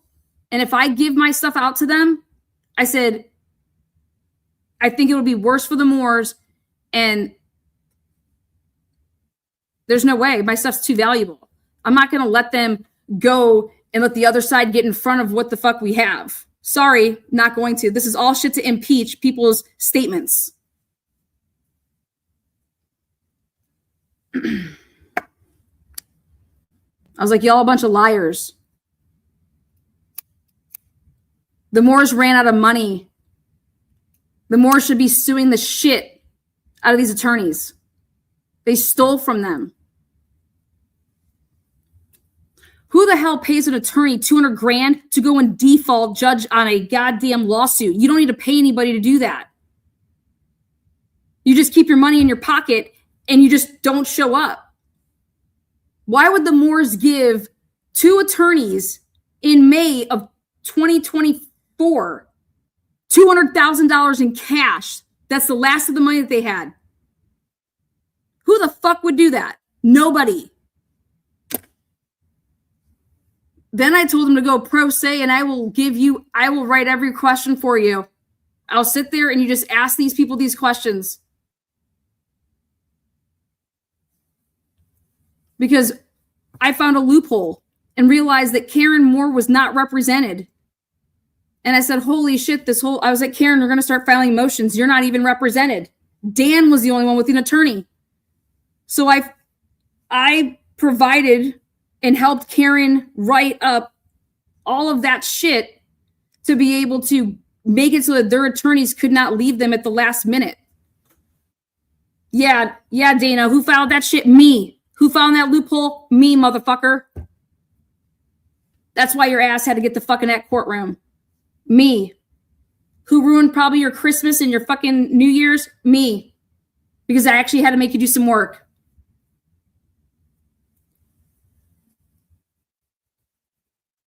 You people are sick. And Peter Erblin, you suck.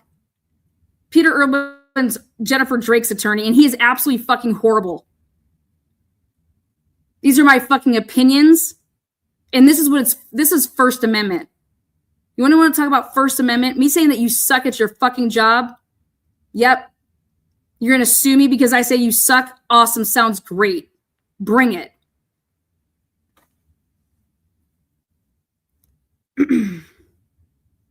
You got rocked in your deposition with Mick Millett, and that's the next deposition I'm putting out.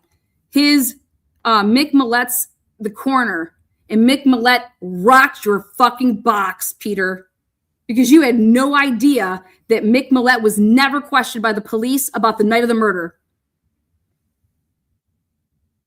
But you learned in the deposition, didn't you? And he passed the polygraph, motherfucker. You think he's lying? He's passing polygraphs? Those radio calls came in before Dan Moore ever left Mick Millett's house. You know what the radio calls are? That's the CAD. That's the radio that's calling in shots fired over in the South Hill area. Those two heard it together on the radio. That's what Dan said. That's what Mick said. And then Mick even went further to say, what happened that day? Oh, somebody came by and picked up his white fucking truck. That's right. And guess what 30 seconds are missing off of the surveillance cameras in that shitty ass town? The mobile gas station's missing 30 seconds, of which proves, but guess what? You didn't get it all because Lana got the clicking on the damn car. The person that borrowed his truck left it where? At his office. And the 30 seconds that's clipped, it would show that Dan Moore had to do what? Walk up from his office to get his truck, didn't he? And that's the clip of the 30 seconds that you guys cut off. But guess what I got? I got the pressing of the button when Dan Moore was down at Mick Millett's house. And what you see flash on Dan's truck, why did the back lights flash 2 times and beep? Because that's what you do when you take your clicker and you're trying to see if your car's there, your truck's there, because it's dark outside, and then you press it and you see the car's unlocking. Take that, you sons of bitches. I had you fucking toe tagged, and I will have you toe tagged if you go to the AG's office. And if you try to go forward with this, I have it all. Dan Moore has it all. And guess what? He will have a public defender, and I'm praying that it's Ann fucking Taylor, because that's who he deserves. And I'm praying that he has Jay. I love Jay. He will get a public defender, and he will have actual representation. They can't just walk the fuck out on him.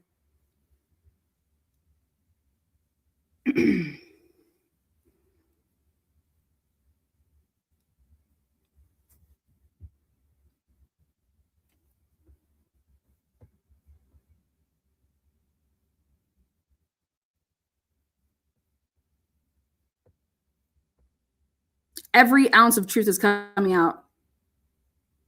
And I couldn't be fucking happier that I did it on Holy Saturday and fucking Sunday of Easter, Jennifer. I own you. Take that to the bank. Trust me, I'm going to get my fucking 10K. Maybe I'll just call up the fucking Moors and ask them for it right now. We go back to that. If you go back to V1. You make me sick. Remember V1, that first page? Mhm. You go to that line 17. Yes. That entry is for rental real estate, royalties, partnerships, S corporations, trusts, etc. So if yours was reported as an S corp on your taxes, that's where that comes in. That line entry on this summary, which is V4, just says rents, royalties, but that correlates with that line we just talked about in your tax returns, right? Okay. So there's also what's nice about this summary is it tells us what the deductions were. So you can see itemize your standard deductions. See that kind of block of line items? Yes. And so that's where you record your expenses related to that would be reduced from your business income, right? Yes. Are you following the calculations? I just want to make sure you follow. I think so. Okay, so does that look like what your deductions look like for you, for your business those years? I guess so. Okay. And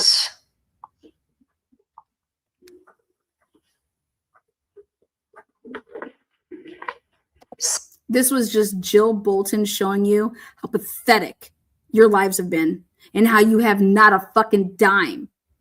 Not a dime. You're anything but a Christian. The only thing I'm still trying to figure out is was Brian Drake in on killing him or not? Was he in on it? Did he make the ultimate sacrifice?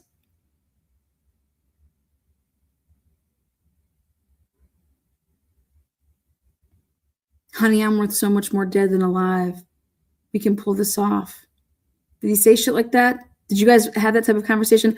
I'm guessing not, because of the Hidden Eye app. And so that was still on my radar until I found the Hidden Eye app. Once I found that in the discovery and found that as an artifact, I was able to take that off my fucking list, because that's how fucked you people are, that you and Brian Drake would concoct something like this. And that you would get him to do something like this to prove to you that, you know, he loves you and only you and blah, blah, fucking blah. God, he was getting his dick wet and hard every fucking day to anything and everything, honey. The phones prove that. So play that fucking violin or that whatever, limoncello, the ukulele. Play it all night long. Woes me. Motherfucking woes me. How about you get a goddamn job? so then we get to what we call kind of the bottom line in taxes, right? The taxable income. You see at the end, the next box, it says exemptions and it has qualified business income deduction. Do you see that?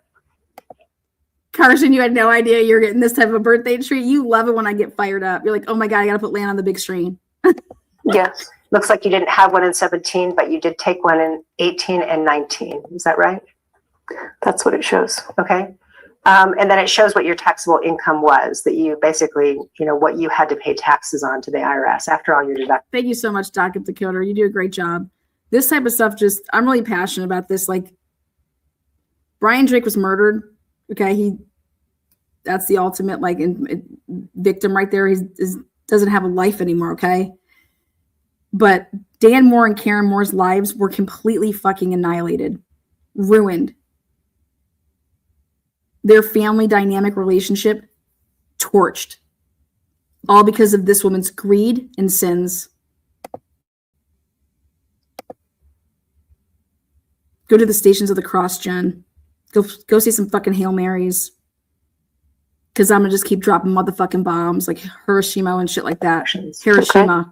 Right. So in 2017, it was 35,131. Yes. And in 2018, it was 34,046. Yes. Bombs over And in Baghdad. 2019, it was 30,391. Right. Yes. Okay.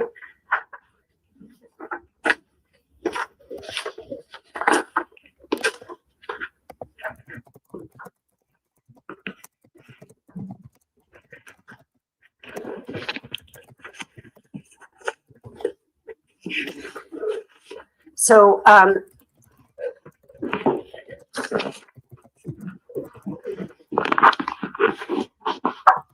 you said it here today, and I think you said it to the police too, that you believe that you were earning 120,000 approximately a year. That was what I recall. Okay. Does this help you to remember that you were earning more in the $70,000 range? I don't know. I'll have to go back and look at my own records. I don't really understand how they do the taxes, and so I look at that myself. Okay. Where you seem to know it all and all the texts to your husband's shug tits.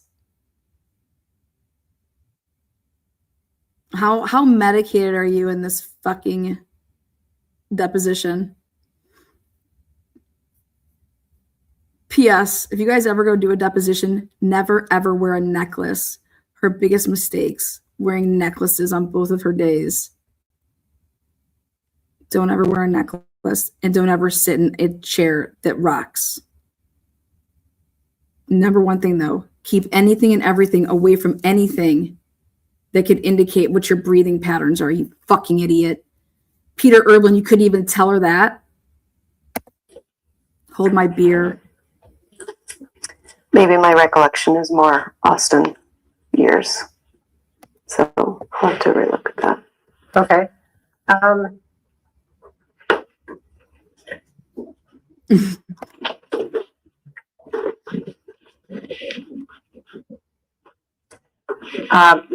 We had this discussion earlier about how much your mortgage was. I looked at your bank records and it shows about $21.75 a month. Does that sound about right? Yes.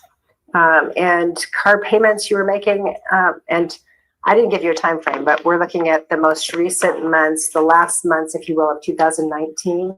Yes. Into early 2020. Yes. And so for car payments during that time period. Jen, why'd you buy 2 new vehicles at the same time in 2018 going into, you bought a house and 2 vehicles, new vehicles all at the same time. Where did you get all of this money from?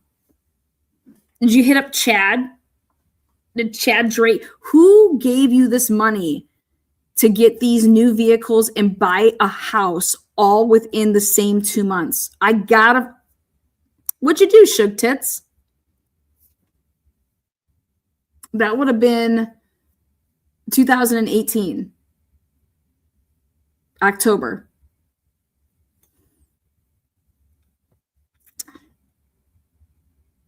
You guys rented all the way up until 2018. You guys were getting kicked out of places.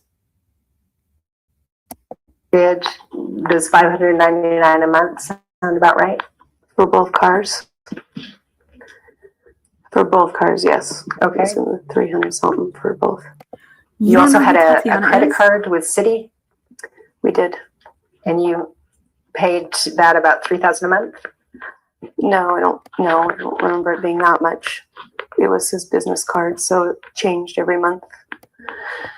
Or Citibank, yeah, I think it was his business card. So we would just pay our credit cards every month according to what we spent. Okay, so you pay them off in full each month. Yes, we were not in debt to credit cards. Insurance, you said you kind of just contributed to that joint Christian insurance group, right? Yes. And how much was that monthly payment? Approximately $500. Was it up to you, or was it a set amount that you had to pay? It's a set amount that we had to pay. Okay. And did you own all your cards? No, I said we just talked about a car payment. But did you own? How many cars did you have at the time around the time your husband died? He had one and I had one.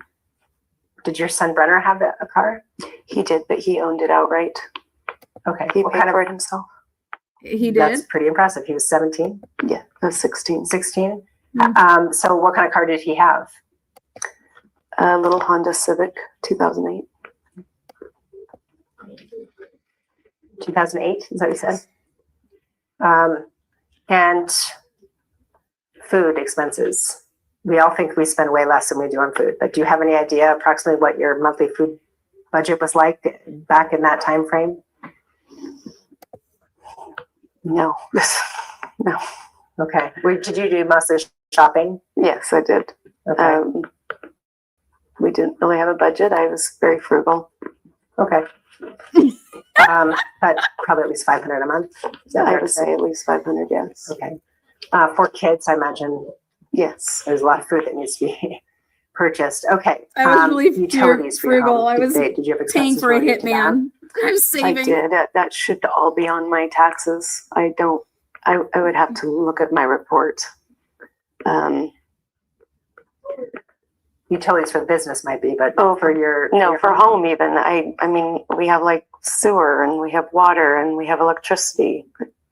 I do as much as I can. I do auto pays. So it will be 6 months before I'll look at I don't sit down to write a check for each of those. So that's not something that is, not only is it always changing due to the. She is so full of shit. Auto pays, Jen. Come on. How can you say this with a straight face? Please, how do you do it? Season drastically on whether or not in the summer you're using sprinklers and in the winter whether you're using heat. So it's hard to give you an amount of what those all are. Okay.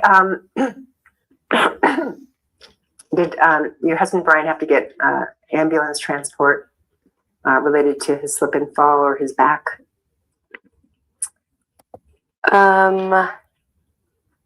Yes, he did.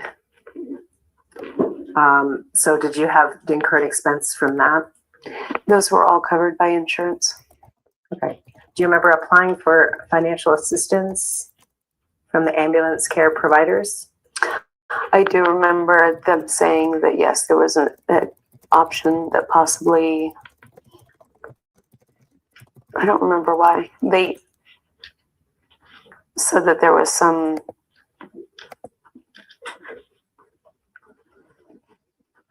I don't remember why. They said there was something that we could opt into.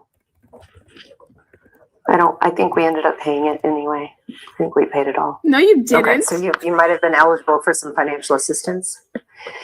Yeah, maybe so, but for some reason I remember us paying it. All right. I remember right. I don't remember. I don't know. He had a lot of medical bills at that time that we had to submit to insurance. All right. In 2020, the months leading up to your husband's death, if Brian lost his job or was injured and out of work, how would you pay your bills? Depending on that, some of insurance would pay for it. Some of his chiropractic insurance or malpractice paid for some of that. What? And some of it would. So it depended on the injury, depended on what was covered. So if he lost his job for some other reason not related to his work, would you have some other coverage for that?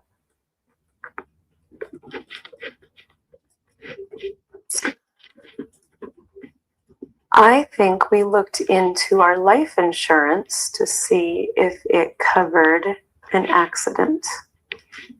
And that may be an inquiry back in 2019 during his injury.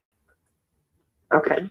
To see if they covered anything that had to do with his. Jill Bolton's like, okay. Jill already knows that is not. Okay. For the record, you guys, every single time that you call the life insurance people and you ask them anything, it's recorded and they take notes and do all types of crazy shit. Okay. They timestamp it all. I mean, it is in your file. This never ever occurred. Okay. Jen was asking about if nicotine would show. Jen, come on, man. Wow, man. You just lie. Injury. Him being out of work. Okay. Can we talk about the fact that Brian got taken to the fucking hospital the one time by his drug dealer? Jen! Dean D'Amata. It's in text messages. It's great. Oh, man.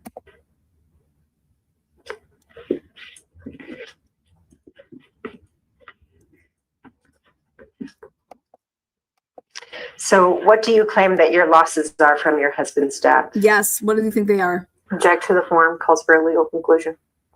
You can answer if you can. I can't answer that. How much money are you asking that Daniel Moore pay you as a result of your husband's death? Object to the form. Why? Same objection. You can answer if you can. answering that. I'm not answering that. I'm happy to answer that in court. Well, if you have an answer now, you need to give it now. I don't have an answer. I can't even possibly wrap my brain around that right now. So you don't know how much money you're asking for? I haven't made up my mind on that yet. No. Okay.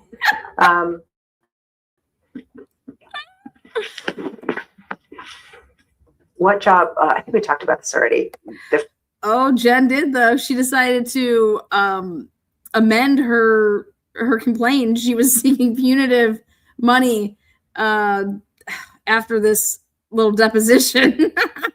First job your husband Brian Drake took when you got to Idaho was with Scott Crawford, right? Yes.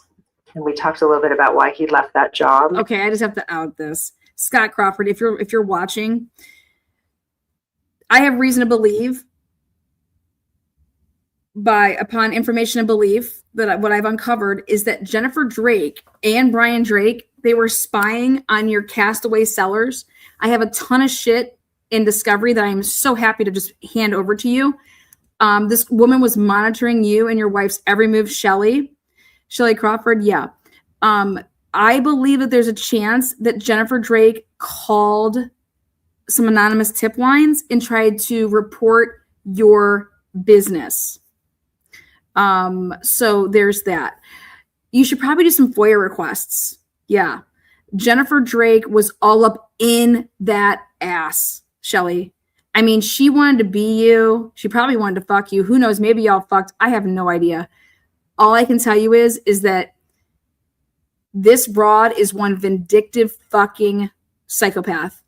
And I will be happy to turn over the evidence that's in these phones that shows that Jennifer Drake, preponderance of evidence, she was coming for your family. That's all I got to say. And yeah, if there's an anonymous call or two, my chips are on Jennifer Drake.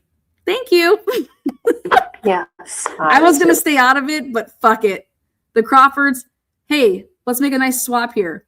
You come on my show, do an interview with me, tell me everything you know about Brian Drake, and I'll give you all the material. Was because of some, what you said, ethical concerns with insurance. Is that right? Yes. And then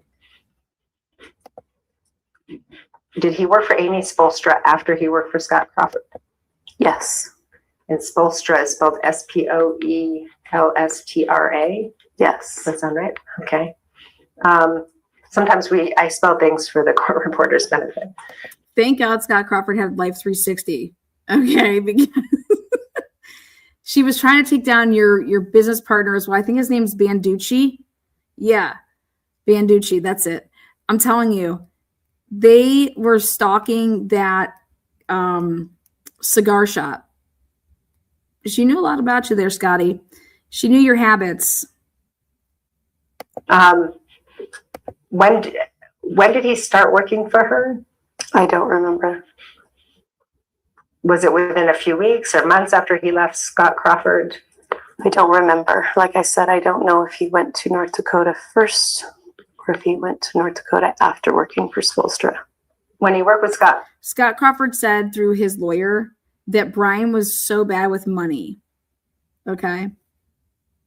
And I'm just trying to understand how he was so bad with money, because there has to be a vice there. If you're so bad with money, either you're just a fucking consumer and you spend or you have a drug problem or you have a gambling. I mean, when you're bad with money, like bad how? Because what I saw is Jen's like, give me the money every single day. And it's Jen that's doing all the shit with the money. So I don't know if he's getting half in cards and half in, cash, he would blow the money. So what's he blowing it on? Crawford, how was he paid? With a W-4. Okay. A W-4 or W-2? Actually, I don't remember. Maybe it was a W-2. Did he get like a salary? How do you not know this? I don't remember. She doesn't know how her husband was paid when they moved and sold their beautiful business in Austin. Then they're like, we're going to go to Idaho because this is going to be so great. We're going to just start all over and just fucking find some swingers and just keep it on the down low. Okay, so then you get a job with Scott Crawford. You don't know how he was getting paid? Dude, come on. I'm sorry, but nobody can possibly believe that shit. I don't care if it was 10 years ago. You would know. Come on. And I don't remember. She's so full of shit. what about when you worked for Amy Spolstra? How did he get paid when he worked for her? Lab dances. Well, I know it was by a check. So was he her employee? Amy, you're just cutting checks to this motherfucker? I don't remember. I don't remember if he came in as like a subcontractor. Was he selling drugs, Jennifer? Let's just get down to it. How did your husband, let me tell you something. Remember Jennifer wanted to get that $1.5 million life insurance policy, but they're like, we cannot give you 1.5 because your husband literally just got 3 speeding tickets in a matter of 2 weeks. Shit you not. Like when they went to go get this life insurance in 2018 in October, Brian had literally just gotten pulled over like boom, boom, boom. And I'm looking at all this shit and I'm like, what the fuck? I'm like, what the hell was he doing? Like how 3 speeding tickets in 2 weeks? Come on, man. I'm like, someone's following your ass. Like someone's trying to. And then I'm thinking to myself, well, God, I wonder if he was drinking. Did Brian become CI? Which I believe, yes. And so, but when she tried to get this life insurance, that's why they did not give her the 1.5 because he was high risk because of his driving. And I was looking at it, so I was like, but he didn't have a driving history before. It looked so fluke shit to me. But I was like, just their luck, you know? But that's why she couldn't get the more money because because he was high risk. And she lied, I think, and she said that he didn't like use nicotine, which he did. So whatever, she's a liar. Or whether he was an employee. I don't remember those details. I was never part of any of their negotiations and hiring in any way. Yeah, you were, Jen. You just saw that when a check came in. Yes. So this would have been between 2012 and what year that he worked for Scott Crawford and Amy Spolstra? What's the time period there? 2012 to 2014. Okay. And sometime in there, he might have gone to North Dakota. Yes. All right. And why did your husband leave his job with Amy Spolstra? Oh, yes. She was upset because he had decided to see patients up in Bonners Ferry on Fridays, which was Brian's day off. He had no non-compete and he had every right to do so. Okay. Were some of those patients that had previously come to Amy Spolstra's office? No, they were only the 2 that moved over with Brian. Did your husband get in any kind of trouble or I don't know how it's called, for trouble? If anybody knows these doctors, send this shit to them. Anybody's name that's been mentioned here, send this shit to these people. This is what this broad's saying. Ask these people, hey, is this true? This is what Jen's claiming. You know? I know the majority of it we can prove it's not, but I would love to hear Amy and Scott Crawford talk about why fucking Brian was not part of their, chiropractic, businesses anymore. She's over here acting like stealing patients isn't a big deal. It is the most unethical thing you could do. When I had a trivia company, right? People worked for me. If they were going out to these restaurants and these bars and these hotels and stuff like that, and people would come up to them and say, hey, I want you guys to do like a private event of mine. Or, hey, my friend has a bar. it's down by the beach and can I get a card? Like, they work for my company.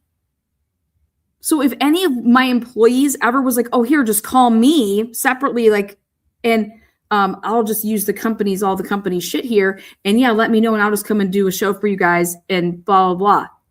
Do you think that they would have a job with my company? The fuck? They would be fired. That's what Brian was doing. He was at a business where he inherited taking care of patients that were already existing. Okay? Because they need more. There's like a lot of people. We need another doctor here, whatever. And so he's seeing these people. Then he just stole them away and said, here, I'll just come see you in Bonner's Ferry and I'll keep all the money. And Jen's over here like, there is nothing wrong with that. And I love it. I absolutely love it that you say this, Jen, because now everybody can see for themselves that you're saying that, and everybody knows that that is fucking whack. That's a whack hoe thing to say. Go get yourself some, you Republican. You're a fucking thief.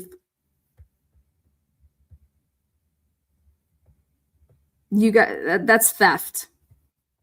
Zero ethics. Go spread your legs, man. But in either of those offices for slapping one of the employees on their butt? No. Okay. Did he take pictures of patients at Spolster's office? No. How about at Croft's office? I guess, man. Maybe. Unbelievable. Do you remember the night that your husband came home and said he was no longer working with Amy Spolstra, what you did? I was upset at Amy. Okay. Yes, this is my favorite. What were the circumstances under which your husband left Amy Spolstra? She said that he was ethically wrong, and she questioned his integrity. Ethically wrong about what? Going up to Bonner's Ferry to see patients.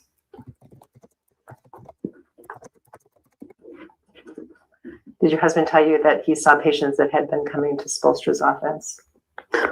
Well, of course they were. That's why he was going up to Bonner's Ferry, so they didn't have to drive down to see him in Amy Spolstra's office. They were his patients, but they were coming to Amy Spolstra's office. Of course, she made a cut off of it, and of course that made her unhappy. So when your husband started seeing them in Bonner's Ferry, she lost her cut? Yes, I guess she would have. Well, I guess so. I didn't realize that. Jen, I love it when you play dumb. Okay.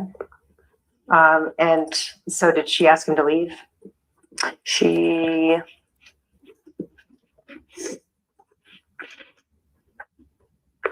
I don't know how that went. I don't know if he was... I don't remember if he was giving his notice and she just said, don't come back. I don't remember all the details around it, but that's where they severed the tie. You guys, it was her husband this whole entire time that was the thief of the patients, okay? And here, Jennifer pulls a turtle boy and says, spin. I'm gonna project everything that we've been doing onto you, Dan Moore. You stole patients from us. And I was able to take, for the record, if these 30 patients that they claim that were stolen, how come they were never interviewed by the police? Oh, Lana. How come these patients don't know that they're being used like this? these people, you guys, there's no stealing of patients. This never happened. Never, ever happened. And these names, they took 30 people that Jennifer Drake turned over and said, hey, when these people filled out a form, my husband always asks, have you ever been seen by anybody else before? And so she went through and she said, here's a list of people that said that they saw Dan Moore at some time in their life prior to seeing my husband. I went and pulled all these motherfuckers' accounts. We're talking about 10, 15 years ago visiting Dan. We're talking about that they still saw Dan. We're talking about, so then I bring up the best point ever. I said, well, who the fuck wouldn't go see your husband, Jennifer? He was offering buy one, get ones, you motherfucker. Hey, come see me. I'm over here. Hey, come see me. I'm only going to charge 40. Hey, come see me. I'm going to rub on that ass. You want me to touch some titties too? Oh, you want this big meatball sandwich? Oh, what do you want? I mean, it was like, here, come and you have your first, like, it's like, pay for a visit, get a visit. I mean, who wouldn't go and check out Dr. Drake if he's given a free fucking rub down? You know, so literally, I have text messages from the girls that were seeing him that said, oh, who am I going to go to get a massage? Not to get adjusted, to get a massage. He wasn't just a chiropractor up in Bonners Ferry. He was rubbing out these bitches. And I think these dudes. He massaged these people. And he was one of the women. She had her son with her. And he told his father, I think the doctor likes mom.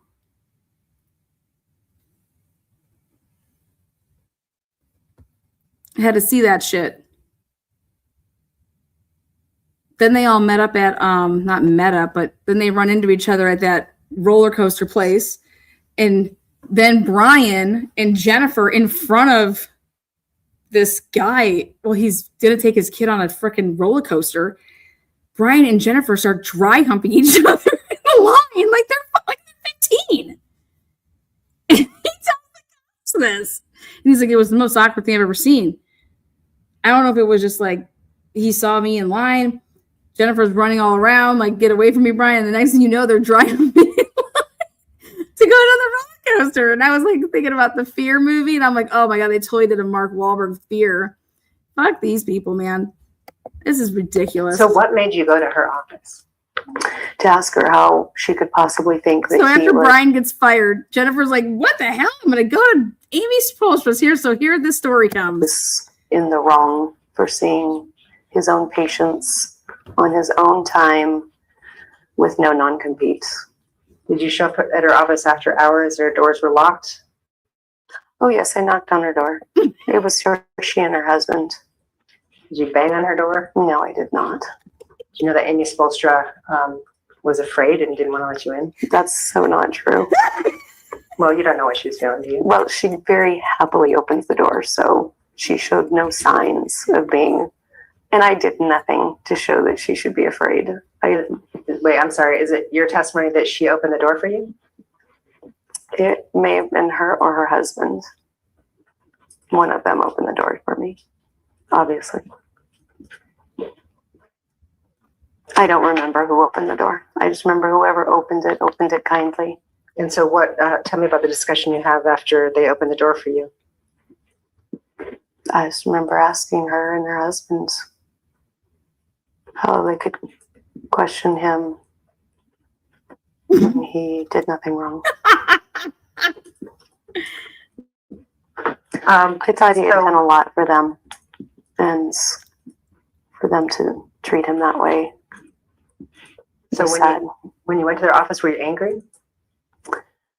No, I wasn't angry. I was more sad and bewildered. I remember when we were talking, I started crying. Jen, you know how you set up that LLC recently where you go around cleaning people's houses? How about I just come and fucking take all those houses that you clean? okay, and undercut you and say, hey, whatever that girl's doing it for, half off. Half off. And I'm going to send in some slutty puppies with some bikinis to clean that place up for you. So make sure you're there when they're there because they'll give you a show too. So whatever she's paying, I'm charging half. And I'm going to send some sluts. How would you feel about that, Jen?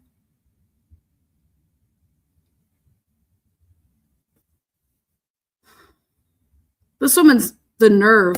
Saying, how can you think that of him? Your Were husband you concerned just about what they thought of him, or that he had just lost another job?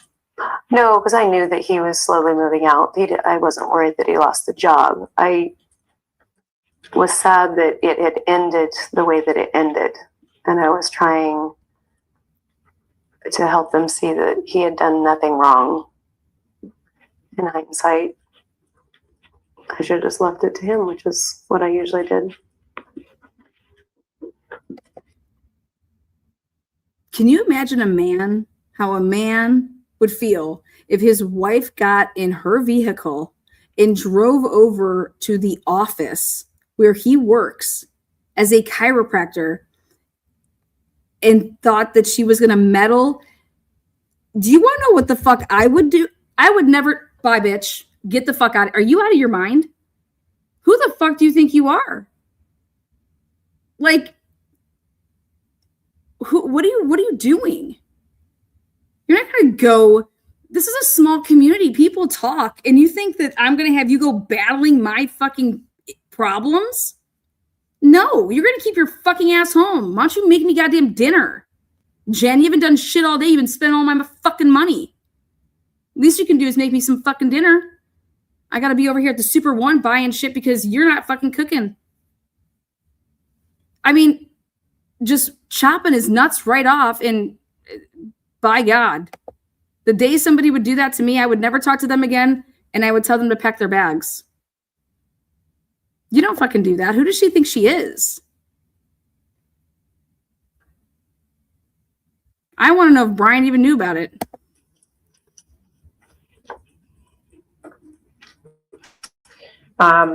We talked earlier about how you suggested a law enforcement that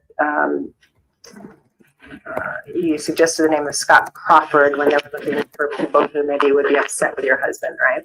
Yes. And did you tell law enforcement that because my husband took patients away from him?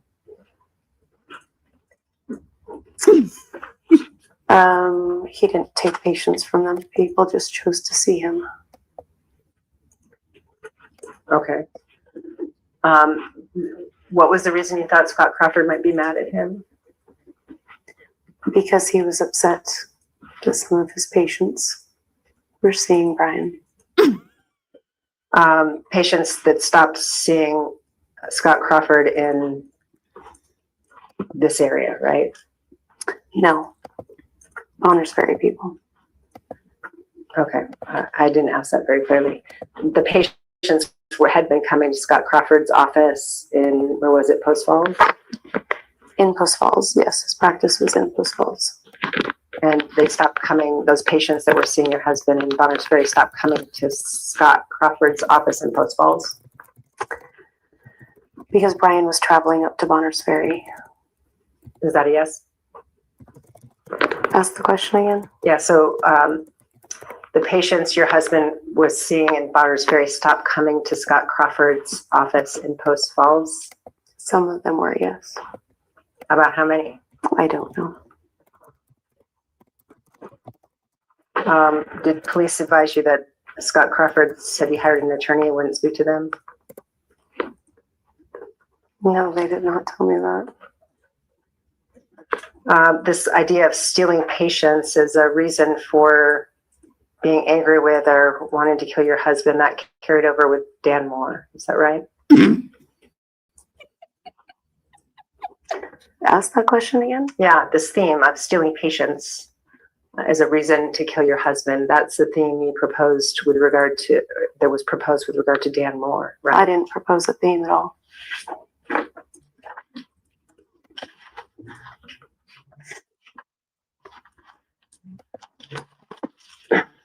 Did you write in your verified complaint and demand for jury trial on November 11th of 2020 in the small community of Bonners Ferry, Idaho, Moore Chiropractic and Drake Chiropractic were essentially business competitors? She wishes. If that's what it says. She wishes. And that prior to March 12th, 2020, defendant Daniel L. Moore had lost at least 30 patients to Drake Chiropractic? If that's what it says. That's what So she why did you wrote. put that in your complaint if that wasn't a theme? Object to the form. What? Because it's a fact. It's a fact. Okay. No, it's not. So what significance does that fact have? I don't know how to explain. I don't know how to answer that. How is that relevant, the 30 patients, to this case? Object to the form. You're calling for a legal conclusion. She's not a lawyer. Yeah, I'm just gonna say I'm not arguing my case here. Facts. I'm not arguing my case here. Okay, what is important about that fact in your mind? Does it have any significance? It does have a significance. What is the significance?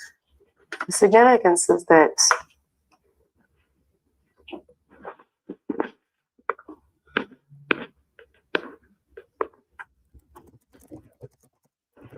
it's an interesting fact. Do you remember telling your Facebook followers that the reason Daniel Moore killed your husband was greed? No, You don't remember that, or you just didn't say it? no, I don't remember that at all. Feel free to show me that in one of your exhibits. She said it. Okay, let's talk about the 30 patients, Exhibit W.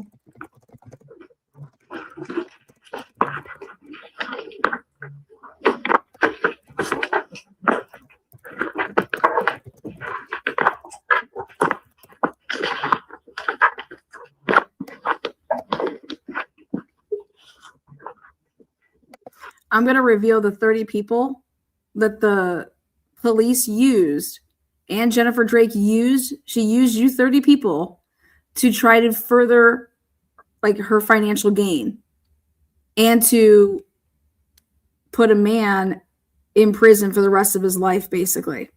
Right? So I think that those 30 people should probably know who they are because they don't have a fucking clue. They don't have a goddamn clue.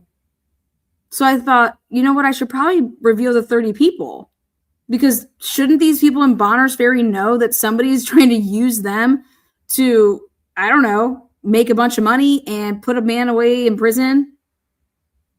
Yeah. So I'm going to reveal the 30 people. And I think that y'all that watch it and you hear a name that you know, you should probably tell that person, ask them if they know about it. And the answer is going to be no, I do not have a clue. And they're going to tell you, wait, what? I wasn't fucking, I wasn't whisked away. It's insanity. This shit is insane. Okay, here's an extra Exhibit W. Do you recognize Exhibit W, Ms. Drake? Yes. That's your second supplemental responses to defendant's first set of requests for production. Is that right? Yes. And I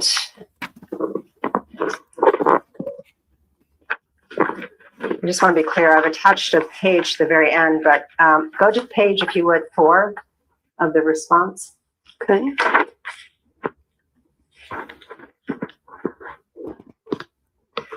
You see that page? Yes. You said, that's where you say supplemental response Drake 01168. Is that right? Yes. The request for production asks for, please provide all documents, records, ESI, et cetera, that you believe demonstrates that Daniel Moore had a motive to kill Brian Drake, including but not limited to your claim in paragraph 49 of your complaint that Daniel L. Moore had lost at least 30 patients to Brian Drake. And then your response, you gave the page that you said is 1168, right? That number. And then you see the attached page.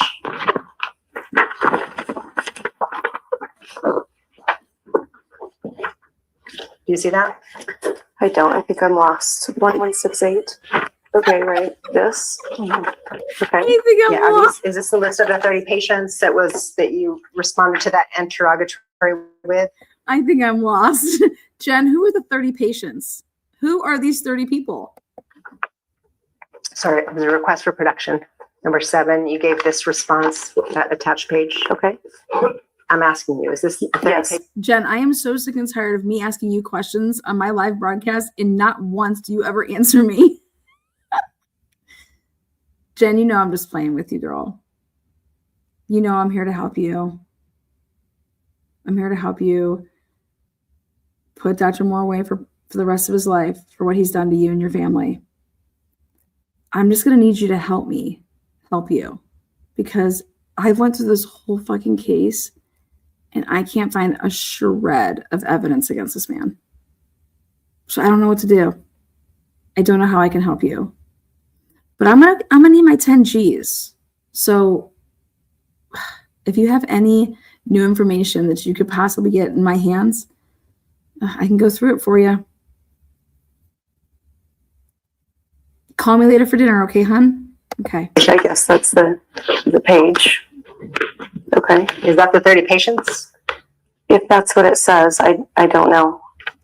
Wait, what? I just gave all the information. If that's, I don't know the names by heart. If I don't know what you're asking me, I can't corroborate that all of these numbers and names are correct. I don't know who these. I've never met these people, but We'll get into how we got this information on the page, but the first thing I want to do is kind of housekeeping. There is no Bates number on this, council. Is this supposed to be 1168?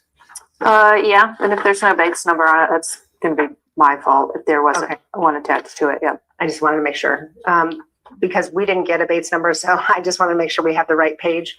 But does this look like what you produced in terms of the answer to that response? Yes. So does this attachment reflect the 30 patients that you reference in your complaint? Yes. Most And likely how did you establish this list of 30 patients? Exactly. from Brian's files. Okay, and how did you, what within those files told you that these 30 patients were former patients of Dan Moore? Because Brian has an intake form that always asks the patients, have you ever seen a chiropractor before? And if they say yes, the next question states, who have you seen? Okay, so do you know whether these patients saw other chiropractors as well? I don't know. Do you, That's you guys, that's how they determine this. Do you know how crazy that is? Have you ever seen a chiropractor before? Yes. Who? Write down the name. Do you know that that not any other chiropractor was interviewed, and there are so many other chiropractors in Bonners Ferry and all throughout that little area? It's like, holy shit, I didn't realize how many freaking chiropractors. Wow, wrong business. Like, what the fuck? This is how they did motive. They said Brian took on these people saw Dan Moore like 15, 20 years ago.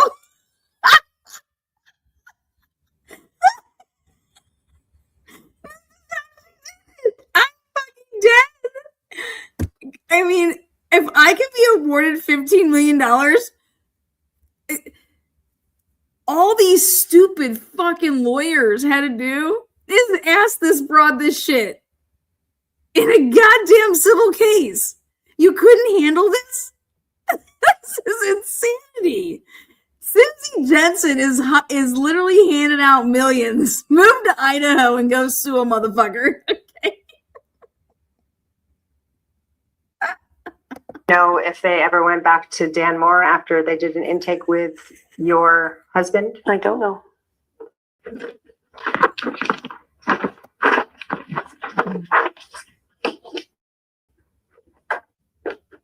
Do you know about how many patients your husband saw in a given year?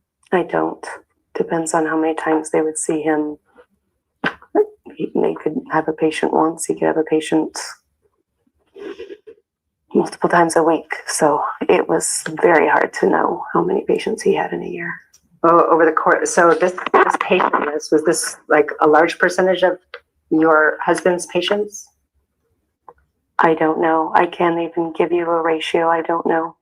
I mean, he had lots and lots of files, but I don't know how many of them were retained. I don't know how many of them were one time. I don't know how to answer that. All right. Do you keep any records to reflect how many patients pay how much money to Drake Chiropractic? He did. Do you have access to those records? I don't. The police have all of them. All right. So this list of 30, when you went through and went through the intake forms to come up with 30, how many intake forms did you have to go through?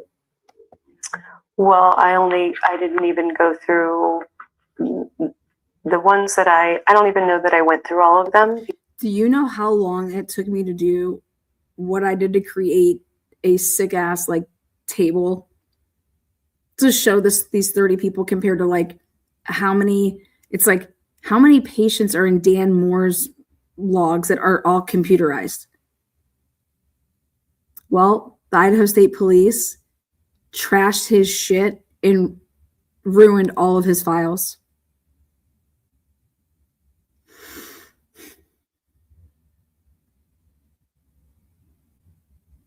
This shit took me fucking days, weeks, months to put together. To show that these 30 patients, it's all bullshit.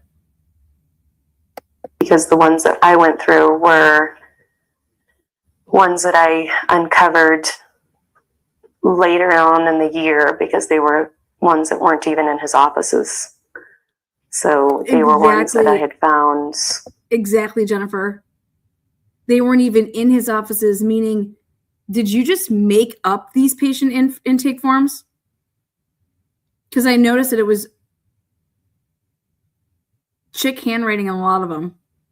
Did you create some of these on your own? You guys, Dan Moore would have to feel some type of like, oh my God, why aren't any of my patients coming to my freaking office? They were herding these patients in like cattle, in and out, in and out, in and out. That's how busy Dr. Moore was. He had actually an office that had like office ladies that worked there. Like he actually had like a business. He wasn't running some fucking, I don't know,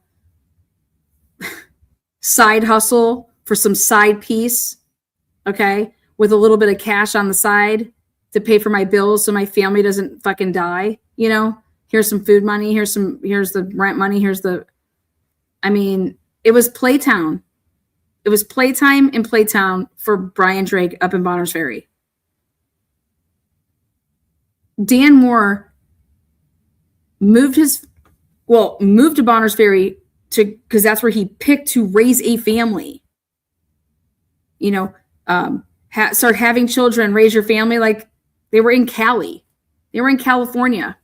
He started up his business in Cali. I mean, this is absolutely just fucking diabolical. And to see how like this type of shit doesn't happen to good people. How did it happen to these good people? It says, and this is how, because Idaho is run by bad people. That town, it's sickening. And they should all be ashamed. And I do think that some people are going to come forward. And I think that some people are going to have no choice. Because I can tell you what, I would want to say, way the fuck away from this fire. Because this fire, this flame, I'm going to spread it. In a box that were even older patients. So I don't know how to tell you. Like he had files from Bonners Ferry, he had files from Sandpoint, he had files from Hayden, and then he had older files, and they were all turned in at different times. So this was at one point of them, and so I don't know the ratio of what this is compared to all of the files of everything. I don't know. And you don't have even an estimate for how many patients He had total? Yeah.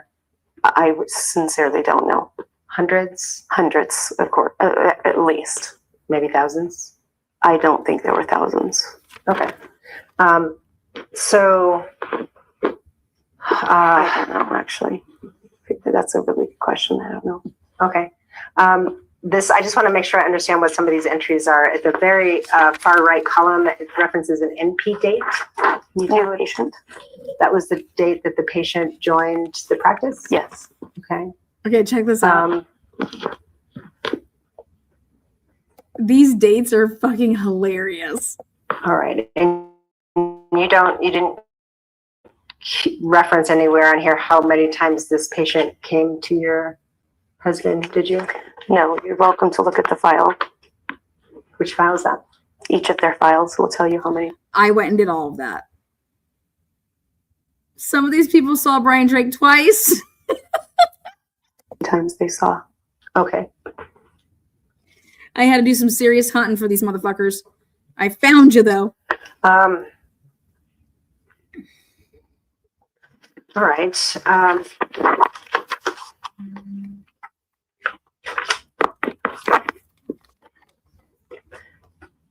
Actually, where's my... We got it. We're in your finances. We got off track from finances, but I'm back to finances again.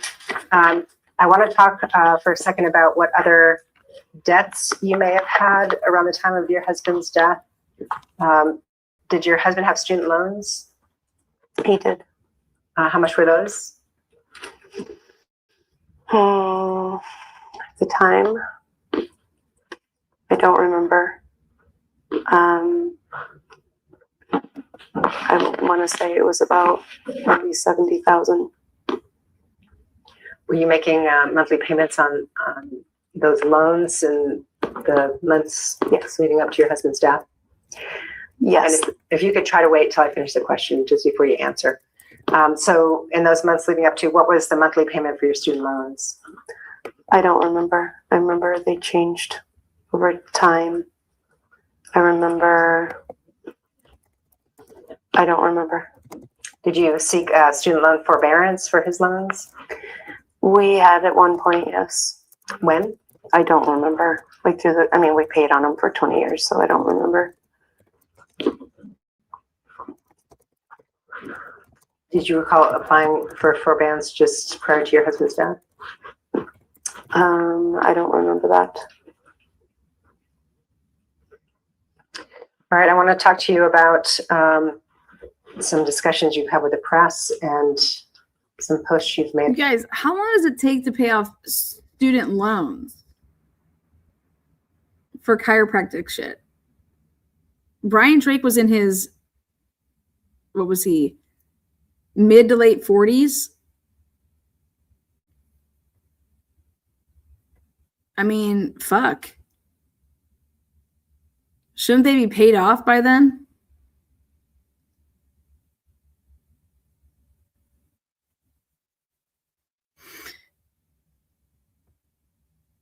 Okay, so I'm just going to show you guys like the numbers here.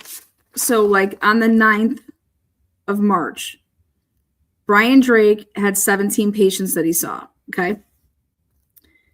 Now, I went through this and about 4 or 5 people didn't even pay him because they had some bartering shit going on, okay? Then on Tuesday the 10th, 1, 2, 3, 4, 5, 6, 7, 8, 9, 10, 11. He saw 11 people on the 10th, Tuesday, okay? On the Tuesday, he only got $50 because everybody else that was on the list that day had already paid previously because they had done like a package. Then Thursday comes around, and this is at Bonners Ferry now. Thursday, the March 12th. 1, 2, 3, 4, 5, 6, 7, 8, 9, 10, 11, 12, 13, 14, 15, 16, 17, 18, 19, 20, 21, 22. And then this girl canceled. So 21 people on that Thursday. If you add Eldora's brother, it then go back to 22. He would not make, you guys, any money if he did not, okay? If he did not have his practice in Bonners Ferry, he would not be able to survive. Let me explain this. Mondays and Thursdays, I went through his whole fucking schedule, and that was the bulk of his practice, okay? Mondays and Thursdays, he basically had to drive out to Bonners Ferry to make money because he could not make money anymore in basically Hayden, in his hometown where he lives, because clearly he's fucked some shit up, right?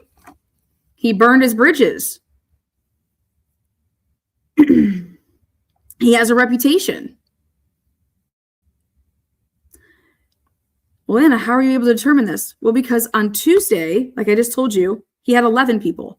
Guess how many people were on the schedule for Friday? 1, 2, 3. Guess how many people were on the schedule for Wednesday? Well, I didn't have that, right? So then what I did is I compared Brian's work day through his cell phone, and I'm like, and I tracked him in his Life 360, and I tracked him in his with his Google email, and he didn't work on Wednesday. He saw a couple people, if any, on Wednesdays.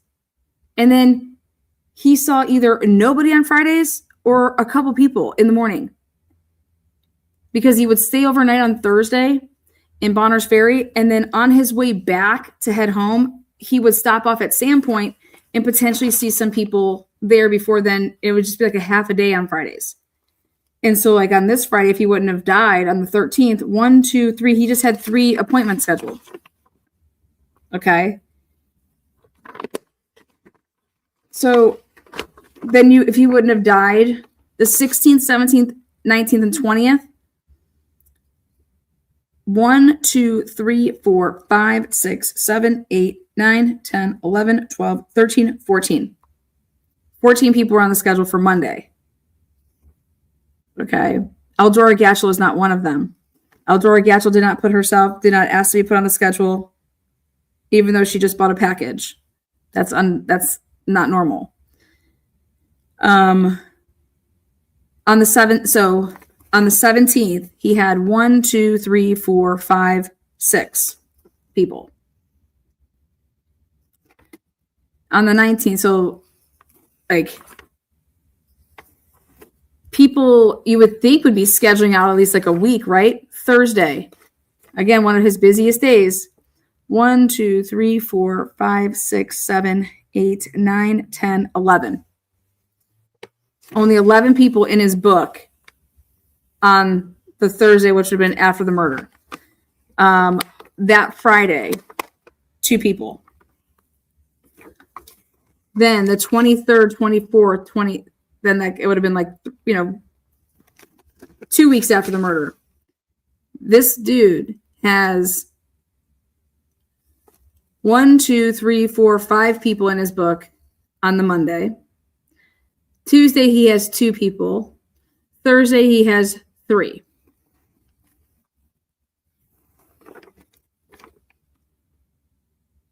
Then the next week, which would be the last week of March going into the first week of April.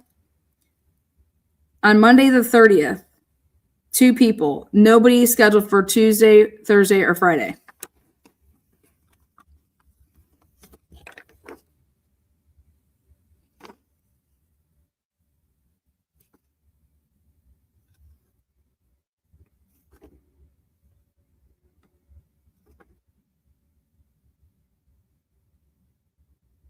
None of the people that were on his list for that week that he was murdered, or the week after, or the week after that, none of those people are one of the 30.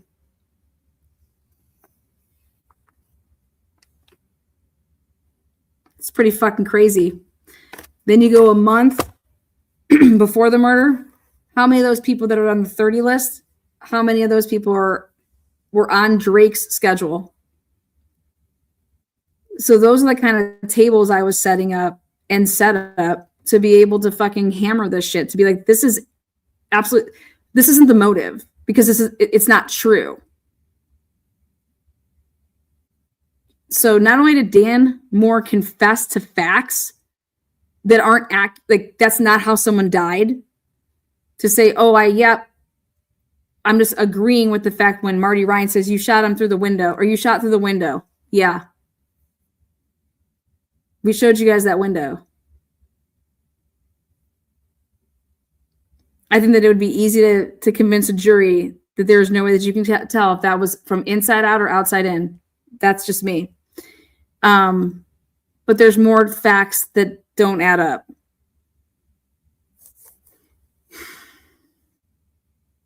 The time of the crime, where the gun is, what type of gun. Dan Moore didn't own a gun.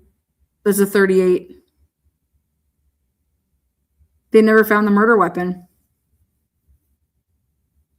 On your Facebook page.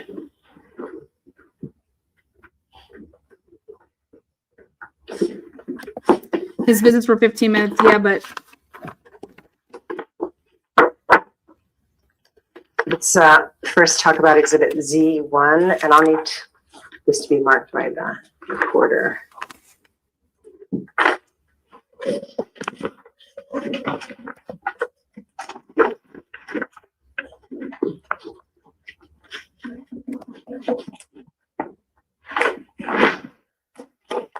You've been handling what we've marked as Exhibit Z1. Do you recognize that as a copy of an article from the Spokesman Review dated March 8th of 2023? Yes. And that was an article about your husband, Brian Drake, and the tip line in the billboard you put up, right? Yes. You turn to page 2 no, it was of that exhibit. 250.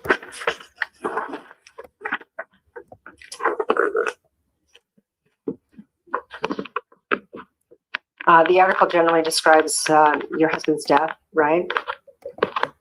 Yes.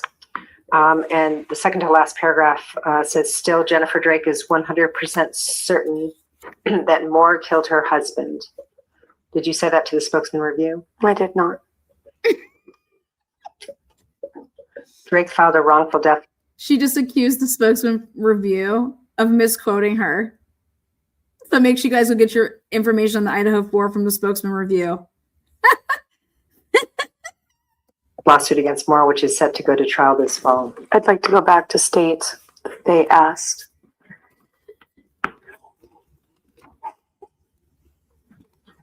I'm sorry? Never mind.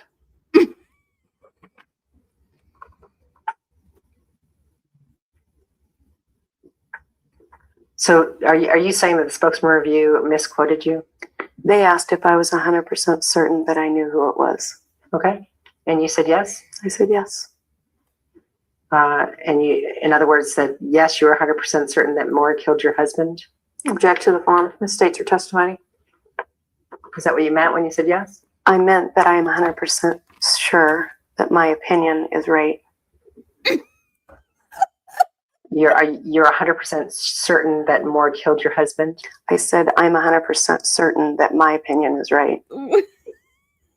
Why do you keep throwing in opinion? Because that is exactly what I believe. I never used his name.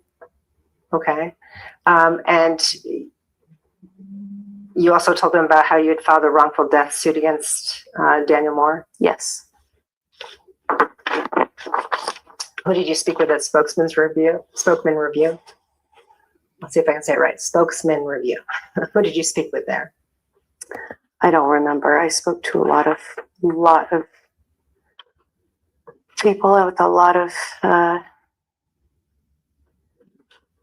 outlets. It says that this was written by Emma Epperly. Is that who you spoke with?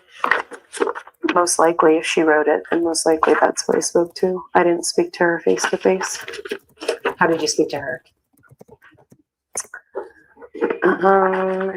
Must have been via phone. Okay. Let's show you Exhibit Z2.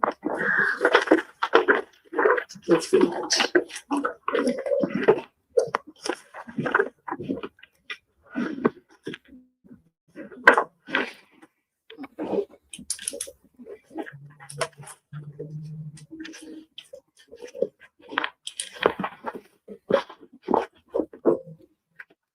Do you recognize, oh, you have the candidate, okay. Z2 is, some handwritten numbers on there, it's 7 pages, is that right? Yes.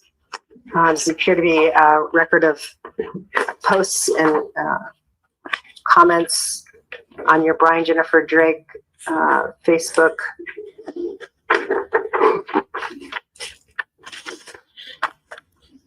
On November 12th, 2020? Yes. Some of the comments obviously maybe came in after that date, right? Yes. Is that, you testified earlier that you posted an affidavit to your Facebook. Is this the one that you posted?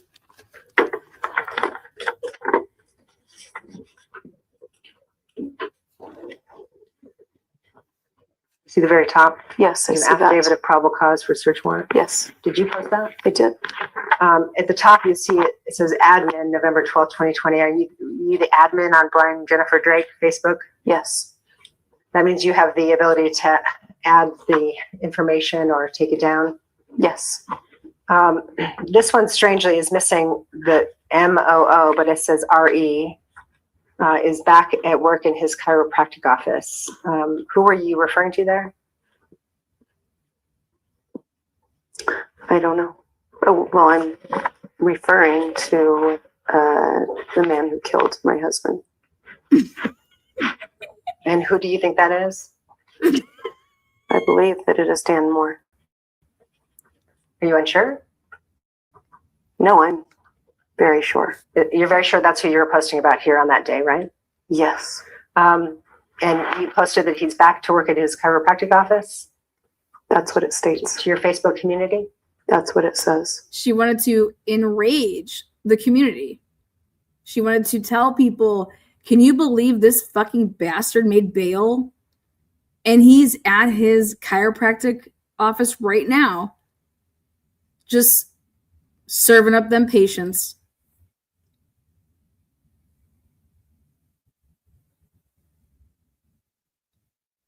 Why did you do that? What did I do? What? Post to your Facebook community that he was back to work. Because I wanted to? Any other purpose? Do I need one? I have to ask the questions and you have to give the answers. So what was the reason you posted that particular Why did you bit post- of news to your Facebook community? Because I wanted to. Why did you want to? Lana, why did you do this live tonight? Well, not to make money. Why? Because I love talking about Jennifer Drake. She is just, my heart just fills with like joy. I wanted to do a live. I don't know how to answer that. Were you outraged that he was back to his work? That's not what I'm saying here. It's just a factual statement. Carson's mom begs me every day to do lives about Jennifer Drake, about the case. And I'm like, fuck, no. She's like, it's my birthday, though. Fuck, yes.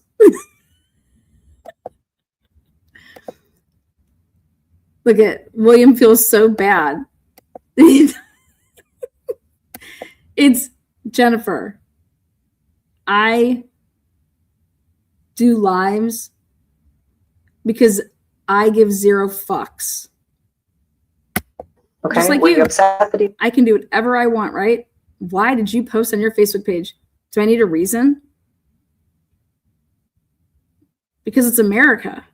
I press play, publish. Let's fucking roll, bitches. He's back to work. It's just a factual statement. Okay. And you say this document tells the story. What story does that tell? Read it.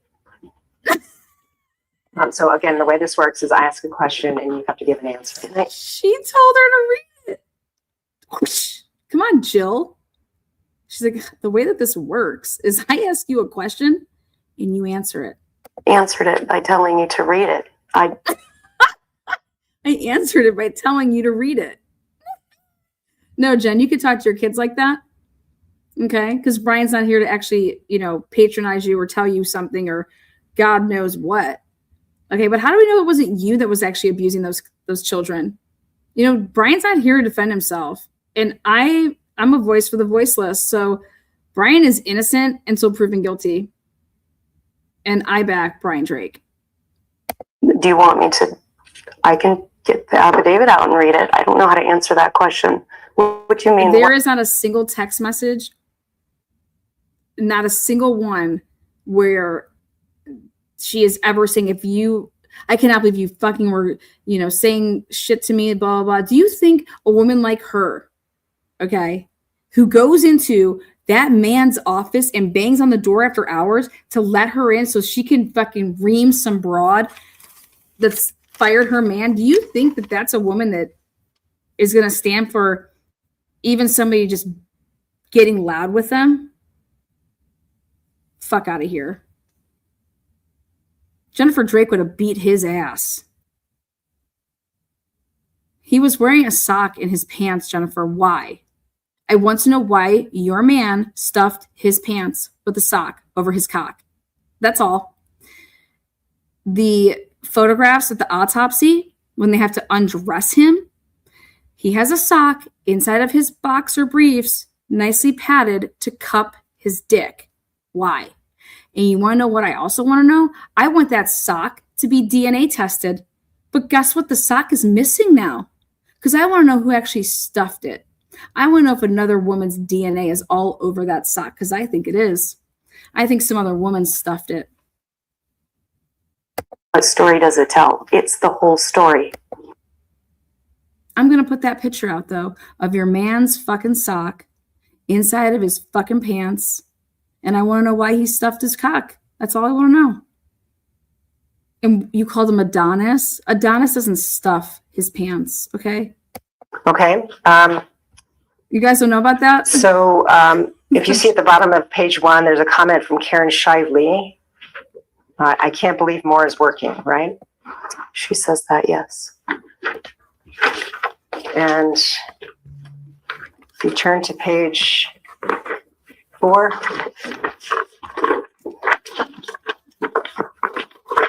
At the very bottom, there's a comment from Monica Thomas. Who right? the hell is Monica? Yes. And who's Monica Thomas? She's a friend of mine. She says, I still don't get it. What was the reason, right? She does. And you answer, Brian Jennifer Drake, admin, to Monica Thomas. You said greed. I stand. You said greed, Jennifer. When she said, I still don't understand why. And you answered, just like you said a couple minutes ago, when Jill asked you, you said that Dan Moore killed your husband because of greed. And you said, no, I didn't. I've never said that. Blah, blah, blah, whatever the hell you're lying about. And you said, show me that. Well, look at what Jill just did. She slapped you across the face with a bag of dicks. And she showed you. You said, greed. Corrected, I did. Okay. I So stand. explain that. Why did you suggest that it was greed was the reason? Because I still believe it's because his patients were moving over to Brian. Okay. So you felt that the 30 patients that you listed in that interrogatory response to request for production we just went over was the reason?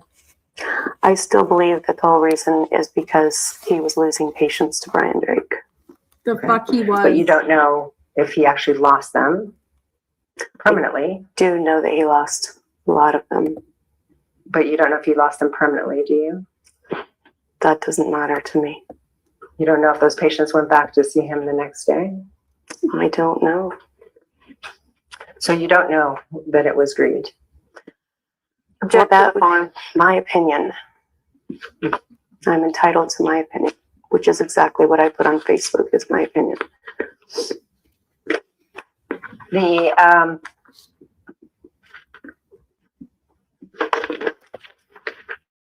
did you hope to spark outrage among your Facebook followers? No.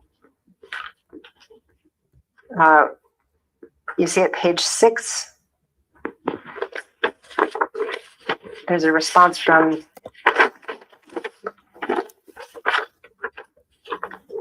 Addie Blankenship Pittman.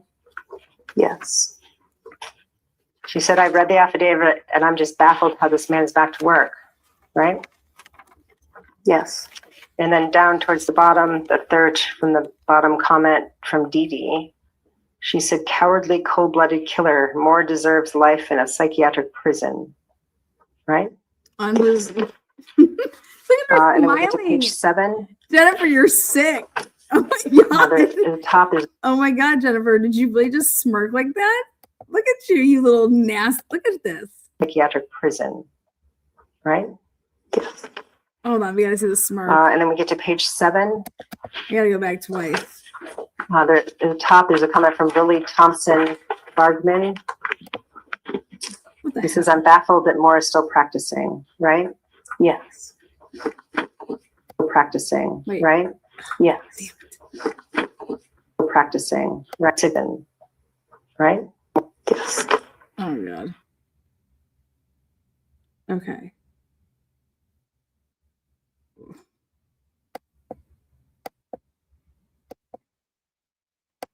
Okay, here we go. Wait, maybe one more. Okay. Come That's on. exactly what I put on Facebook, is my opinion. Okay. The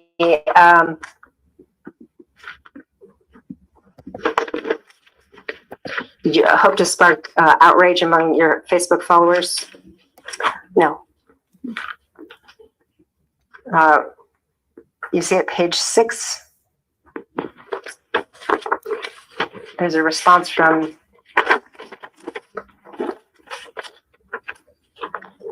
Addie Blankenship Pittman. Yes. Here she comes.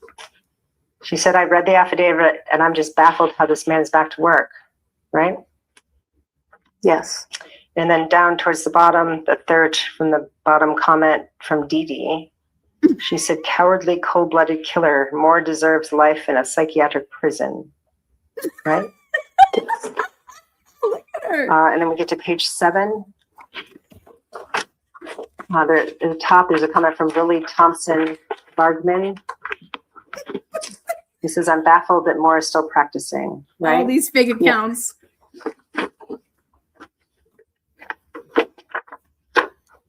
Okay, let's look at page Z3. Sorry, exhibit Z3.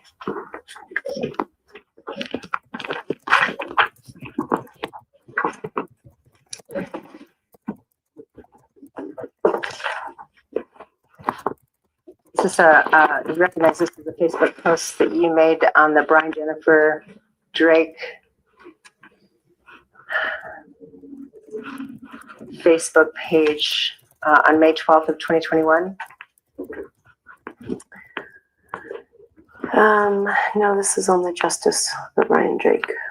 Okay, yeah, I was going to ask that because at the very top it looks like it says Justice for Brian Drake in the Bonners Ferry community, right? Yes. So that was the where you posted this May 12th, 2021 post? Must be. And this was a post where you were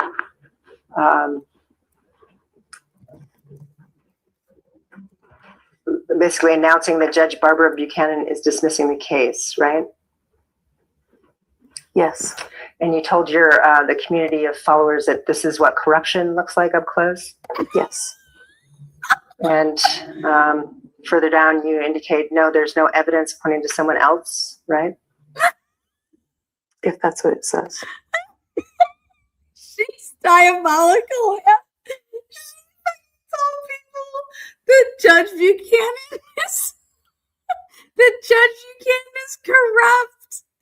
Oh fuck! She threw out the Miranda. She's like, "This is tossed. You guys violated the shit out of his Miranda. He told you how many times he wanted a goddamn lawyer. What'd y'all do? Played with your cocks and went back in there, and then you coerced the fuck out of it." and then she's over here fucking writing on Facebook that Judge Buchanan is corrupt. Jennifer. Judge Buchanan is the only one with a goddamn brain in that town. Okay? You, honey, you sleep with Satan. Only you, Dal. Okay? Just come on, be real. Let's play above the belt here. I want them to arrest Dan Moore more than anything. You have no idea. He'll make bail, okay? And then he'll actually have a lawyer for free.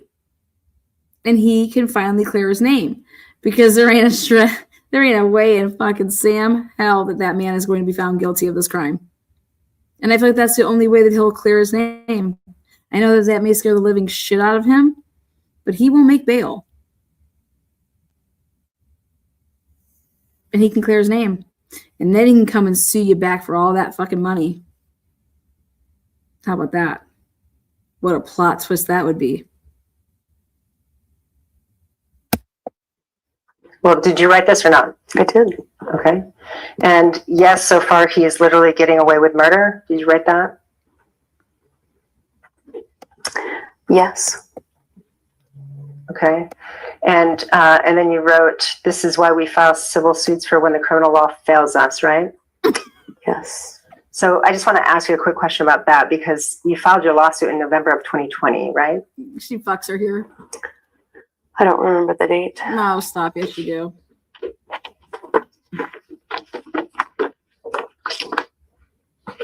We've gone over it several times, but I can show you this to refresh your memory. Okay. If that's what you say, I don't really care when the date was, but yes. Okay. Do you want to look at that so your memory can be refreshed? Okay. See the top right corner, that's the filing date. Okay. Right, so you filed lawsuit in November of 2020. Okay.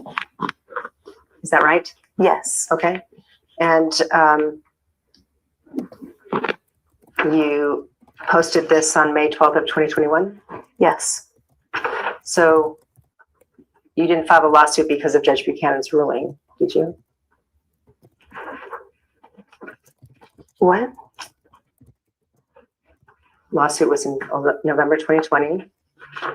Barbara Buchanan dismissed the suit in 2021, May. Right. So you didn't file the lawsuit because Judge Buchanan dismissed the case, did you? The civil one? Right.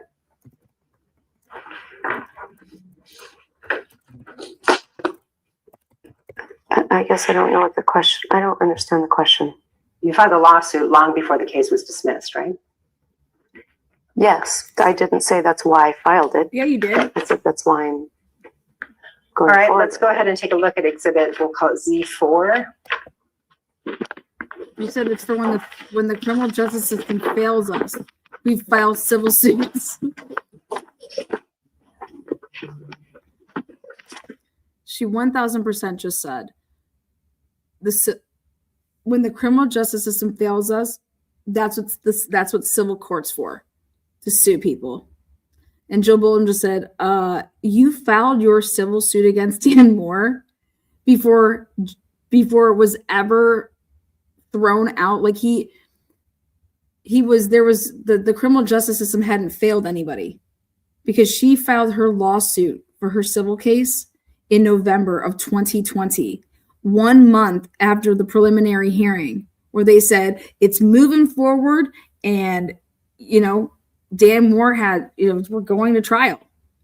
This case wasn't tossed until May of 2021. And then they appealed it. And so then it didn't get a ruling from the higher courts until 2022, of which it was upheld part. And then they dropped the coercion because Idaho's a bunch of pieces of shit.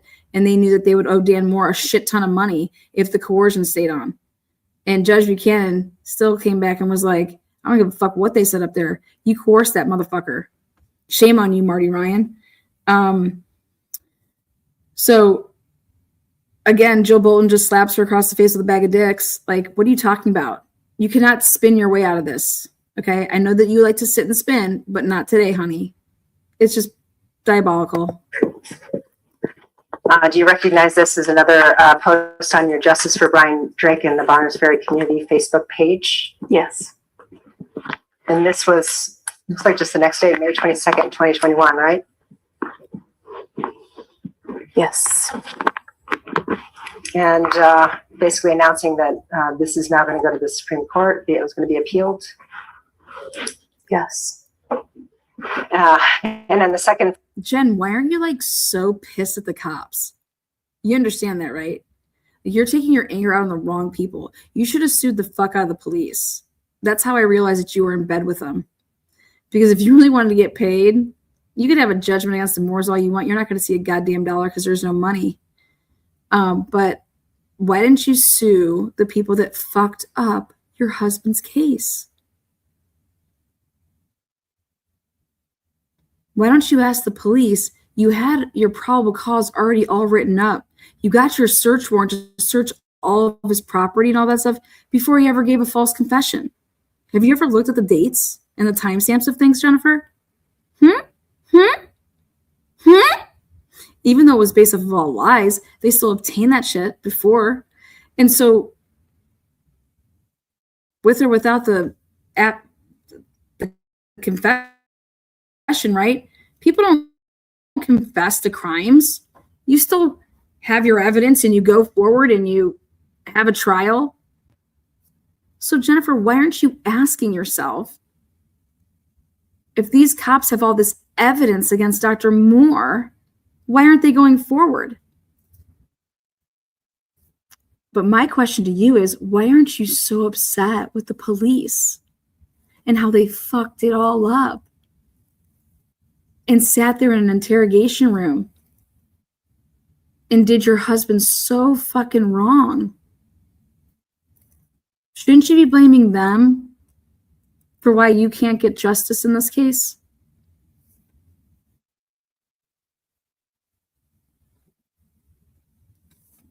You can't though, can you? Because they're the ones that are protecting you. Because Boundary County Sheriff's Office and the Bonners Ferry Police Department, they did you a nice old solid, didn't they, honey? We'll get to it. Realized that not only are you being protected, but what the fuck did you all do together?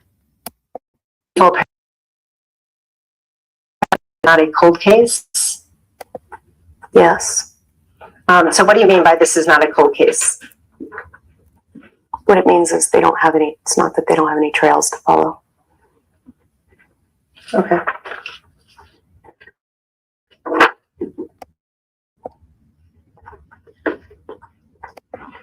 All right, I'm going to show you one more Z5.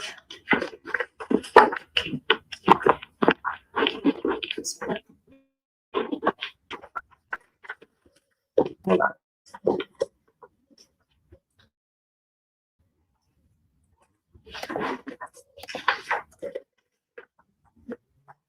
Okay. Here's Z5.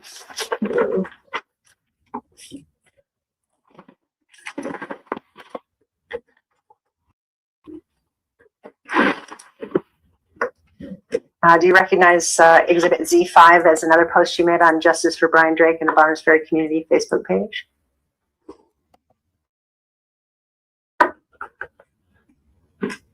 Yes. On January 15th, 2022. And this was you finally got in Boise. Yes. So you're basically announcing to your followers that the date of the hearing before the Idaho Supreme Court, right? Yes. And in the second, or let's see, looks like the third paragraph of that post, you indicate that Brian's murderer has chosen to take us through a nightmare for the last 2 years, but I'm confident that truth will prevail. So you wrote that, right? I did. That truth will prevail. That's funny, Jen. That's the name of the account that you said is anonymous and that put out that 28-minute video. Hi, Drew. Hi, Jen. That's y'all channel. I know, honey.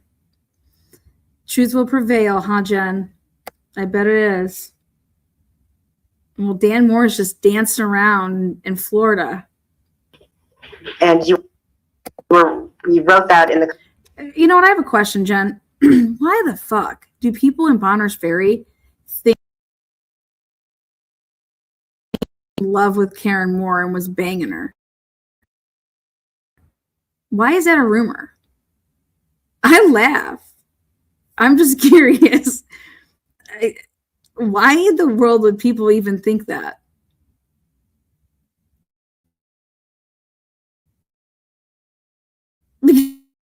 Because your man is a pig, right? But Karen, I mean, how old's Karen? How old's your man? They never even were in the same place together. But the community in Bonners Ferry was trying to run around and say that Brian Drake and Karen Moore were banging. And I just was like, what the? I said, what are all these meth heads out there? These fucking idiots. So tell me about that. Where did that come from? I mean, just the darndest things that they say over there in that town.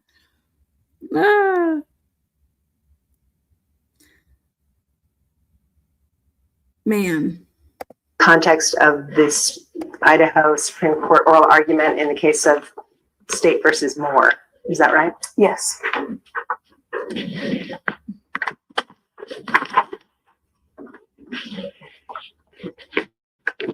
All right, let's show you. This should be the last of the Facebook pages I'm going to show you.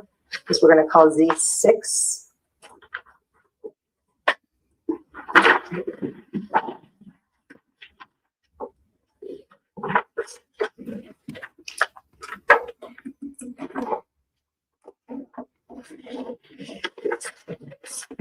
You see exhibit Z6 is a post that you made to the Justice for Brian Drake and the Bonners Ferry Community Facebook page on March 12th, 2022.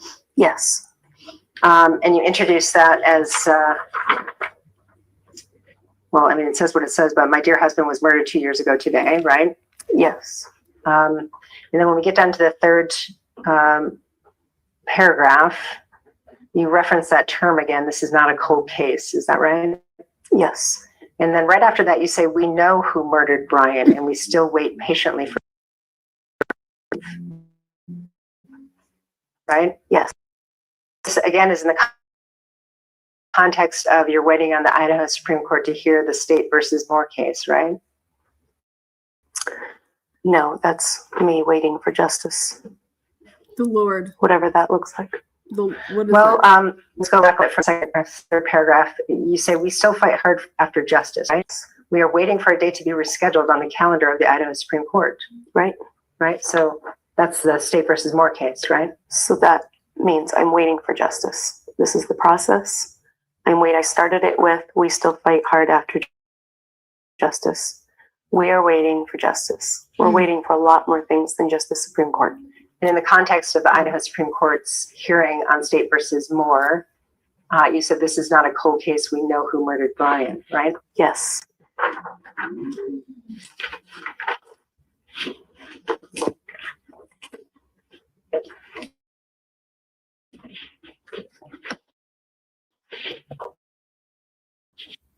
I'd rather be in a cell with Richard Allen, cell with this woman. That should tell you anything you would ever need to know in life. Richard Allen couldn't hurt a fly. Hasn't hurt a fly. This woman, I would never be able to fucking close my eye. I wouldn't be able to blink.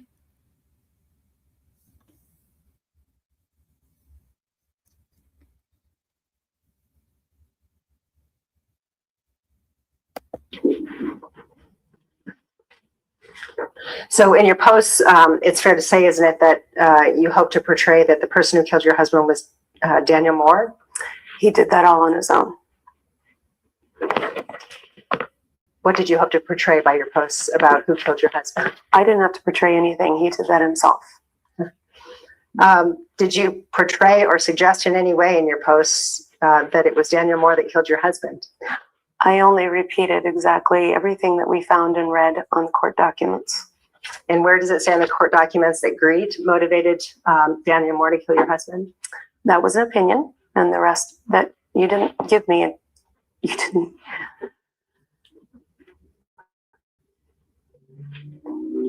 His confession itself gave on there. And you've consulted with no one or no experts or treatises or gotten no education about false confessions. I don't need to. Okay. You ignorant fuck. You arrogant. Hey, What? hey, Drew. I think that you said I was an arrogant wannabe detective. Okay. Here's your arrogant ass right here. Your sister's an arrogant fucking. I think she may have had a hand in her husband's death. And I think we should find out, was Jennifer Drake engaged before Brian Drake? I have another source that told me that Jennifer Drake's previous fiance died. Should we get into that? Did I just blow your guys' mind right there? I had a woman reach out to me and a gentleman, two separate independent sources, that said that Jennifer Drake's boyfriend or fiance, whatever the fuck he was at the time, he died. So let's talk about that, because I didn't think at first, I was like, it's no way. It's true. This person died, but I was like, there's just no way it's from like fucking something she had anything to do with. And I said, you know what? We need to fucking put everything's on the table, man. Who the hell knows? So why don't we just start talking about that? I'm going to have to go, like I said, the amount of work that I've done on this case is astronomical in the hours, like easily over 2,000 hours I've spent in this case. Easily.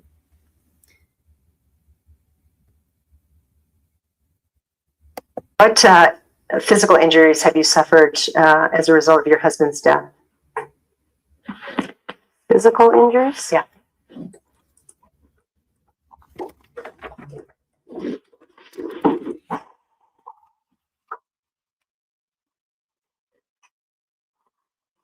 I have had panic attacks. Mm. I have had anxiety.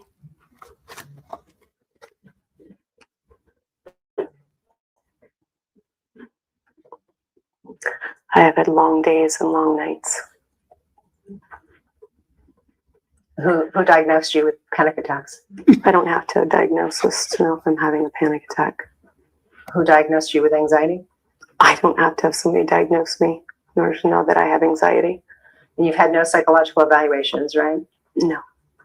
Are you being treated by any physician for any of these conditions? I am seeing a naturopath. What is that? What is a naturopath? It's a health professional that helps me with all of the above. Who is that you're saying? Hunter Peterson. What are his credentials? He is a naturopath. I don't know what those credentials are. You're not a medical doctor, I take it. It's a DO, or I don't know exactly what that is. You can look him up and feel free to Okay. get that on your own. Have you produced for us any records of any of these physical ailments you've described I have through this panic discovery attacks. process? You haven't asked for No, I have not. them? Why? When? Where?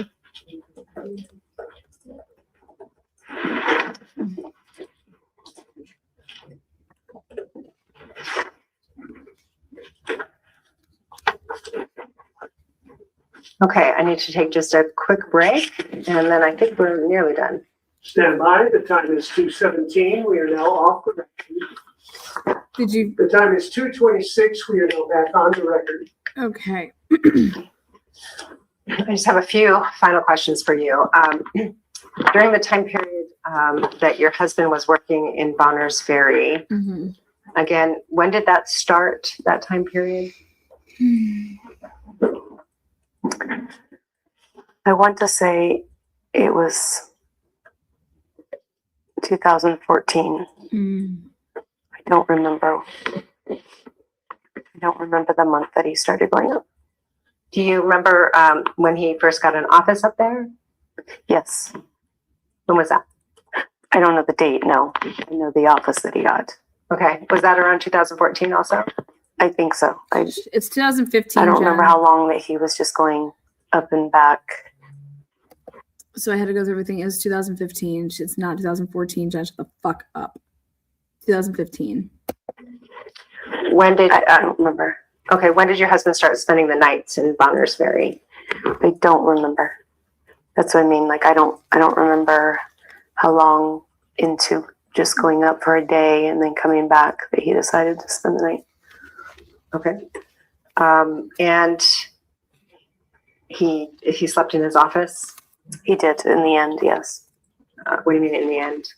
In the beginning, he was staying at a hotel. Okay. And then when we realized this was going to be longer than a short-term thing, he decided to get a pull-out bed and put it in the office and just stay there. Okay. That helped save costs. Yes, and we didn't like the hotel he was staying in. Okay. It's just easier. Okay. And how many nights a week was your husband staying away from home just prior to his death? Just 2. Which nights? If I recall, they were Monday nights and Thursday nights. Don't quote me on that, but I think it was Mondays and Thursdays. How do you fucking And not so know did he that? stay overnight on Monday nights and Thursday nights in Bonners Ferry? Yes. If I remember right, it was because he saw patients in Sandpoint on Tuesday and Friday. Okay. But he saw patients in Bonners Ferry on Mondays and Thursdays? If I remember correctly. Okay.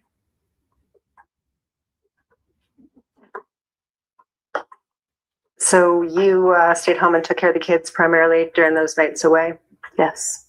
and days away, right? Yes. So about 4 days and 2 nights he was away from home. 2 nights a week. Okay. And what was his work day like? What were those hours? Started at 8. Finished when he wanted. 5, 6 o'clock, depended on if he had to squeeze patients in. So if he's working up in Sandpoint, he would sometimes not get home till 6 or 7 with the drive? No, sometimes he would quit he would be done or even earlier. He'd be home earlier. It all depended on his schedule. Okay.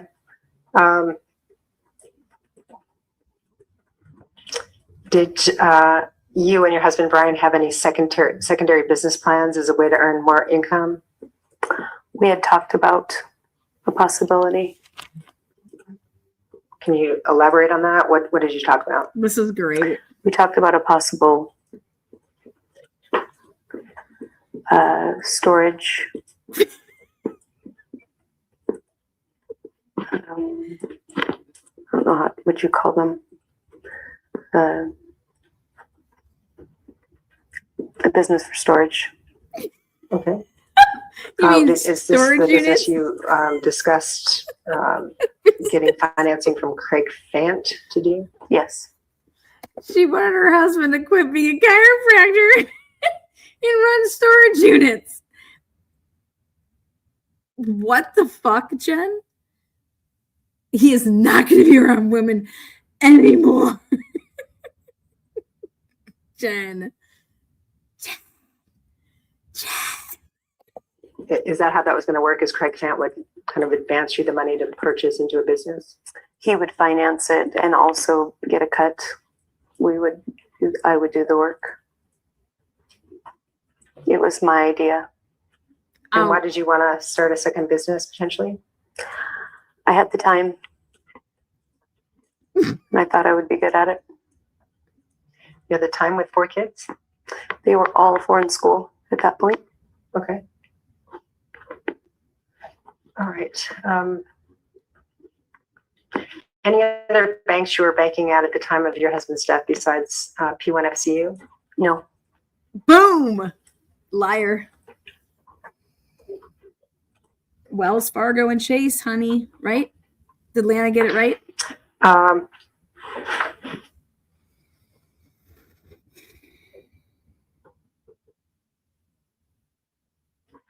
much approximately money per week did your husband earn in his business?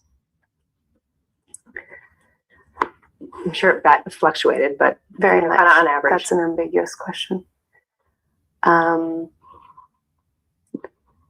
I would say probably 4,000. No, a week. I don't know.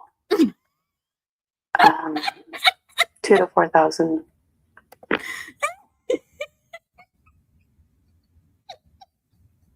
How much money did your man make in a week? 4,000. 4,000. She's like, wait, what? Then she realized 4 times 4 is 16,000 a month. Right, Jen? Oh, God, that's not right. Fucking A, Jen.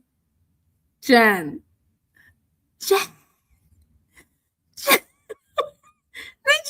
2,000 a week. $2,000 a week. Okay.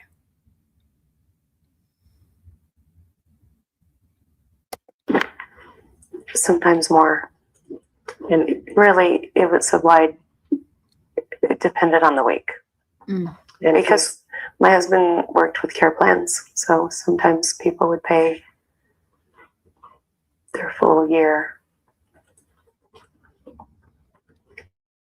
There is not a single motherfucker that paid that man for a full year to have what?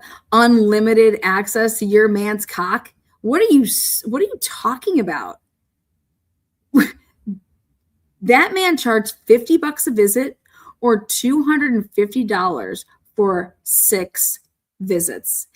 You got one for free because I need to get my money up front because once I get it, I mean, I don't even have it yet and it's spent because Jen is out there Airbnb-ing our house and trying to make it all nice and fluffy and adding like beds everywhere. Dude, what the fuck, Jen? Okay. So he would get paid in advance. With some patients, yes. One thing we didn't get when we asked for kind of your financial statements is any city credit card statements. Do you have those? Yeah, that's what I needed. Where are those? Back in 2012? No. Well, I don't know that we asked for that far back. 20. But, the years kind of leading up to your husband's death. You didn't ask for them? I think we did. I'm just wondering, we didn't get If that you from asked for them, I gave them. I can, yes. I I'm just don't. wondering if you have them. I won't ask for them if you don't have them anymore. Yeah, no, I don't have them, but I don't keep any of that stuff. Do you have access to them? I'm sure. I actually don't know. I don't know how far back the bank lets you go. Okay. But you still have a city credit card account? I do. What's your limit? I want to know if we can date. I'm looking for a sugar mama. All right. I believe that's all I have. All right. Thank you. That's some follow-up questions. Oh.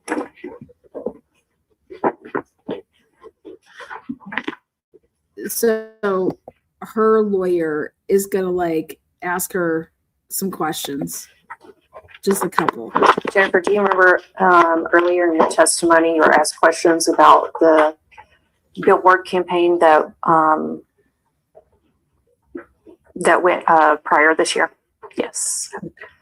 And I think that you, in your prior testimony from earlier in the deposition, that you had stated that you did not pay anything for that billboard. Is my recollection of that testimony correct? Yeah. Yes. And I think that you wanted to clarify your testimony about that. Did you pay anything at all to the Lamar Billboard Company for the billboard that they put up? Yes, I paid for the vinyl. Okay. And had you just not recollected that when you were previously testifying? Yes. Okay. Forgot. I'm sorry, I didn't quite catch it. You paid for the something you said. The vinyl, The vinyl, thank you. I What's didn't the catch that picture itself. Okay. And then you also recall in talking about How much do you think the vinyl would cost on a billboard? This fucker was huge. the billboard campaign. Did you hire a marketing firm? Yes. And what was the name of that marketing firm? C3 Collective. Okay. Okay, so that's what I need to call to get my money. And they assisted you in doing what with the billboard campaign? Creating the picture for the billboard as well as the press release for all of the outlets. Okay. The news outlets? Yes. Other media outlets around here? Yes. Okay. Did you pay them for that work? Yes. And how much did you pay them? Approximately $7,000. Okay. What? Did you paid them like you paid them, or did like Craig Faint pay them? You paid $7,000 for the media for the PR people? Like what's the 7,000? Is that everything?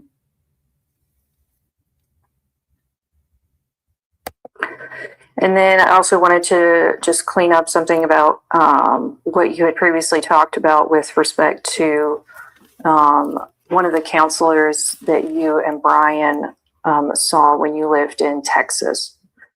And I believe in your previous testimony, you had said that there were 3 counselors that you saw. Yes. Okay.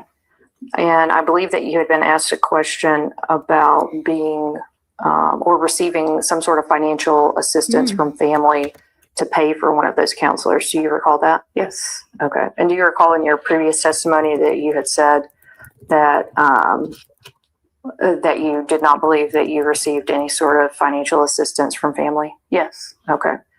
And then do you recollect that, or excuse me, let me rephrase that. Is it your recollection that that you just remembered that you had received some help from either your in-laws or from from Brian's sister to pay for some of that counseling for one of the counselors? Yes. Okay. And which counselor was that? Rick Reynolds. Okay. All right. That's all the questions that I had. Ms. Goldman, would you like to get a copy of the original? Yes. Thank you. And, or excuse me, would you like the original? Yeah, it wouldn't be a copy, right? Yes, original, please. Thank you. And Ms. Virgin, would you like a copy? Yes. We'll read and sign. And we'd like E-Tran. Thank you. Did I cover all the questions that you can't ask? And Mrs. Bolton, you will get a copy of the video because it's your deposition. Ms. Bremerton, did you want a copy of the video as well? Yes. All right. With that, we have concluded. The time is 2:38. We are now off the record. Okay, any comments? Any thoughts? Oh.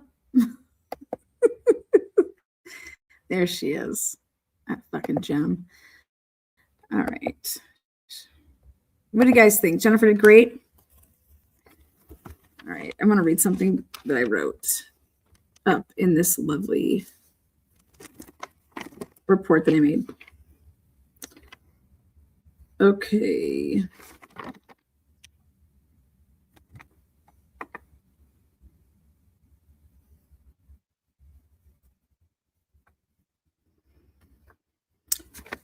When the police asked for the cell tower dump, they only did from 7 to 8 p.m. 7 to 8 p.m. And so anything that would be on the cell tower from 6 to 7, which is what I'm about to read you, I state the time that I think that this crime happened. So the only time frame known to exist to defendant Daniel Lee Moore in terms of cell tower dumps was 7 to 8 p.m. This is known to defendant Moore due to the limited discovery obtained by his defense counsel, Joel Bolton, before his case was dismissed without prejudice. However, incredibly, after reviewing the material within that cell tower dump, it should be noted that those records do not support the state's theory/claims on the fact that eyewitness Isaac Funderburg called 911 at 7:29 p.m., which would have been present on the 7 to 8 p.m. cell phone tower dump search warrant returns. Therefore, I have reason to believe that an additional search warrant or warrants would have been obtained by Idaho State Police during their investigation or by local agencies as this information would have been known fairly early on in the death investigation of Brian Drake, as no suspect was arrested for 6 months. I believe Brady material exists for the defendant, Daniel Moore, within the 6 to 7 p.m. cell tower data dump. According to post-training, so this is the report I created and made. So these are my words. According to post-training, Idaho State Police detectives know how to successfully prosecute murder cases, and so to think this information does not exist would be incompetence on the part of Idaho State Police and other law enforcement agencies. Knowing the exact time that eyewitness Isaac Funderburg called 911 to report gunshot or shots is crucial in the prosecution and defense of Daniel Lee Moore, as it was Isaac Funderburg's phone call into Boundary County that was aired over the scanner/radio, according to Marty Ryan's police report. This radio activity mentioned in Marty Ryan's report substantiates what Daniel Lee Moore told investigators at multiple interviews as to how Daniel Lee Moore gauged the timeline and movement of his person on the night of the murder of Brian Drake, when questioned by law enforcement.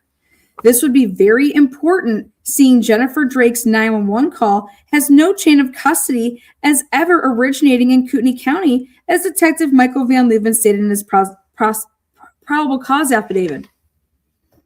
It's very, very important, don't you think? The Verizon cell tower data dump captioned below from 7:27 p.m. to 7:35 p.m. At the time, he said that he had, Verizon phone. And so I go ahead and I list every single call that was on the Verizon data dump from 7:27. I go a couple minutes out and I go all the way to 7:35. And when you go through these, well, Isaac Funderburg phone records in Cellbrite and Boundary County itemized 911 non-emergency calls from 3/12/2020.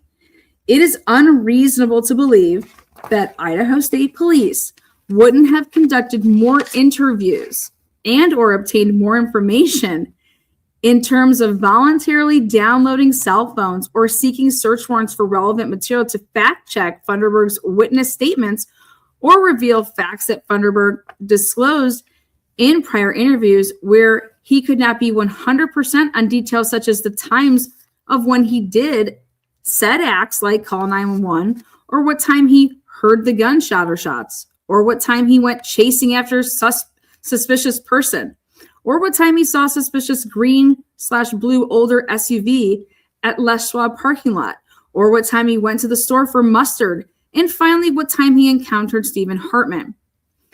It is unreasonable to assume that in order to believe or disprove eyewitness statements made by Isaac Funderburg, that additional reports weren't generated through more interviews or that additional information was not sought after through means of search warrants.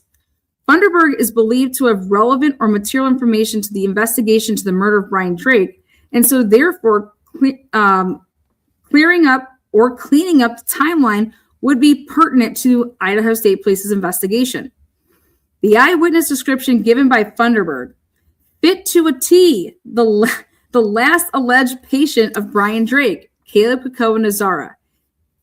It is a fact, if you believe that Eldora Gatchell and Caleb Kukova-Nazara traveled together to Brian Drake's office, video provided by Eldora and Jacobson's statements. So the video, there's video of her that she's at, obviously, the office. She's like, here, I'm recording my brother, as well as Jacob's statements. So she's in Eldora's Honda Pilot, and that they left together. They arrived there and then they left together in Eldora's Pilot. then it is only possible for Isaac Funderburg to have seen Caleb Koko-Nazara prior to 7:15, as Eldora's Honda Pilot is seen on Columbia Bank surveillance cameras pulling away from Dr. Drake's office at 7:16 p.m. So that leaves Funderburg with a window from 6:03 p.m., the arrival at Drake's, like the pilot arriving at Drake's, 6:03 p.m., to 7:15 p.m., the departure of the pilot at Drake's building, for Isaac Funderburg to have observed this person and their very noticeable attire, which, mind you, is noticed after the gunshots are heard, making the gunshots before 7:14 p.m., which in and of itself discredits Idaho State Police's PowerPoint presentation of a white truck's movements beginning at 7:13 and 52 seconds and followed around until 7:38 p.m. I said on its face, I don't give a fuck about that white truck and whatever the fuck it does, because Brian Drake was shot prior to that white truck ever moving that they want to have their eyes on. So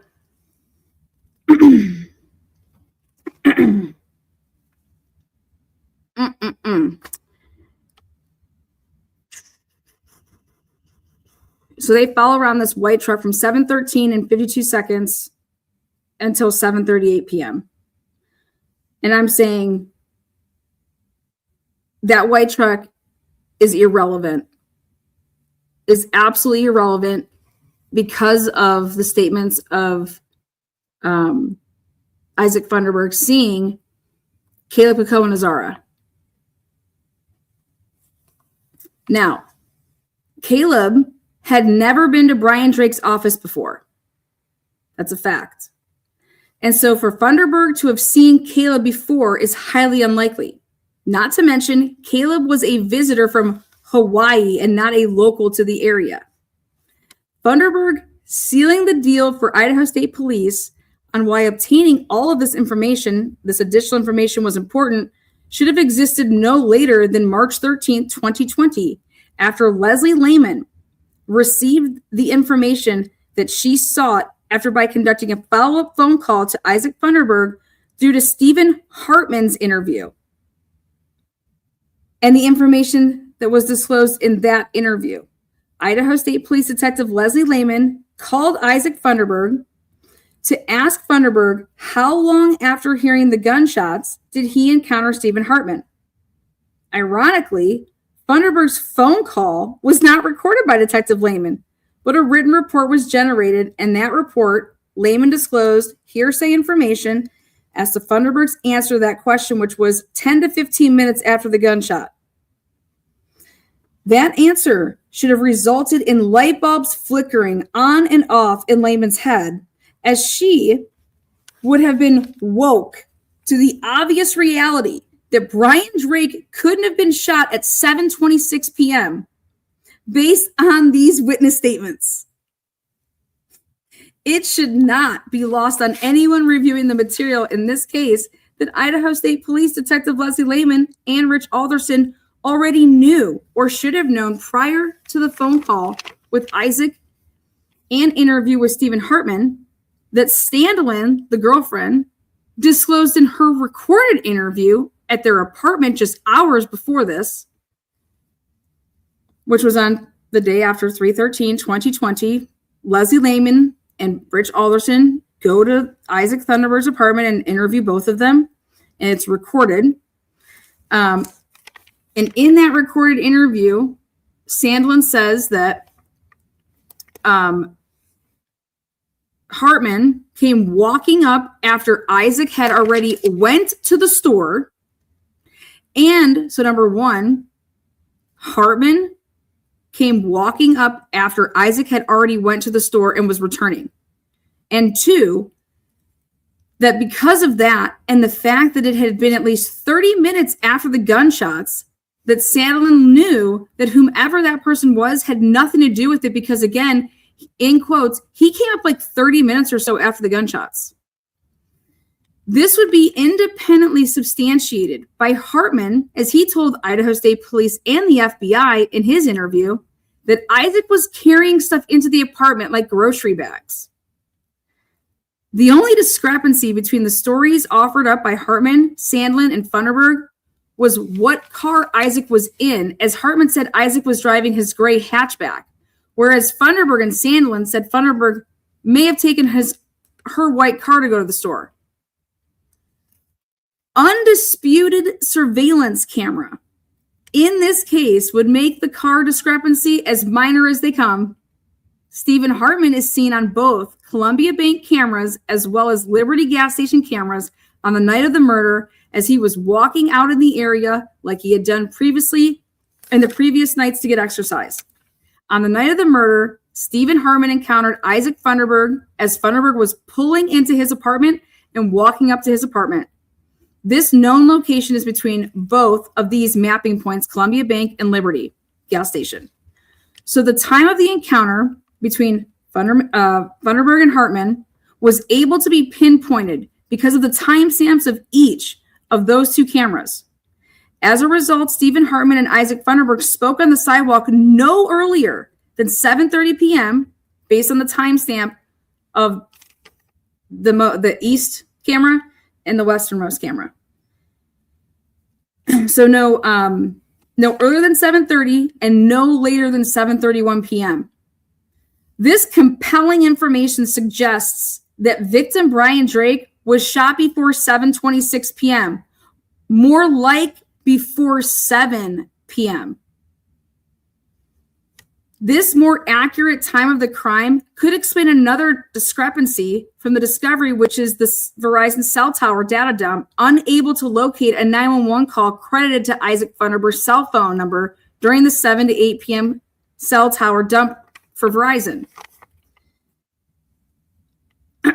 All information coming from Stephen Hartman, Isaac Funderburg, and Elias Sandlin are backed by camera footage and question the hearsay statements of Jennifer Drake to law enforcement. All cell phone records available in Boundary County individual printout of the 911 calls made on 3/12/2020 would provide material that could help bolster the arguments from both sides in this case. However, without this crucial information that should exist, we are left with the unanswered questions surrounding what time did Isaac Funderburg actually call 911 and with what device. I believe that this information is exculpatory and inculpatory in nature. Depending on what it results in, it's going to be exculpatory or it can inculpate somebody. And it was of no interest to the Idaho State Police detectives investigating this murder. How the fuck could you not get the phone records of Isaac Funderburg for the 911 call?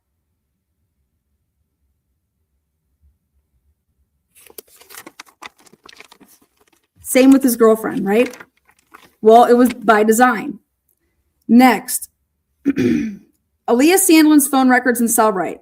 It is unreasonable to believe that in order to believe or disprove eyewitness statements made by Sandlin, that additional interviews, reports, and information was not obtained by law enforcement. Sandlin's statements as to how long after the first gunshot to when she's seen Isaac make contact with Stephen Hartman alone should have prompted this material to be sought after in order to clear up a huge time of the crime discrepancy that emerged after both Hartman and the two eyewitnesses were interviewed on March 13, 2020, which completely called into question the hearsay statements of Jennifer Drake, that her husband said he was shot through the window and the shot was at 7:26. Because these people are without a doubt, are putting this shooting way the fuck before 7:26.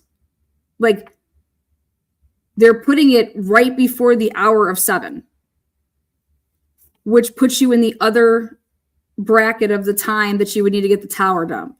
You would need the time frame of we have 7 to 8. We would need 6 to 7.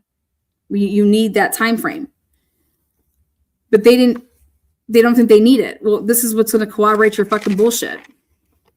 Why would we want to do that? This stuff eviscerates Jennifer Drake. In addition,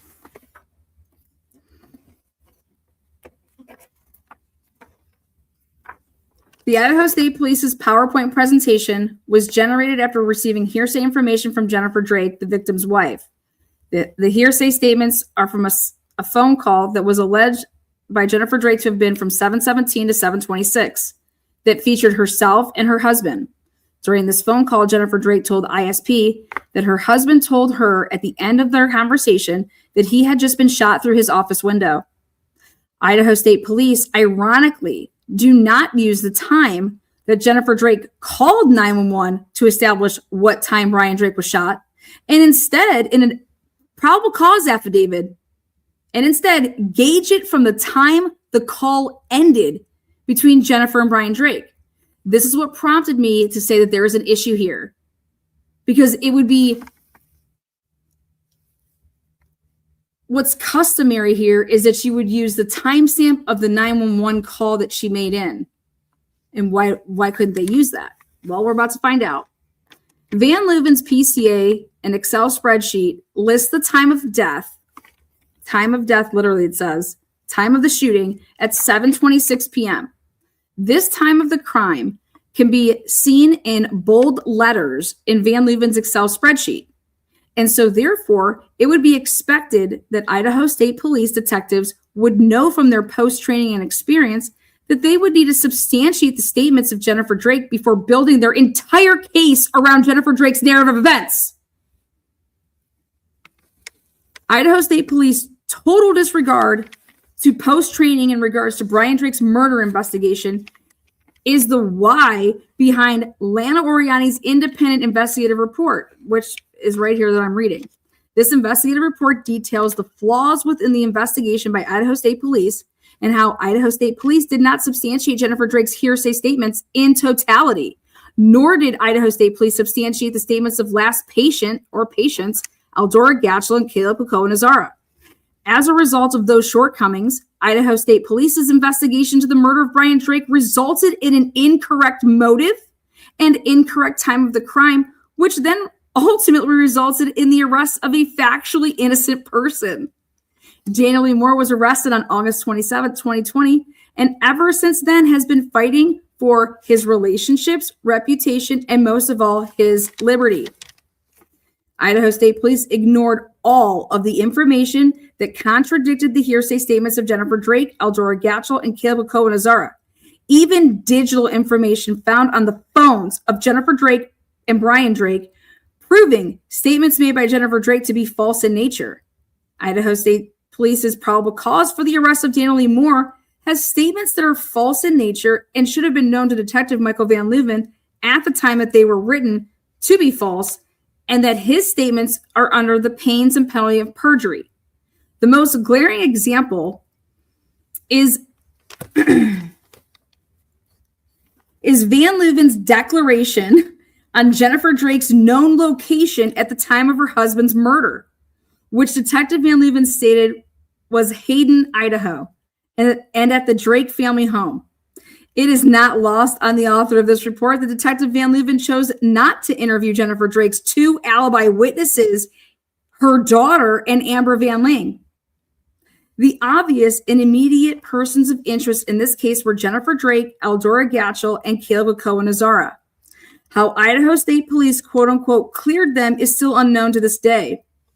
This report will outline that Idaho State Police have the wrong time of the crime, the wrong motive, which then led them to the wrong suspect. What a vehicle is doing after a crime was committed in a small area is irrelevant unless you want to ask yourself the question of how ahead had it been the plot and plan to set up Dan Moore for the Brian Drake murder. I would rather keep it simple and show the flawed investigation and incorrect information that was obtained and then perpetuated through a probable cause affidavit for the arrest of Dan Moore. No conspiracies here. We're just going to keep it factual. It's insane. It is absolutely insane. So the problems with the PowerPoint presentation is, where is there any supplemental report that would have been drawn up comprising of the work product of Idaho State Police to plot the whereabouts of all witnesses and POIs on an Excel sheet based off of cameras that were obtained for the purpose to substantiate the statements to law enforcement? Where is any plotted timestamps and clips of all the movements of Thunderbird? They're not there. Where is any plotted timestamps and any clips of Paul Jacobson, Eldora Gatchel, Stephen Hartman? Where is there any footage from Super One grocery store? How could Super One grocery store cameras not be obtained by Idaho State Police after all witnesses that are relevant said that they went there? Isaac Thunderberg said he went there. Eldora Gatchel said she went there. Where is any plotted timestamps and clips of Joel Ponce? Where is any plotted timestamps and clips of the Far North staff workers leaving work?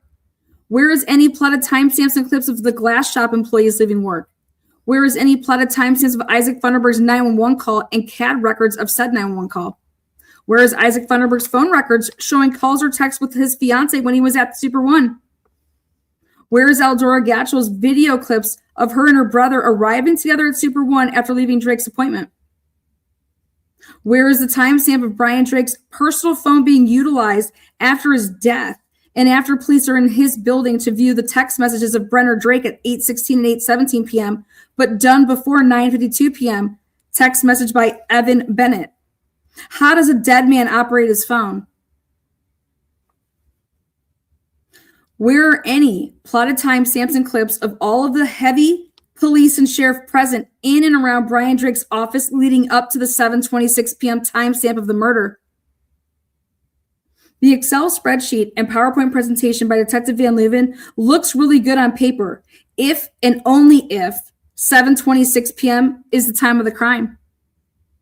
However, if 7:26 p.m. is not the time of the crime, Detective Van Leuven's PowerPoint and Excel spreadsheet are mostly irrelevant, with the exception of these timestamps, 7:14 and 40 seconds to 7:17 and 42 seconds.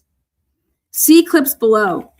The white truck is at the glass shop parking lot, which the state refers to as P lot west of Tyler for obvious reasons. The truck would stay in this glass shop parking lot from 7:14 and 40 seconds to 7:17. But the state chose not to mention this. Look at the gap from 7:14 and 40 seconds to 7:17. Now compare these 7:14 and 40 gap to 7:17 p.m. to Eldora's statements about her and her brother seeing a white truck parked with its running lights on and waiting in the drive-thru of the coffee shop. There was no truck there at that time, at least not the white truck that Van Leuven has as Dr. Dan Moore's that is in the P lot west of Tyler during that time. Eldora's SUV is seen on Columbia Bank cameras as leaving Brian Drake's lot at 7:16 p.m. So whose white truck is Eldora talking about? Or is she making this up? Or did she know that a white truck would be coming through at exactly 1 minute after she left? And just to say that to the police when they asked her. But how could she possibly know this? How could she predict the future? That there would in fact be a white truck that would make the movements that Eldora described to a T at her March 19, 2020 interview. The bank camera footage that had that wasn't obtained until after March 19, 2020. Idaho State Police Detective Van Leuven must not have watched the clips ad nauseum as Detective Leslie Lehman exclaimed to Karen Moore, or this would have been easily noticed by all persons viewing these cameras ad nauseum, as she says. So now let's talk about that little visit to the BCSO Deputy Bobby Goad had with Eldora Gatchel at her home in Naples on Saturday, 48 hours after the murder of Brian Drake, that is unaccounted for with any reports or recordings. Or let's talk about suspect vehicle 2, the dark blue greenish Ford Explorer two-tone tan that arrives at 6:16 p.m. at Drake's office, being driven by Eldora's niece and or daughter, as seen by eyewitness Paul Jacobson. Where is that on the fucking plot?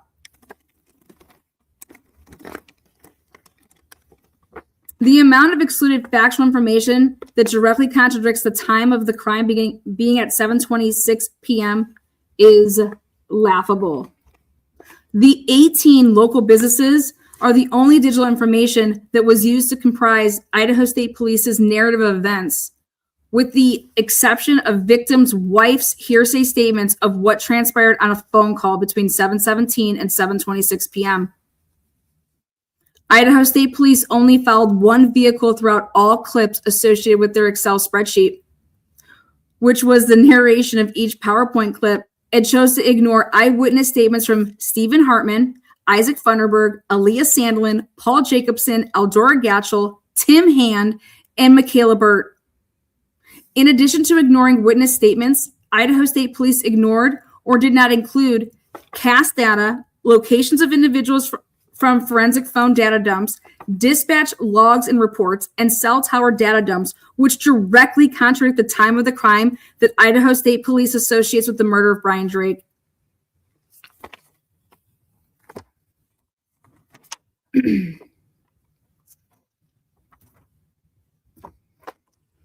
It is unreasonable to believe. Whoops, sorry. Oh, wait, here it is.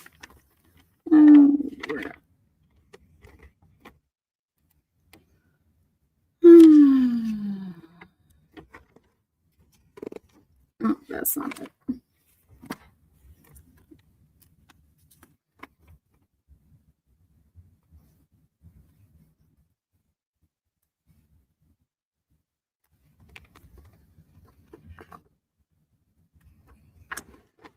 Caleb Nazara was one of the last persons to see victim Brian Drake alive.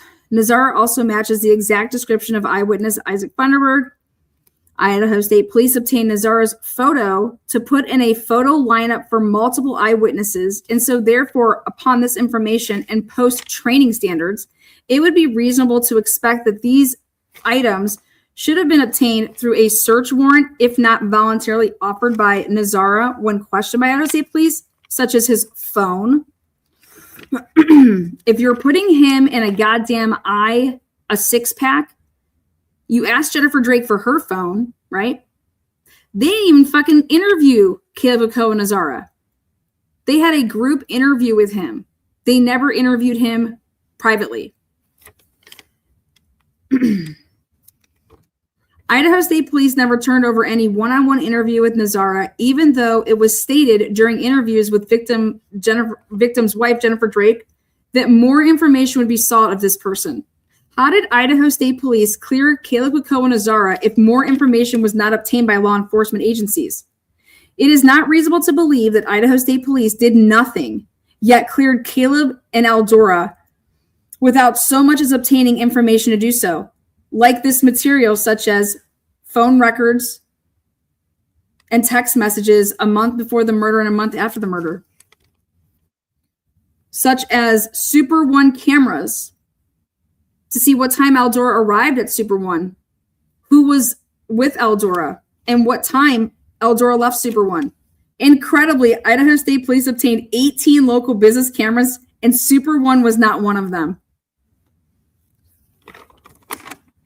Or it was, and they buried it.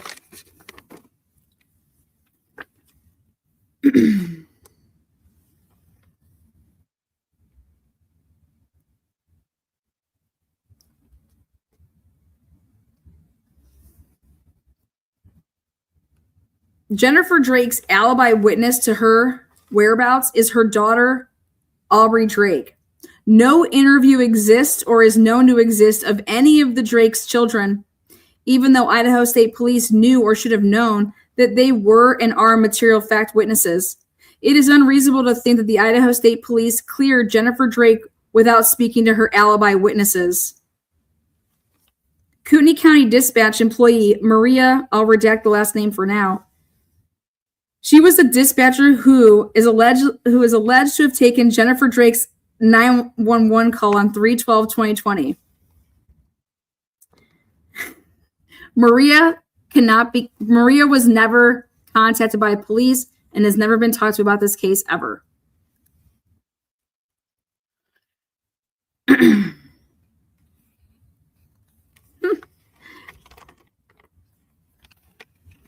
Jennifer Drake's Life 360 search warrant return. Only Brian Drake's Life 360 data was obtained. Jennifer Drake's Life 360 data for 6 months before and after the murder. Any other family members on that Life 360 plan, such as Brenner Drake, as Brenner was a new driver and reasonable to think that he would be on the family Life 360 plan? Brenner's whereabouts should be important after the Idaho State Police were told by Jennifer's sister, Emily, that Brenner Drake was abused by his father. And seeing that Idaho State Police believed that a 16-year-old could be responsible for this crime when they listed Joel Redacted as a person of interest in the case due to Joel Redacted blaming Brian Drake for his parents' divorce, as Joel Redacted believed Brian Drake was inappropriate with his mother. The Drake family owned guns. No items seized from the Drake home to include firearms. 3 firearms were shown to Jennifer Drake on March 26, 2020, yet she disclosed that she had never seen them before. However, Jennifer's Cellbrite extraction shows those same guns being talked about and raved about by Jennifer Drake herself to her mother-in-law as the guns belonged to Drake's mother. Brenner Drake's cell detail phone records were never obtained. Stephen Minert did not have an interview, nor was his phone records seized, nor were any Lostology pictures sought for. The Salvation Army Kroc Center, the whereabouts for all of the Drake children, there should have been a search warrant for the digital key swipe entries for all members of the Drake family on 3/12/2020. Amber Van Ling alibi witness interview and phone records in Cellbrite, none of that exists. Jennifer Drake's parents were never interviewed.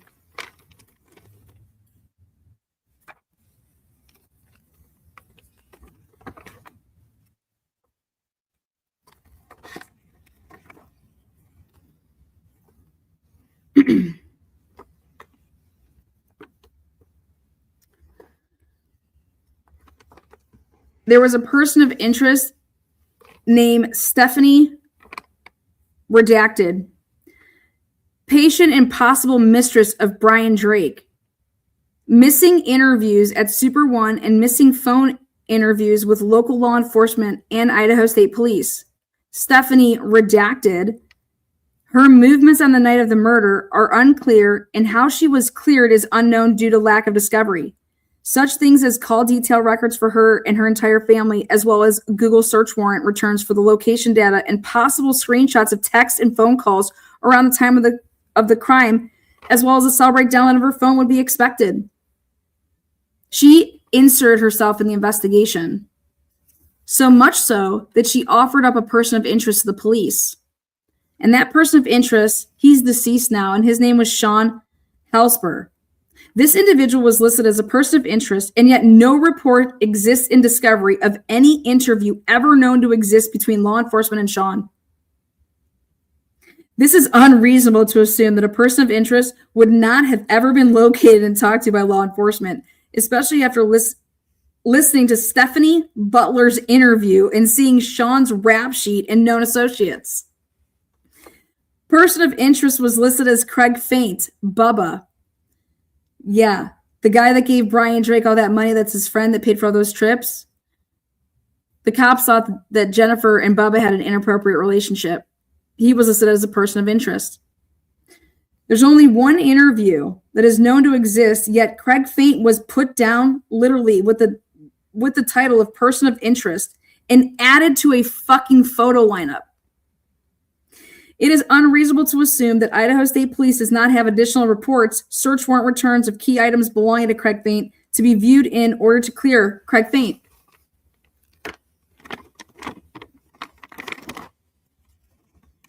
People are sick.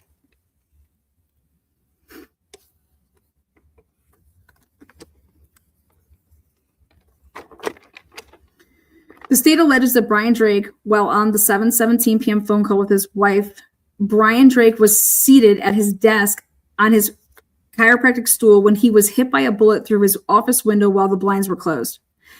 This allegation cannot be substantiated by any scientific evidence to include crime scene photos. However, it can be significantly argued that Brian Drake was in fact not seated at his desk on his chiropractic stool when hit by a stray bullet. They did not take the stool into evidence. There is no height. They did nothing. They have not. It is important to know that the Idaho State Police were responsible for processing Brian Drake's crime scene, and this began on Friday, March 13th, 2020 after 3 p.m. Brian Drake was allegedly shot and killed Thursday, March 12th at 7:26 p.m. The Idaho State Police processing this crime scene failed to properly measure the distance from the ground to the top of the stool. They failed to properly measure the distance from the top of the seat to the hole in the window. And C, Idaho State Police failed to not take into evidence the stool itself to be forensically processed or kept as physical evidence for an exhibit. Where are the blinds? Brian Drake's stool measurements are extremely important to prove the state's theory that Brian Drake was seated on his stool at his desk with his back facing the window when struck by a stray bullet. Brian Drake's Bonner Ferry office layout. During an interview between Jennifer Drake and Idaho State Police Detective Gary Tolson and Mike Van Leven, Jennifer Drake confirms that she knew the layout of Brian Drake's office. Brian Drake's unique desk/stool setup at Bonner's Ferry office would only be known to persons that are familiar with the layout of Brian Drake's office. And so therefore, individuals known to either Brian Drake by means of visiting the office regularly, such as patients, friends, family, landlord, mistresses, other building tenants. It was a very different layout for how he decided to sit at his desk. Only people that would go in there would know that. Brian Drake's unique schedule of operation in Bonner's Ferry, Monday and Thursdays, with hours of operation to include later patients, and the fact that Brian Drake physically spends the night in his office on his pull-out couch, again, would be only information known potentially by family and patients. Mistresses, landlords, potentially other tenants. None of those equal Dan Moore. Idaho State Police time of the crime. The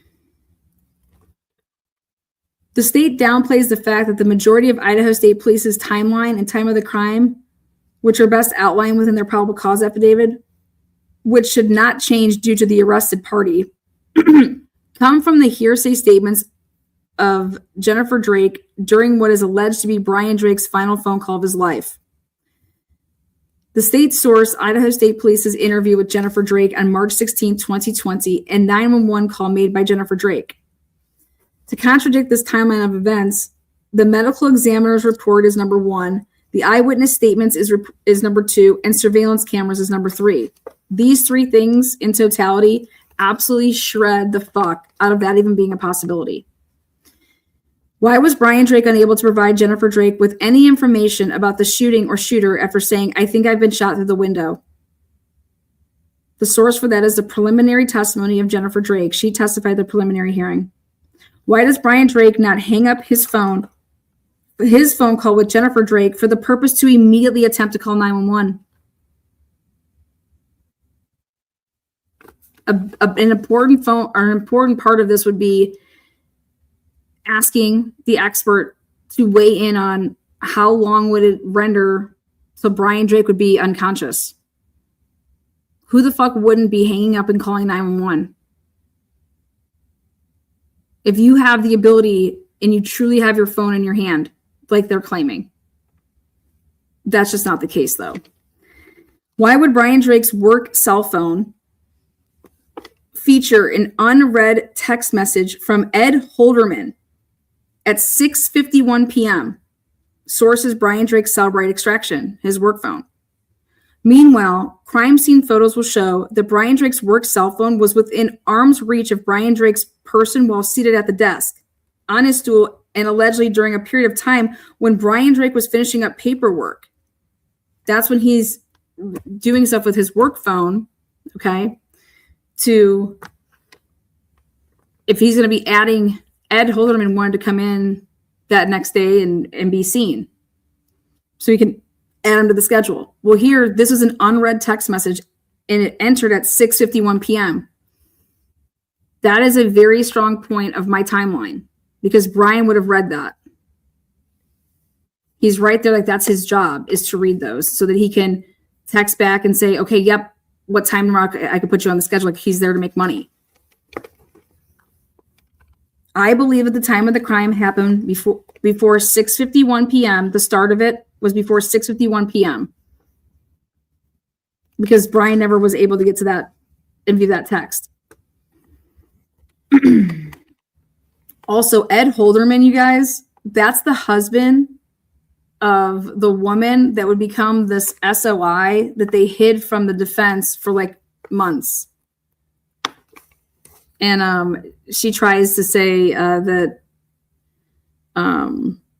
she's like, Dan Moore did it. As soon as I heard that this happened, Dan Moore did it because Dan Moore has a temper and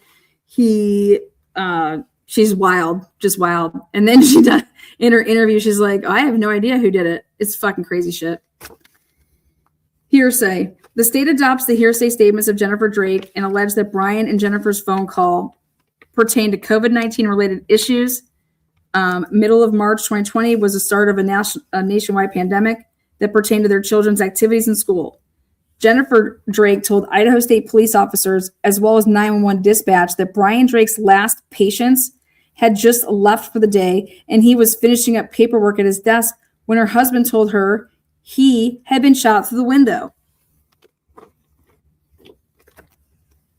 ISP bullet trajectory versus medical examiner's report. The state alleges that Brian Drake was struck by a single bullet that traveled on a downward trajectory angle, penetrating through closed metal blinds and double pane glass window before the bullet ultimately lodged itself in the person of Brian Drake. Little to no physical disturbance to Brian Drake's desk if struck and grasping for his last breaths.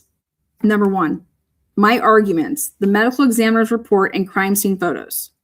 So that's what it says. Oriani's argument is number one is there is little to no physical disturbance to Brian Drake's desk. If he was in fact struck, he's sitting there and he was grasping for his last breaths and before he's rendering, nothing is out of place on his desk. Brian Drake's black sweater has no particles of glass shards. None. But it does have what all the student soil.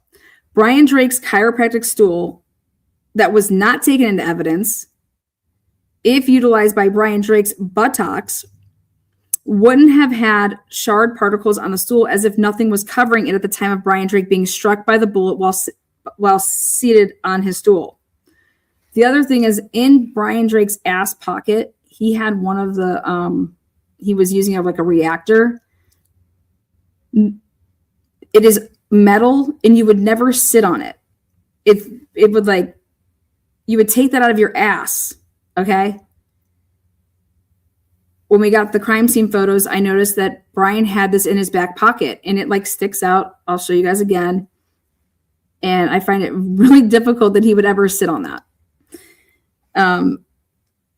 Medical examiner states that the bullet path of travel is opposite of what Idaho State Police Detective Michael Van Leuven testified to on the stand during the preliminary hearing.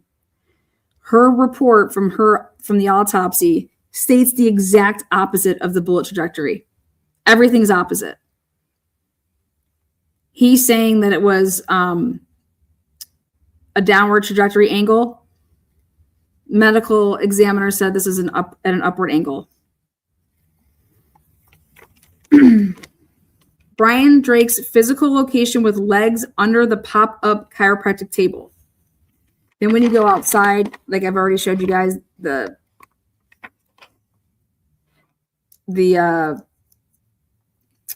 what was it?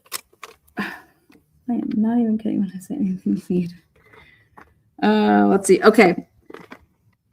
They claim that there was these vodka water bottles, you guys. Not a single one of those were ever taken into evidence. So he had his alcohol was like basically 0.080. He was legally drunk.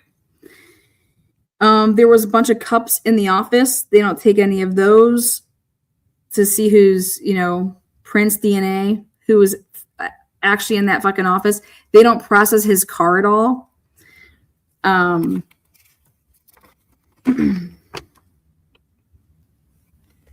The crime scene photo of Brian Drake's desk, pens, pencil in perfect position on the desk. No signs of someone getting shot through the window and then disturbing the immediate area of where they would have been sitting working on paperwork when shot.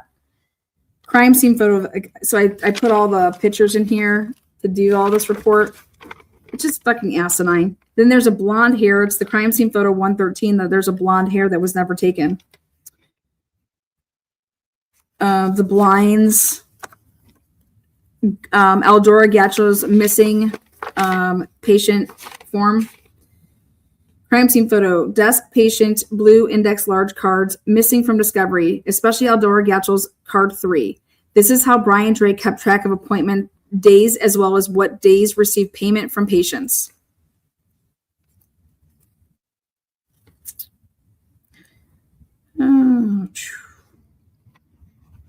The state limits their discoverable information as to the physical/actual location of Brian Drake when he was struck by the stray bullet. Their allegations that Brian Drake was seated at his desk on his chiropractic stool with his back positioned up against the office window when he was struck by a bullet that penetrated him after striking through double pane window while speaking on the phone with his wife, Jennifer Drake, and at the time that Brian Drake was struck with that stray bullet through his office window. They're saying that all of this conclusion by the state is heavily questioned by the crime scene photos themselves, the autopsy photos, and witness statements. Based on surveillance evidence, the 7:17 p.m. phone call could have been dialed by one of Brian Drake's last patients, Eldora Gatchel and or brother Caleb Kagoa Nazara. Eldora's Honda Pilot, okay? It is seen leaving before the white truck. The only way that Eldora Gatchel would know about the white truck and the brother is if they were still fucking there. So my source to prove that Eldora Gatchel had a different vehicle to leave in and why they couldn't go get the Super One cameras, they buried exculpatory evidence because what would have been shown is that they all met up at the Super One with those different vehicles. And that's why the Super One cameras could not have been obtained because it would fuck everything up. And they knew it. And so they buried them and they just didn't go and get those cameras. The Super One cameras in Bonner's Ferry, they were brand new and everybody loved them. And also everybody hated them. But if you were going to find anything in this case, those cameras were like sought after for everything because you could get people driving on the regular main street. I mean, it's no brainer to go and get these grocery store cameras. Why didn't they? Well,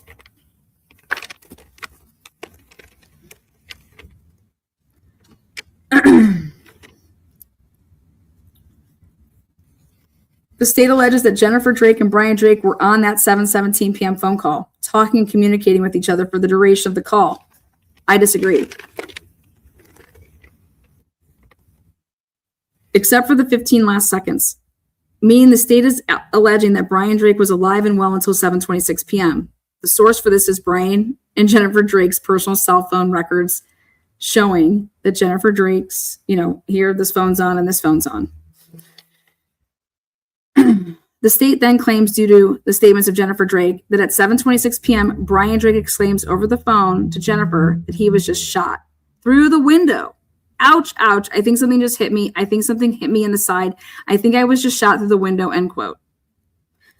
The source is Jennifer Drake's 911 call and interview with Idaho State Police.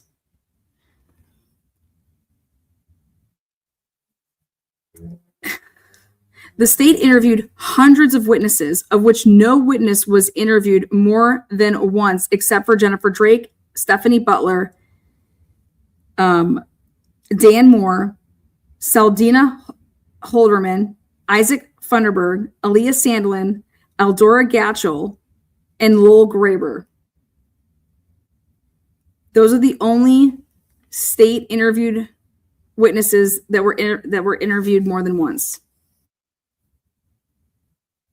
Based solely off of Jennifer Drake's timeline of events, as well as Eldora Gatchell's witness statements, the state determined that Brian Drake was shot 10 minutes after Eldora Gatchell's Honda Pilot was seen leaving Drake's office, which was also while Brian Drake was sitting at his desk with his back to the window while on the phone with his wife. The state alleges that it reviewed surveillance cameras from 18 local businesses. While reviewing the timeframes associated closely to 7:26 p.m., the state was able to identify some persons of interest either on foot or by their vehicle.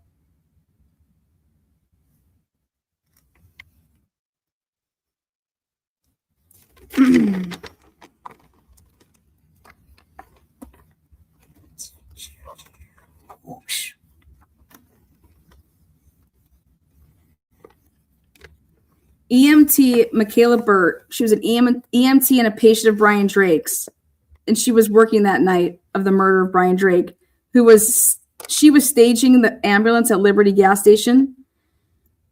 She mentioned to local law enforcement in her interview, which was caught on body camera, a suspicious black sedan that kept following police units around the area and circling the crime scene area. 2 individuals were in this vehicle per Michaela Burt. Nobody did anything to figure out who those people were. Eyewitness Isaac Funderburg.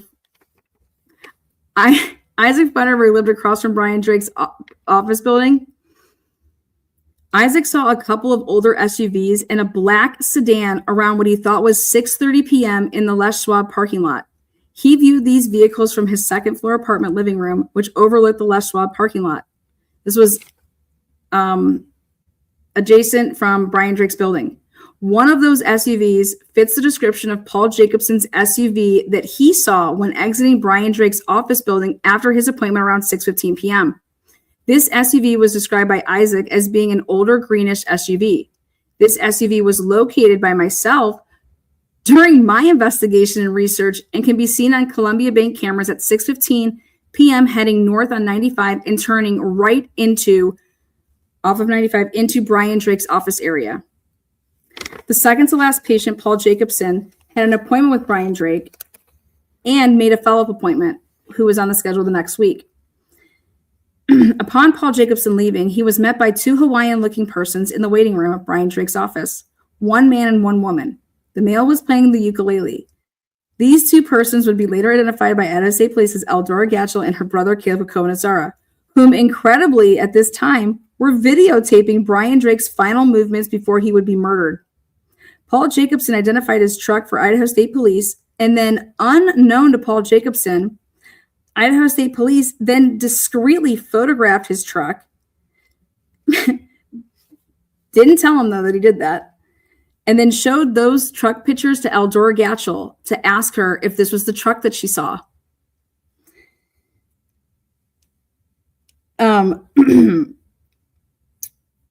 Where was I? Oh, okay. Based on the conversation in Eldora Gatchell's interview, this picture of Paul Jacobson's truck was sent via text message between detectives to then be shown to Eldora Gatchell and family during her interview. Both Paul Jacobson and Eldora Gatchell and family were interviewed on March 19, 2020, at about the same time, but with different investigators. Helping prove that this media file was sent to Eldora's for identification purposes, go back and listen to that interview, and it states it. Paul Jacobson advised in this interview that Idaho State Police detectives, in his interview, he said, when he was leaving his appointment and walking to his truck in Drake's lot, he encountered an SUV that was entering the parking lot at the same time that he was walking out and over to his truck. Paul Jacobson told detectives that the driver of the SUV, in quotes, looked like it could be the daughter of the woman inside. Paul Jacobson could not remember the color of the SUV during his interview, but did importantly note that the SUV was being driven by a younger female driver who looked to be the daughter of Eldora. It was not the same SUV that was seen on Columbia Bank cameras to be Eldora Gatro's Pilot at 6:03. So it was important to understand that there were two different. Eldora Gatro's Pilot was still in the parking lot because Paul Jacobson said when he walked out and he left that there was another SUV next to the doctor's. And Eldora Gatro says that she parked there. And so Paul Jacobson was asked specifically, so you're walking out and you see an SUV next to the Brian Drake's, and he's like, yes. And then another different SUV came into the parking lot. That's very important. So Idaho State Police knew this immediately. So incredibly, Paul Jacobson, during his interview with Idaho State Police, described Brian Drake's parking lot at 6:17 p.m. to not only have one of Eldora Gatro's family vehicles in the parking lot, but now possibly two vehicles present at the same time and at the location of Brian Drake's soon-to-be homicide scene. Fuck you, Jen. So I provide all of this shit to fucking Dana Bowles. I'm like, here you go. It's money. What's this? It's a second vehicle that has Eldora Gatro's family in it, the family that she said did not come to the appointment. I said I needed two vehicles to be able to say that Eldora Gatro was still in that fucking scene and somebody else drove the Pilot out. I said, now I'm able to put another car there, which could then make that possible. Do you want me to fucking, I don't know, like sit you down and explain this to you? Like, is that difficult? I said, and you have an eyewitness in Paul Jacobson that can confirm this. And you have the surveillance cameras that can confirm this. And you have Funderburg saying that something weird was going on with a greenish SUV beginning at 6:30 with a sedan. Then you have Michaela Burt talking about a sedan that's following the fucking police around. Eldora confirmed through her interview that she parked next to Brian Drake's white SUV when she arrived for her appointment at 6:03. Columbia Bank cameras have confirmed that Paul Jacobson would be correct as the dark blue greenish SUV with a two-tone tan bottom was pulling into Drake's office at 6:16 p.m. The Columbia Bank cameras then locates within a minute of that SUV arriving in Brian Drake's parking lot, Paul Jacobson's work truck pulling out of Drake's office. Columbia Bank camera clearly identifies Paul Jacobson's work truck turning left out of Drake's lot and heading south on 95 towards Paul Jacobson's house, just as Paul Jacobson told ISP detectives. Again, all of these movements are not only spoke of by Paul Jacobson, but then substantiated by Columbia Bank cameras. Sonia, Eldora's niece. I put a picture of her ID, and she's a beautiful girl. And then Eldora Gatchel, and here's a picture of her ID. And then I put a picture of Paul Jacobson's vehicle on the Columbia Bank camera, and I put a picture of this lovely darkish, greenish, bluish, older SUV. And then I find it on the mobile gas station, this darkish, bluish, greenish SUV. I find it on the, so I got it at 6:16. And it goes back into Drake's. And then it leaves Drake's building at 6:26. I have it on another camera. So it was back there from like 6:16 to 6:20. So for 10 minutes. And then that greenish SUV will come back here in a second. It makes a loop around. And then it goes back into Drake's place again. And I have it then back on the gas station cameras again at 6:46. And this is where I basically pinpoint the time of the crime is best outlined by 6:47 and 6:53. I believe that that Brian Drake was shot and killed between 6:47 and 6:53, based on all the cameras. And if you remember what happened at 6:43, well, 6:42 actually, Jen Drake says that she called her husband and they talked for 13 seconds. Well, I have at 6:46 that SUV that went back into Drake's between 6:16 and 6:26. Then I have it again at 6:46. So at 6:43, that wasn't about I'm with patients, you know, that was, I wasn't there, but it's not what it says it is. Oh, it's all right there. People are fucking something else, man.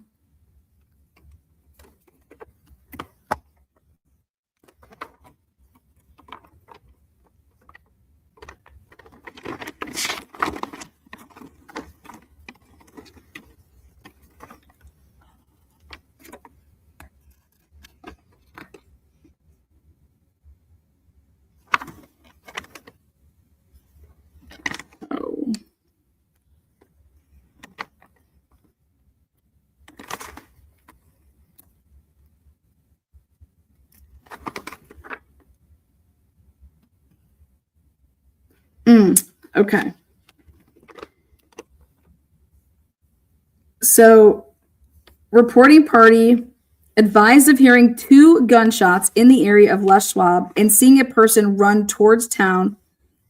Second 911 transfer from Bonner County of wife on the phone with her husband when he said he had been hit or shot and then wasn't answering any other calls.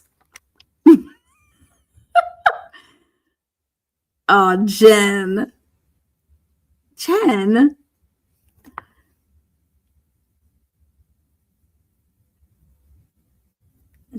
only thing is that you didn't try to call him before you called 911.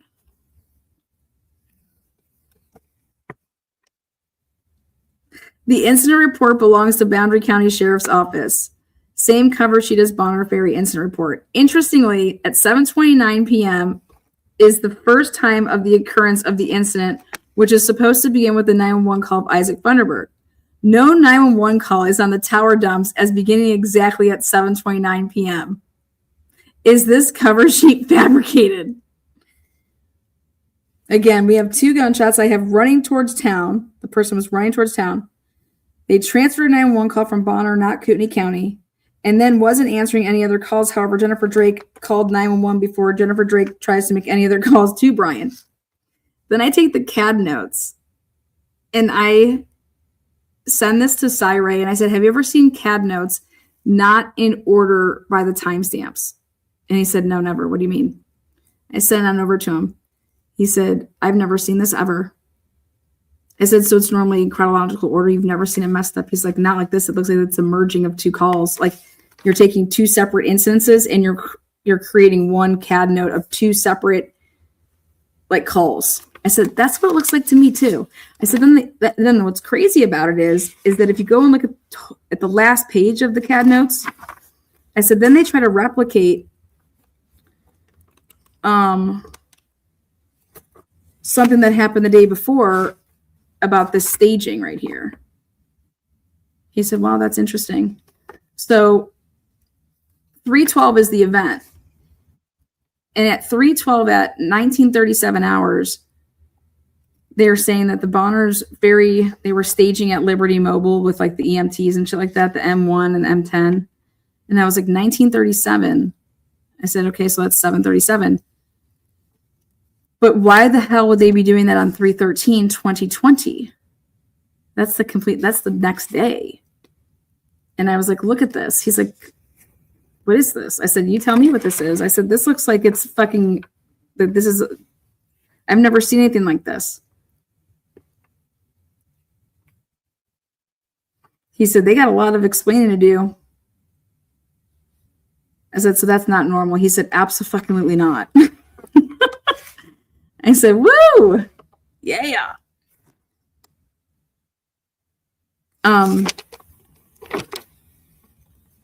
Now, Spencer Van Ling's interview, which was Amber Van Ling's husband, I take it straight from this typed up report, and I listened to his interview.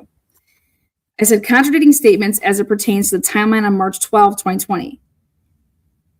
ISP writes, Mr. Van Ling told us that on the night of March 12th, he was home with his wife, Amber, and the children when Jennifer Drake telephoned Amber. This was between 7:30 and 7:40. Amber told him and the kids that she was going over to the Drake's home and that Brian had just been shot in Bonners Ferry. Later, Amber telephoned Spencer Van Ling to tell him that she, Jennifer, along with Jonathan and Ray Deanne Owens, pastor of the Heart of the City Church, were driving up to Bonners Ferry. They later turned around and came back after finding out that Brian Drake was dead. Mr. Van Ling told us that he knew that Drake drank liquor and beer, but never saw him drunk. He didn't know why the Drakes moved from Texas to Idaho. Mr. Van Ling was aware that Brian Drake had back problems and broke his leg after slipping on the ice. He did not know where this happened. Mr. Van Ling said some folks gave the Drakes some money, $1,000 to $3,000 when Brian Drake couldn't work after the injury. This was Spencer and Josh's idea.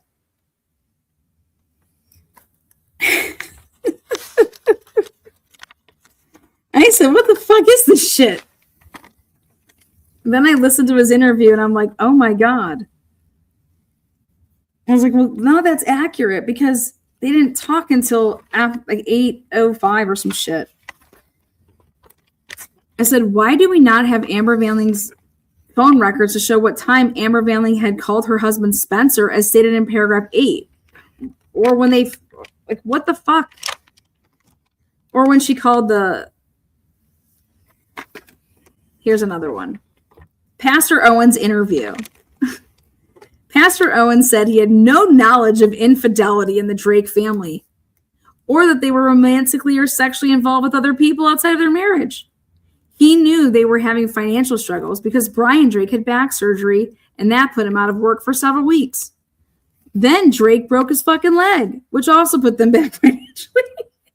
The church donated money to the Drakes to help them. Pastor Owens told us this was not unusual for the church. The church has an in-house benevolence fund and an out-of-house benevolence fund. This means that those who are members of the church can receive funds, as well as those who are not members can receive funds from the church at different levels. Oh my God. Pastor Owen said that he was home with his wife, Amber, that's not her name, when Jennifer Drake telephoned and told them about Brian Drake being shot in Bonners Ferry. And I about died. I said, well, that's interesting because Pastor Owens nor his wife are called from Jennifer Drake's cell phone because we have all of her phone records, nor was it deleted. So Pastor Owens is like, Jen called my wife and told my wife about Brian Drake being shot in Bonners Ferry. The Owens then went over to the Drake house.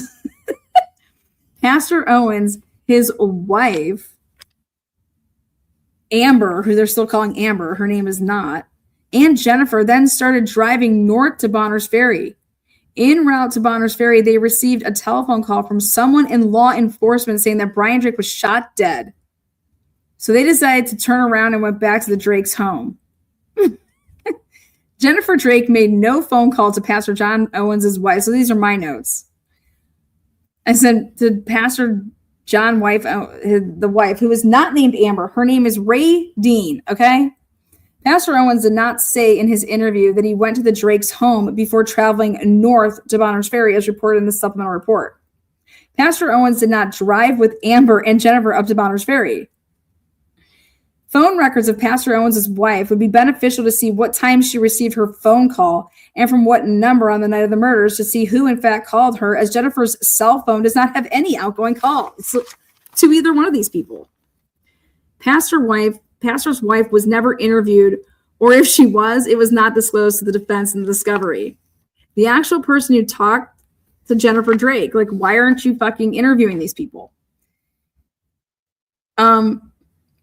The pastor was asked if they had surveillance cameras. He says, when we asked about video recordings around the church, Pastor Owen said that the lead or head of the security team was Joe Hutchins and gave us his telephone number. They never interviewed him. They never attempted to get any surveillance, nothing.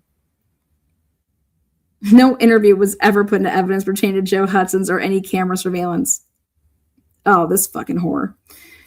In the probable cause affidavit, they hid the name Selina, whatever the fuck her name, Selina Holderman. She is like 80 and about to die. She told the police she gave pure opinions based on her personal relationship with Dr. Moore and Dr. Drake, which is unfounded to be true and unreliable information that the state went forward with even after acknowledging the leap, it said. Van Leeuwen's like, you want me to take this leap that would require to think that nobody, in quotes, Selena was like, Dr. Drake said, they don't want me up here, or he doesn't want me up here. And it has something to do with Dr. Moore. I just know it. I know that Dr. Moore killed Dr. Drake. Sounds good, sugar tits. Then she was interviewed and she fucking retract all that shit. She was like, I have no idea who killed. This case is a fucking shit show. Oh, God. These are my notes. Interview with this Holderman chick was transcribed by Idaho State Police and as such has been included in this report to showcase screenshots from Idaho State Police's interview with her on May 19, 2020, as these screenshots reveal the true nature of the interview, which was not properly conveyed or documented within Idaho State Police supplemental report illustrated above. It is worth noting that the supplemental report written for this interview was not approved and written up until September 22nd, 2020, 4 fucking months after the interview. That's a typical Van Leeuwen fat fuck, lazy piece of shit move. And 1 month after the arrest of Daniel Lee Moore.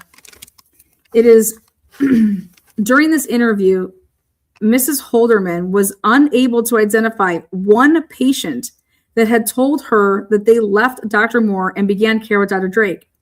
Instead, this interview shows that Ms. Holderman had a pre-existing relationship with Dr. Moore that resulted in Ms. Holderman, quote unquote, not liking the guy being Dr. Moore, and the reasoning having nothing to do with patients, but instead Mrs. Holderman being upset that Dr. Moore bought the land that Ed Holderman and Mrs. Holderman wanted. The leading questions by all members of Idaho State Police within this interview are obvious, and even after those leading questions, Mrs. Holderman is still unable to provide Idaho State Police with answers that could be used in any way to substantiate Idaho State Police hinting motive within the interview that Dan Moore killed Brian Drake because Moore was losing patience to Drake. This interview and the date associated with this interview is not lost on anyone investigating the investigation, as Idaho State Police, as early as May of 2020, were attempting to build a motive as to why Dr. Moore would want to kill Brian Drake. Idaho State Police did not let the evidence come to them when investigating the homicide of Brian Drake. And this interview is another example of just that. As the evidence up to this point, May of 2020, to include Mrs. Holderman, did not lead Idaho State Police to be able to conclude that Dan Moore was losing patience to Brian Drake. This report states that Brian Drake's patient intake forms show that 30 of his patients had been patients of Dr. Moore's in the past. But the report does not indicate the dates associated with when those patients were Dr. Moore's, and if they had, it would have shown that those 30 patients, all of but a couple, were from 2012 to 2015, 5 to 8 years before the fucking murder. Not to mention, none of those patients were interviewed by Idaho State Police throughout their investigation leading up to the arrest of Daniel Lee Moore. This is some of the interview. Detective Rich Alderson says, "We are here at the Bonner Ferry Courthouse in Bonner's Ferry. Miss Holderman, you've already had Detective Clark and Detective Colton. We had asked you to come back just because during that interview, it came to our knowledge that you had also been a patient of Dr. Moore. So if you wouldn't mind just telling us about that relationship, tell us about your experience with Dr. Moore. Mrs. Holderman says, okay, yes, of course. Dr. Moore has been in town for a number of years. I used to go to him for treatment, and then Dr. Drake came to town, and I really appreciated his method of treatment and his, I don't know how you'd say it, character. One morning I came there early. I was his first patient of the day. So guess what I did? I went through his whole fucking schedule, and I found what days possible that she could have ever been the first patient. I went through his whole schedule from like the past 4 fucking years of his work, Drake, so I could find what days this could possibly even have been. And she says, I was his first patient. One morning I came in there early. I was his first patient of the day. He let me in the office, and he just got there. Detective Rich Alderson said, this is Dr. Drake or Dr. Moore? Dr. Drake. Oh, yes, ma'am. Okay. He told me he was stressed. I could tell it. He said, I'm not wanted here, or they don't want me here. I can't remember the exact words, but he wasn't wanted here. And I right away made a connection. I'm sorry, but I just right away thought of this at the chiropractor because I wouldn't know of anyone else that would have any, although I don't know all the chiropractors. He was the one that came to mind. I made some comment about, well, Drake would have just as much right being here as anyone else. That's how my feeling was. I made some comment toward that, as I remember it, some comments to the effect that you've got just as much right to be here too, just as well as anyone else. He didn't say any names to me or anything. He didn't make much comment. I can't remember what else he said, but I just remember feeling, or my mind ran away with into Dr. Moore. What the fuck?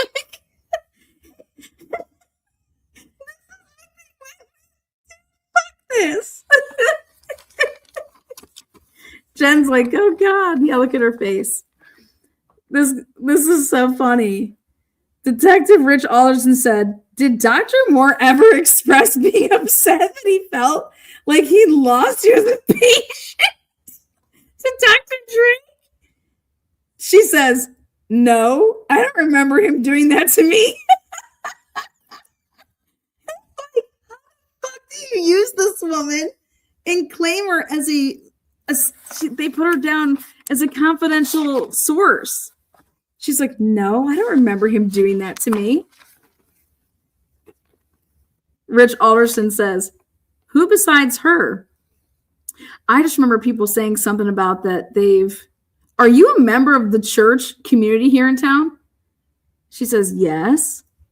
Are these people also members of your church community? Yes. So other people that you know from church? A couple of times a year. Yes, then I had to, when I had my heels, I don't know. I just quit a little bit. What are you talking about? At least a couple times a year? Well, yeah, some years it would be more because when I had problems with my feet, then I went lots, but I was having issues. When did you have problems with your feet? She says, my memory's bad. He's like, in the last year or 10 years. It's been a number of years ago, probably 15 to 20. Can you imagine this woman on the fucking stand? God, to fucking depose this bra would have been fun. She says, it's been a number of years, probably 15 to 20 years ago. I ought to have been seeing him more longer than that. Yes, I had a heel. So then that lasted a couple of years. So I would go for treatment just to relieve the pain, which didn't do much, but it helped some. What the fuck are you talking about? Then Detective Alderson says, what do you mean you felt uncomfortable? I didn't trust the guy. You didn't trust Dr. Moore? Yeah. What did he do or say that made you feel that way? I don't know. I can't say, other than sometimes when he referred to some people, maybe, or this land deal that he had bought. Look at this shit. This land deal that he had bought that really, I don't know what the deal was. He bought some property. When did that happen? Was that like 10 years ago, 20 years ago? I'd say 15 years ago. Shit, maybe more. Detective Alderson, how are you even entertaining this shit? Detective Alderson says, so he bought some property? That's the way I understood it. And there was some kind of, something went foul on that. Where was this property? Behind our house. Exactly, Miss Holderman. You wanted that for your fucking self, didn't you? Dan Moore bought it. Right? It was behind our house. Behind your house? Yes. Fucking idiots. But you continue to see him as a patient after this? Not very long. Very seldom after that. So you were still a couple of times a year, or no? It could have been maybe. Well, actually it was. It wasn't very often. Once I got done with my feet problem, it was very seldom I went to him. I didn't like the guy. This is fucking insane. He's like, okay, we got it. Probably 5 years ago, I'm guessing. So when he came up here, you started going to him? Yes. And I talked to somebody that went to him and they recommended him. Then I started going to him and I was pleased with the help I was getting. You know, he was rubbing on my thighs and shit. You were happy to go there? Yes, Dr. Drake was rubbing my titties. Did you see Dr. Drake regularly? Not weekly or anything like that. But when awful, well, my hip was out for a while. It was really bugging me. I went for a couple of treatments. I started out first week, 2 treatments. The next week got better. And then probably when I had a neck problem or I had an issue with my vagina. Excuse me? Actually. And my husband, he went to him too. I think Brian was fucking gay. I mean, we went off and on. Now, I hadn't been, well, February or was it January the last? I can't remember. Once this year I went to him. Are there members of your church you believe were seeing more and then started seeing Drake? Yeah. About how many do you think? Less than 10? More than 10? Hell, I'd say 10. I would just say 10. I don't fucking know. I'll just put 10 maybe. Yeah, you can say that because, I mean, I want you to say that. I don't know. It's hard to tell. I just know that our people were going to him. Like, our people at our church were going to him. Okay, girl. Detective Alderson says, did you or any of the people that you know go and see Dr. Drake when Dr. Drake was still practicing down in Coeur d'Alene? Well, now my daughter, Ranita, went to his office to start with. I mean, to the same building. Not to his office, like the same building that Drake was in. She went. Was that in Post Falls? I don't know what the name is. Are you shitting me?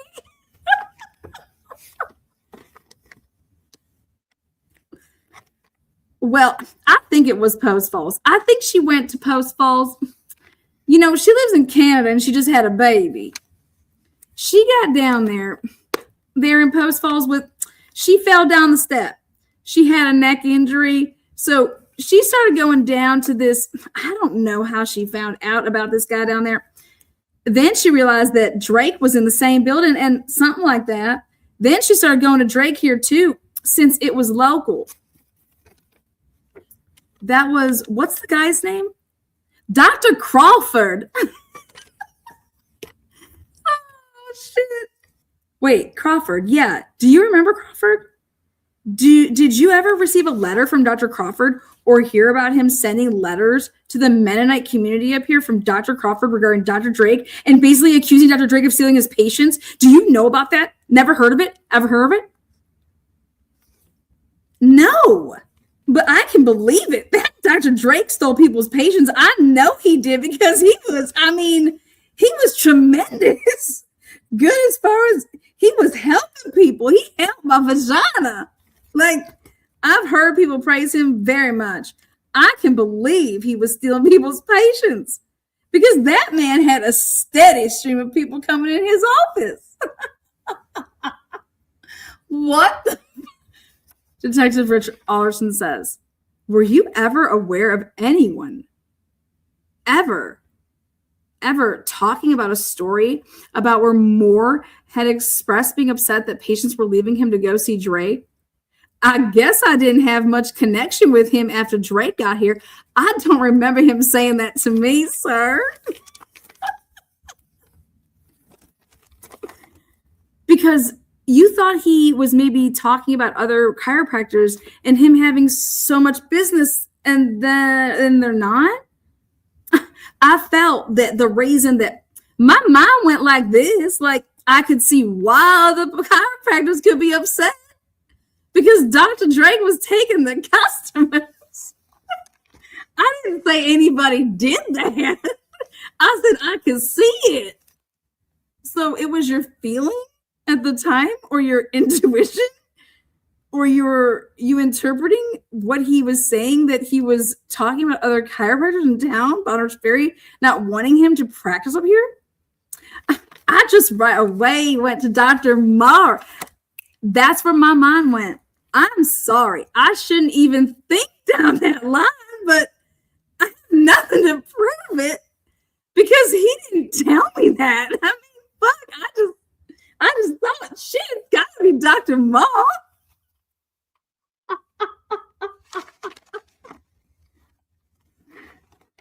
Detective Rich Alderson says, so this is an obvious point that I assume you would have brought up, that this was the case, but were you ever aware of any contention or confrontation between Drake and Moore, or Drake and anyone else, like any other chiropractors in the area?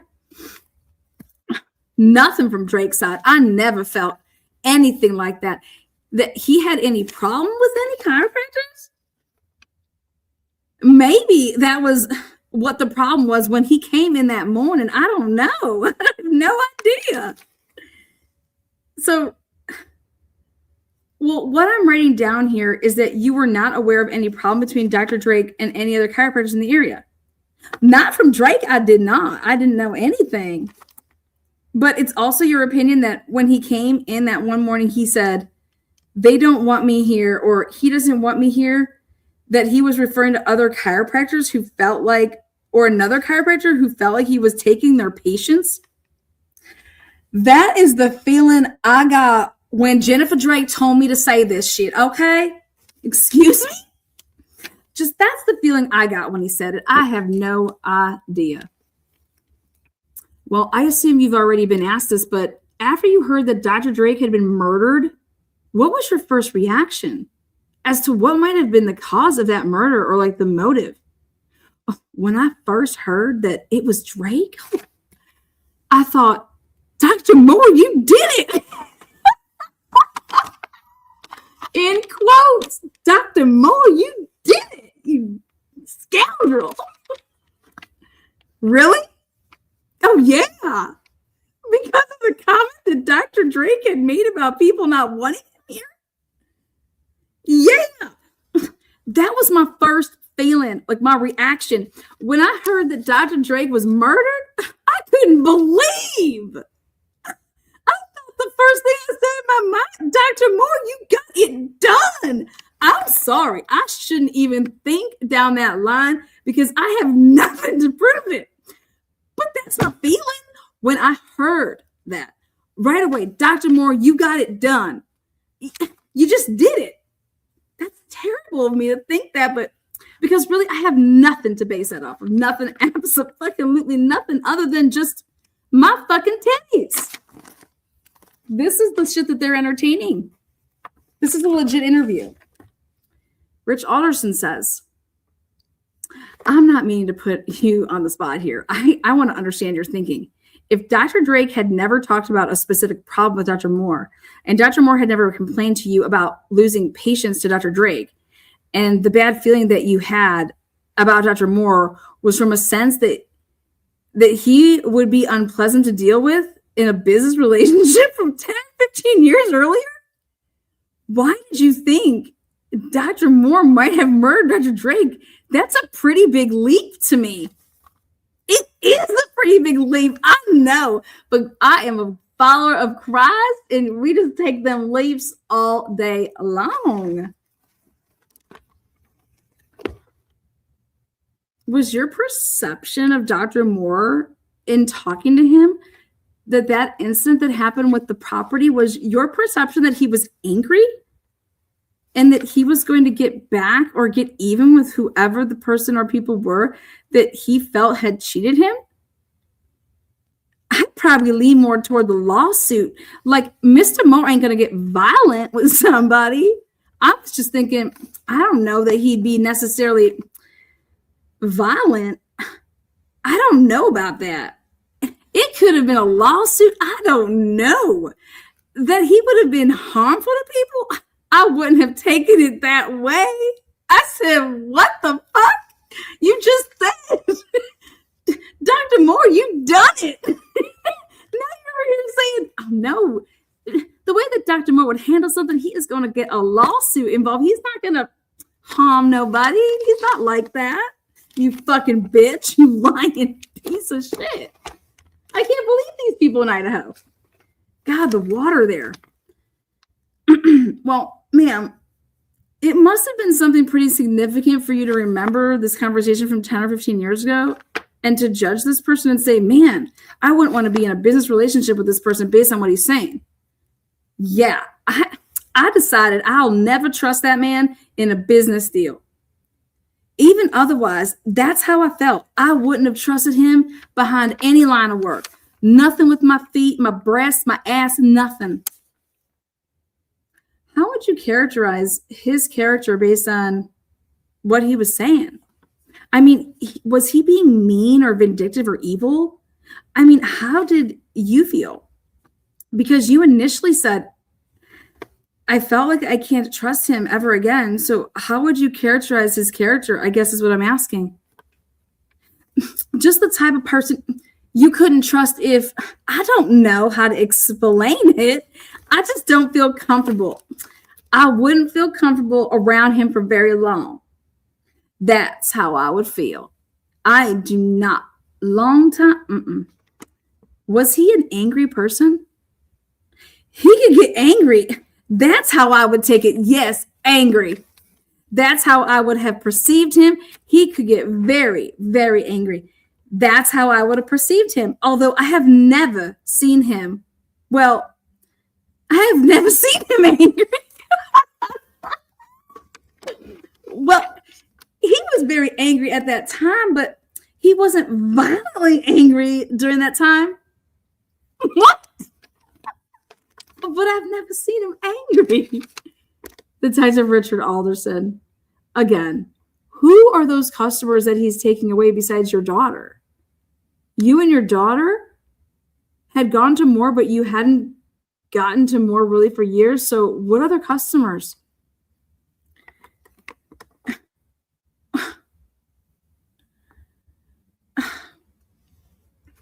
I have no idea. I have no idea what you're talking about. Then Mike Van Leuven walks into the room and says, does Lowell Gravel, does he go to this church? Pardon me? Lowell Graver, does he go? I don't know that name. I've never heard that name. Lowell Graver. Don't know him? Okay. We should have brought our patient list with us. Do you have that? Look at you, so prepared. I have the patient list here, I think. The patient list. Do you know that the patient list that they're talking about is the one that Jennifer Drake supplied them?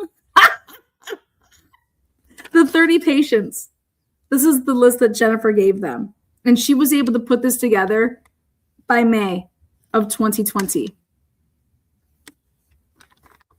She put this together. She lied your ass off up in that titties. So Detective Michael Van Leeuwen says, I have the patient list here, I think. We're just going to go through some names real quick and see if any of these people. Well, Lori, she used to go to him. I remember a Lori. So she went to Moore, but then started going to Drake. Well, she was the one I had to ask about before I went to Drake. She recommended him highly. She started going to him. Now, this Lori Schoening, she said, highly recommend the inner thigh massage. And she'd been to see Moore before that. I have no idea. She told me about Drake like I've said. I cannot say it enough. I have no idea who went to Moore, who went to Drake. I care about my vagine, and that is it. Okay, well, so a minute earlier, you talked about people being upset, or Moore maybe being upset, because he was losing clients to Dr. Drake. Where is that information coming from? I don't know, just conversation, I guess. I have not a clue. Who would we talk to that might know more about that? I don't know. I can't think of anybody offhand. I mean, somehow, I guess I don't know. I just heard a conversation in groups or something. I don't even remember who said it. Jennifer Drake.